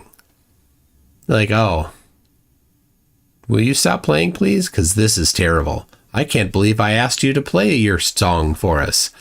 What a dumb decision that was. Anyway, will it be creative in a way that's useful? Then the other thing is, how do you know when it's being creative or telling something that's correct? Right? Obviously, if you tell it, But if you ask it a question, and here's the hallucination, we complain about it being creative. It's not really creative, it's different. But we say, well, give me this thing, right? Tell me about this. Well, if that doesn't exist, now it gets creative. It makes it up. We call it hallucination in AI, and it's not a good feature. But that is being creative. So how will we know when AI is being creative and when it's not? That's a challenge. So, Keiko44, the book that shadows the internet, Twitter, social media in a time when radio transmissions were new. 1909. Yes, technology streams from the human condition. That's why it seems prophetic. He had a good point about it. About AI. So he first said, kind of came about by saying, here's the kind of dark dystopia that could happen from AI. We hand over control of things to AI so it can affect things in the real world. Right? It can turn on and off things. It can do stuff. And can we then say, no, we won't let you do that anymore? Because once we become reliant on it, you can't as easily. So there's that dark dystopian part. But then he's also like, well, how many other technological revolutions had a similar thing where early into it, we're like, well, look at this, look at this, look at this, look at this, all these things that could happen. And then, 2, 3, 5, 10 years later, we're like, oh, well, that's just part of life now. Is that what AI is going to be like? I don't know. Zumi wants me to play songs. So here's, people send me a lot of songs from Suno. And I'm hesitant to play them because if you notice the songs that I do, there's a video with it. So when I make a song, I make it with a video in mind and a video comes with it. So Dearth or Potato, I spent hours putting that video together. So that's the value to me. If you're like, hey, I have a cool song, that's what I really want to have. So Zumi, do this. Put a video together. Do something. I'd love to showcase. And it doesn't have to be super good. It can just be a bunch of clips of Witsit or whoever, just whatever the topic of the song is, doing something funny, whatever, somehow slightly related to the song, right? But you can take text, you can drop it into Suno and say, make a song from this, and it will. And I, like I said, I got a lot of them. People send me a lot. I love them. I listen to most of them. But I'm not gonna. I don't want to just feature it on here because there's a song. Because it's super trivial to just do, and to just drop it into Suno, and there we go. We could do that all. We could do it for 10 hours a night. That's not that that interesting. So. So I tell you, I spent way too much time on Dearth or Potato. I had this vision for it, and it kind of worked from the beginning, where it's people just kind of doing the swing dance. Then you got some people doing some skanking in the middle, and then at the end, it was from a hardcore concert. It was from August Burns Red. I was at that show, so. And so Zumi, make a good song, put a video to it, and I can put it I'll put it in my OBS, and I'll have it be something that I play on the, on the regular. Plastic Citizen says, I'm genuinely enjoying this conversation. My brain isn't hurting from the flat earth nonsense. Well, thank you for that. I'll send that on to him right now as well.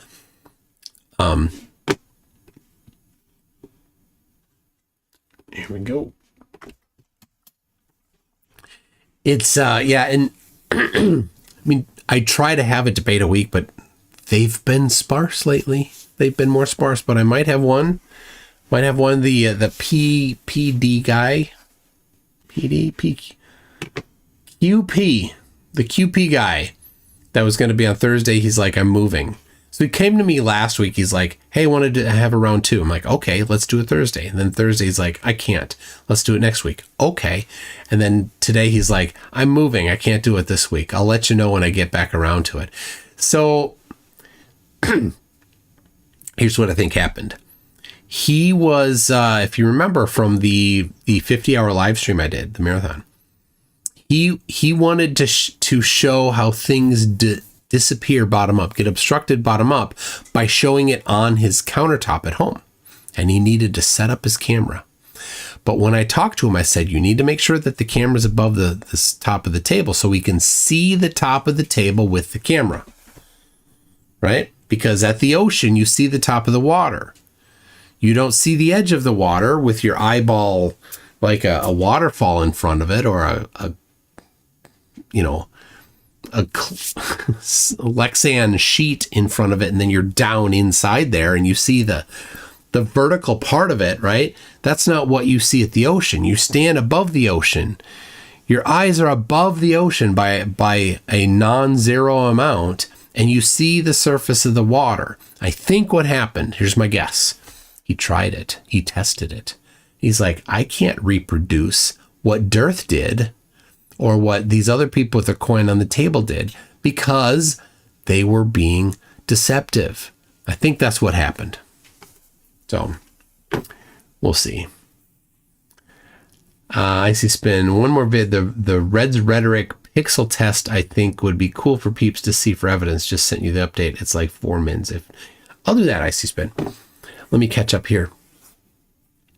Kango44 says maybe Witsit will jump on the birds aren't real conspiracy. That, he could serve them well. They could really benefit from his skill set. They could. I think that's a good move for him. MV Rocinante Gold says Kango44 Witsit couldn't tackle the birds carry coconuts issue. Astro Kate Sathix said Witsit did do the kinematics, but he just did it all in his head, just like he does his algebra. Trust him, bro. He has 160 IQ. When I've talked to him, I've said, show the kinematic equivalence. All right, show the actual math of it. And the reason why is because the kinematic equivalent of geocentric globe to heliocentric globe is that the Earth is 93 million miles away from the sun. The kinematic equivalent has that distance. So when I say show the actual math for the kinematic equivalence, that will commit him to 93 million miles away sun. And the sun then daily orbiting the globe. It'll commit him to that. And he doesn't want to get committed to that because then he's committed to that. So that's why I say show the kinematic equivalence. Now, it's even easier to say show the dynamical equivalence because there isn't one. What is the force that keeps the sun from flying away as it orbits the Earth once a day? The speed necessary is ridiculous. The centrifugal acceleration is ridiculous. There's nothing that you just have to make up, right? It's the gaps, right? You need some caulk to fill the hole.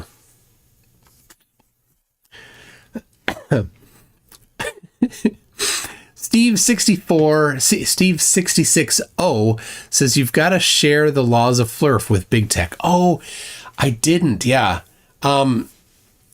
If he comes on again, I will. But I think he's seen them because he's watched a few of my videos.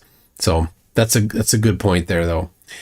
MV Rocinante Gold says, and TFE is fraud, not an experiment, because you can't put Antarctica on a bench in a lab or something. Yeah, that's Oakley says that. Now, to Oakley's deal is to reject science, right? He just, whatever science comes up, he needs to reject it. And so he has a quiver of things that he pulls from in order to reject it. And it usually goes around his misunderstanding or his intentional misconstruing of science. And, you need to have the IVDV and you have to determine the cause. And if you didn't determine the cause, you're not doing science, he says.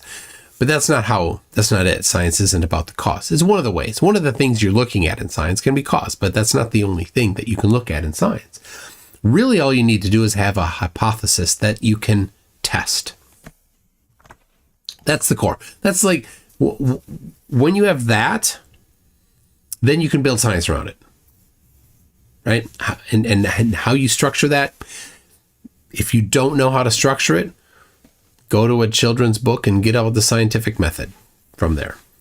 And if you're not a child, you can use logic and figure it out yourself. But if you can test something, that's science. So test if the sun sets or doesn't set, that's science. You're good. That's an experiment. We're in. We're good. So Chris says this is very easy. Gravity is real. True.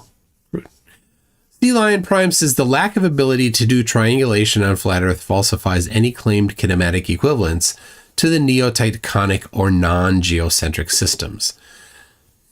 The lack of inability to do triangulation on flat Earth. Oh, on flat Earth.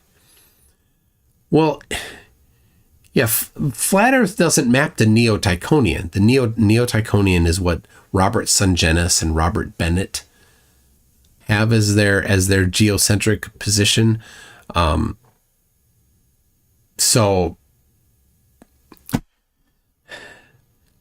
it's this weird thing that Whitsitt is trying to do, to say, first go from heliocentric Earth orbiting sun to geocentric sun orbiting Earth, and then the jump from that to flat Earth. Because there's no overlap. There's no overlap in geocentric globe to flat Earth other than Earth no move. But Earth no move is not about shape. It's just no move. But the Earth no move evidence that he's citing in geocentric globe also doesn't map to flat Earth. Because it's based on there's the geometry he's suggesting that is happening in geocentric globe, right? There's the globe here, the Earth, or the sun orbiting it daily, and the stars are pinned to the sun, and they go around with the sun. The center of the stars go around with the sun, and that's when what causes the parallax and all that. Like, how do you map that to flat Earth? You can't. There's no equivalence there at all. There is not a kinematic equivalence there. There isn't a kinematic equivalence. It's a pure transform. You have to do a warping of the actual space. That's how you have to do it. So Zigma123, how do you expect your interactions with Whitsitt are going to be when you're both stuck in Antarctica? Will he show any humility? I don't know. I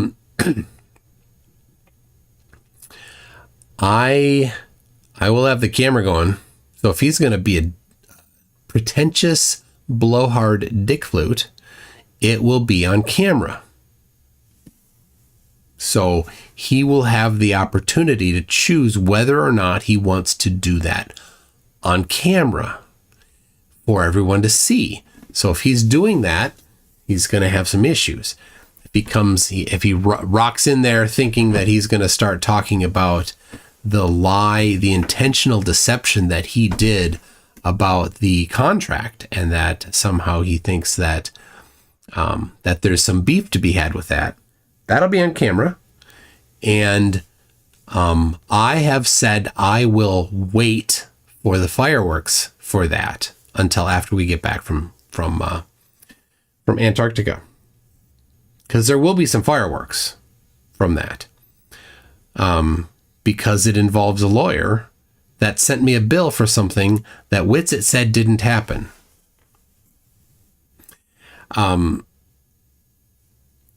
So the lawyer's client said this didn't happen, and the lawyer is sending a bill for it, contrary to the client's claim. Do you see how some fireworks might happen from that? And it's not between me and Witsit. It's between the lawyer and Witsit. So, if he brings it up, it'll be on camera. It'll be online. It's not going to be avoidable. So, I don't know. Thor KC says if Witsit doesn't chicken out, I have a feeling he and MC Toon might have some meaningful and productive conversations if no cameras are on. Cameras will be on. There's no chance anything meaningful and productive could happen with cameras off. He's gonna, I don't know, will he act different? Please make sure to have a camera filming Witsit's face after the sun doesn't set. We need to make a frame of it.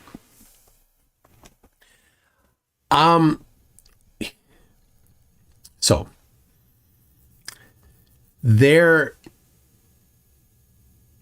we leave for Antarctica on the 14th, and we land in Antarctica on the 14th after a 4.5-hour flight.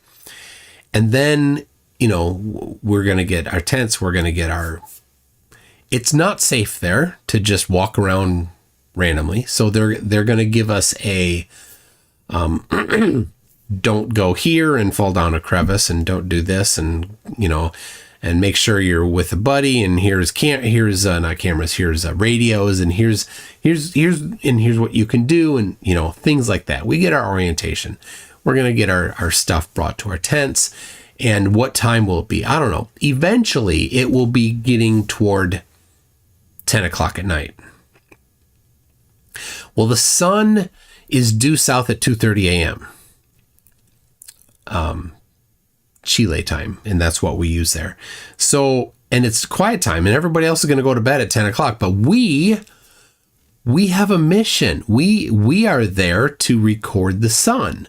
So we are going to, sometime between landing and 2:30 a.m., going to want to get our stuff set up. Now, the place that we're doing it at Union Glacier Camp, due south of us is the mountain at the camp.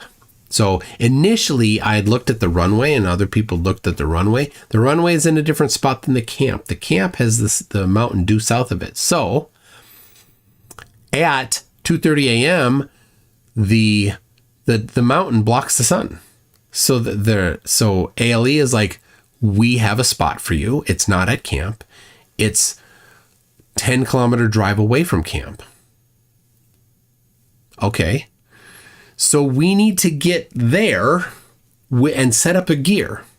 So what will Witsit do at 10 o'clock at night when we're out there setting up the gear? Will he just say, I got nothing to set up, I'm just going to go to bed?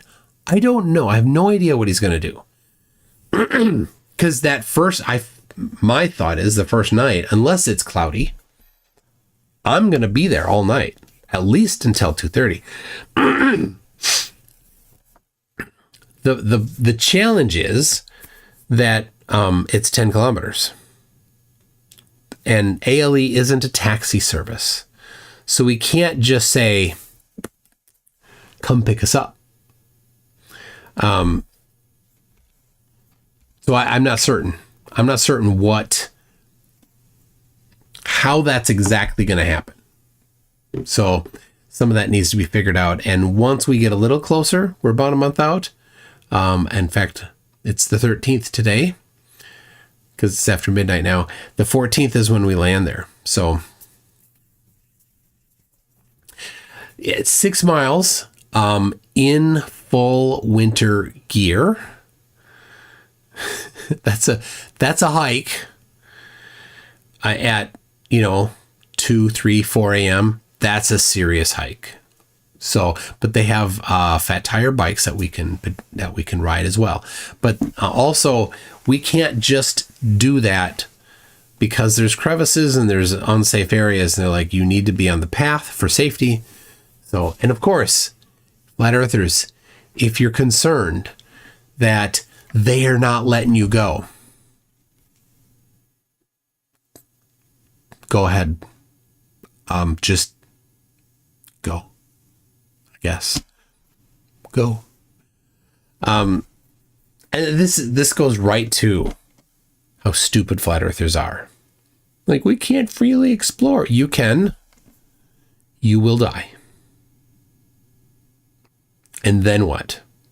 We can't freely explore. The reason why ALE isn't interested in having you go out there is because they are committed to your safety. And so if you're like, hey, I just want to go walk straight south, can I just get on this bike and bike straight south? Well, ALE is going to say no, because we don't want you to die.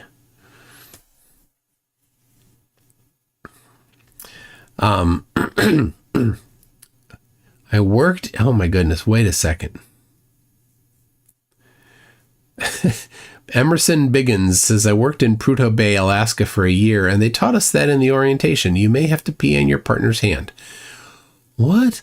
All right. Emerson says, I'm hoping that Witz's hand freezes to something metal. And one of you has to pee on him to thaw it.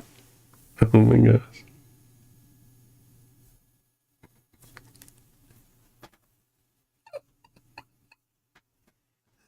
It reminds me of a joke. Do you want to hear it? It's a bit out there. All right. You tell me if you want to hear that. Is Lisbeth the only woman going? If so, what's who she's sharing a tent with? So there will probably be other women there, and so what they do is they'll partner you with somebody else that you don't know if there's an odd number of people. So all right.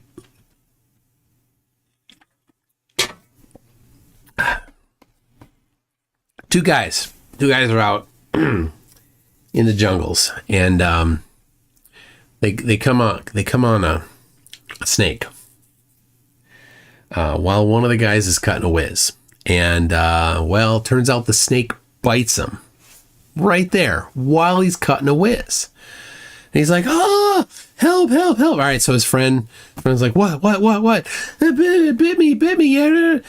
What do I do? And they don't have any anti-venom, right? And the guy's like, okay, I'll run to, to somebody to find out what we can do, and then I'll come back and I'll help you, right? So he runs to town. He gets to town, and they're like, okay, I need help. My the guy I was with, he was bit by a snake. What do we do to get the venom out? They said, okay, well, what you do is you cut on either side of it, and then you have to put your mouth on it and suck out the venom. Right. And, right. So he's like, okay. So he runs back to his friend. He gets there, and his friend's like, okay, what do we do? Well, what can we do? The guy's like, nothing, you're going to die.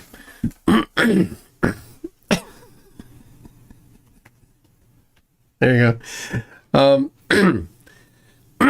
It's an old joke. Yes.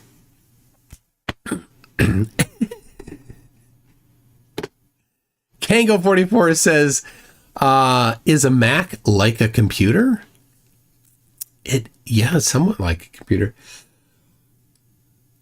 And I don't know why it hangs like that. But you'll notice the video kept working on OBS, but I tried again a couple times on Discord and it would not. Now I have had trouble with video on Discord for a long time, and it's not just Mac, it's Windows too. So The ski trip joke, says Chris.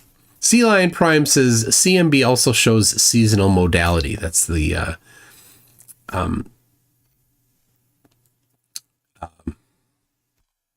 CMB. The CMB, that cosmic microwave background. Why did that not recall? Holy cow. Gowden's Riber says, is the main camp fixed like a real building, and do you really sleep in tents there? So it's on ice. So you can't build a permanent structure on ice. You can build long-term structures, but it's a tent. Sorry. It's a tent. It's not on the ground. So none of these are really permanent. So yeah, we sleep on it. We sleep in a tent. The tent is on a wood base, and then it's a double wall tent that looks, it's like a, you can stand up in it. If you look, there's some pictures online of it, but, of what the tents look like that we sleep in. They are transparent to UV light. So the UV light comes in through the tent, warms up things inside, and then the heat gets trapped inside. So they say it can be 60 to 70 degrees at the top of the tent. And near the ground near the floor of the tent, it can be pretty cold. I don't know exactly how cold. If you look at the interview I did with Landon Knoll, he wasn't talking about just Union Glacier Camp. He was talking about other times that he's been there, where at the floor level in the tent can be freezing, below freezing. So don't put your pee bottle on the floor, because it'll freeze, and then when you need to add more to it, it's frozen. You need to have it upright at the least, and he says put it up on up away from the ground so that it doesn't freeze. So there you go. Lisa says, you're a tired man, you gotta get some sleep. I do. We were camping this weekend, and I last night I hit a wall. I hit a wall early. So Sea Lion Prime says, was this gleam that BigTech is referring to? No, he wasn't talking. I don't think BigTech knows about Gleam yet. But Gleam is always out there feeding the papers and stuff to the other flat earthers. So if you ever see a flat earther that's popping out some sort of an actual research paper and then misunderstanding it or misconstruing it to support them, it's probably from Gleam if you go back. So Sea Lion Prime says, Leaky said Haversine isn't spherical on modern day debate. I saw that you were debating him. I haven't watched it yet, but it's not spherical. Is 100% of the proof that they have that it's not spherical is just by saying that. So PhD Tony says, no one here has any interest in seeing Witsit's sausage. Have you no mercy? Thank you, Tony. Sea Lion Prime again says, Witsit legit thinks he's a prophet / agent of God. He does. Yeah, well, you know what, Sea Lion, you were talking about, are you still kicking around here? You were talking about some of the prophecies that he was talking about.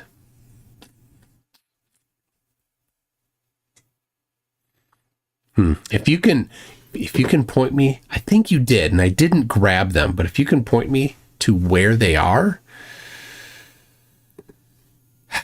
Sea Lion Prime says, do you even invert, bro? And then Sea Lion Prime again says, when does Jakob show up in this fan fiction? That was nuts. That was totally nuts. Darkstar 4400 says, get the kippa to take to Antarctica. Oh my gosh. That would probably not quite be appropriate either. I mean, I've worn a kippa. I've been to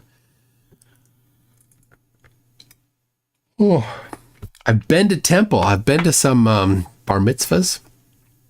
Been to a bat mitzvah. Sea Lion Prime says, can we get 17,000 ass haulers on the outro? 17,000 ass haulers? hell are you talking about? Is that the dirt in the middle? It was recorded on Flat Earth Friday. What's it talking about seeing the future? Okay. I need that link. I really.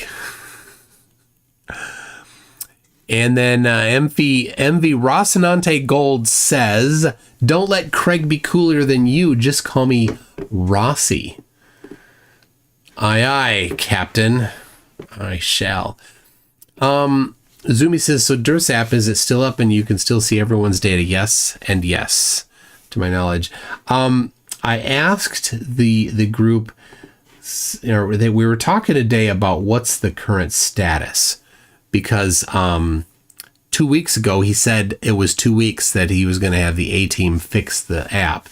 It's been 2 weeks. So, and apparently the app is not quite working yet. So, anyway, that's that, I think. Make sure. Yep. I'll show you just a couple things here that I got. I showed it earlier. I tested these all last week. 10 of these. You can see there's some stickers. Oh, IC Spin. Yes. Okay. I got some stickers custom made with no.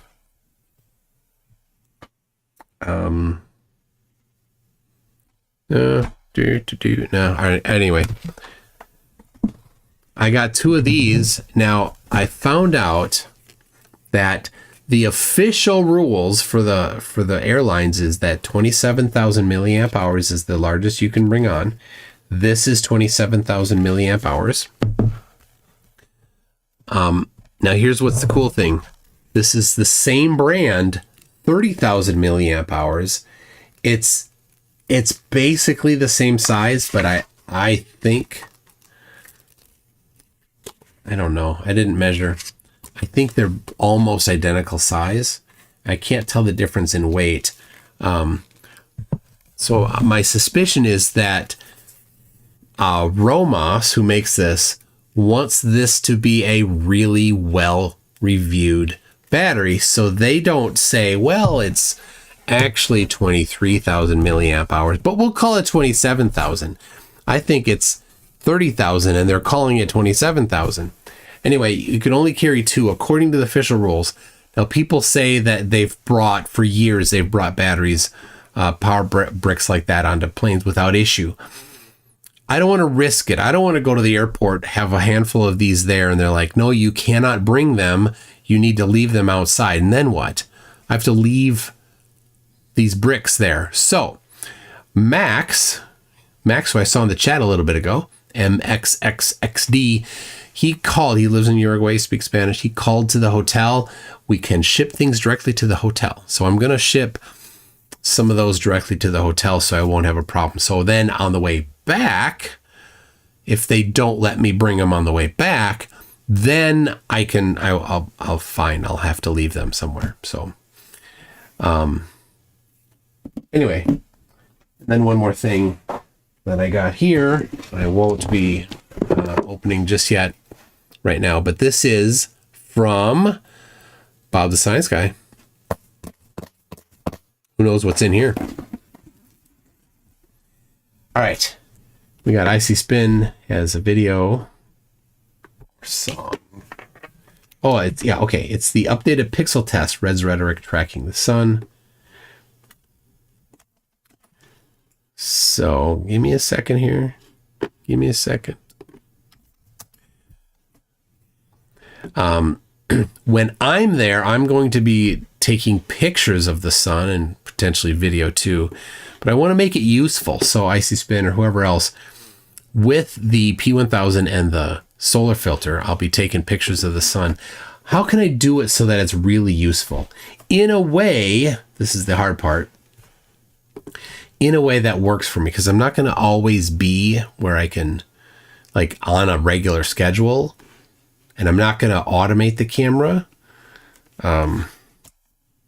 So I don't know. What do you think? what can I do to take useful photos of the sun to see its angular size? I didn't finish my thought. Now I have. And you'll know once I play this. Let's see, hold on.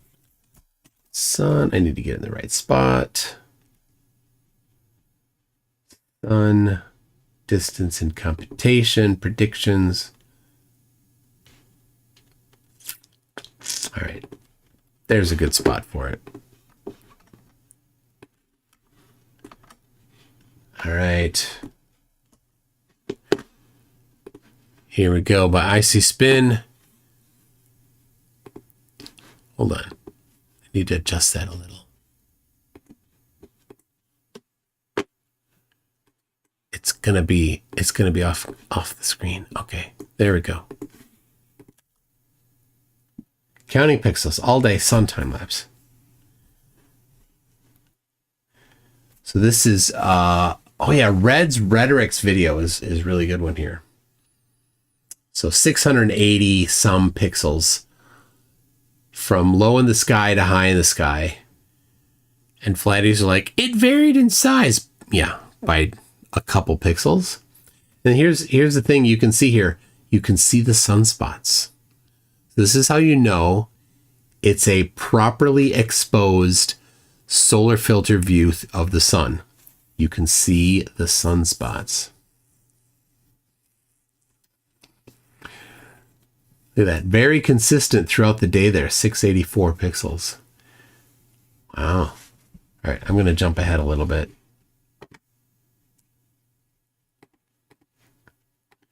And as it must happen on the globe, the sunspots are rotating. See that? Now, on flat Earth, what would they do? They don't know. Flat Earthers don't have a clue.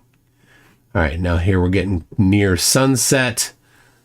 So its angular size, its height will squish, but its width will stay mostly consistent. Here we go. Nice video. Thank you for that.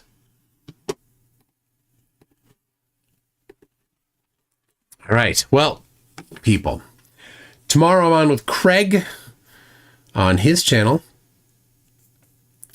And then Thursday, I will be doing a late night stream, 10 p.m. Central Time. So anyway, I need some broverload. And Zoomy, let's get a good video for that. Anyway, everybody, we'll see you next time.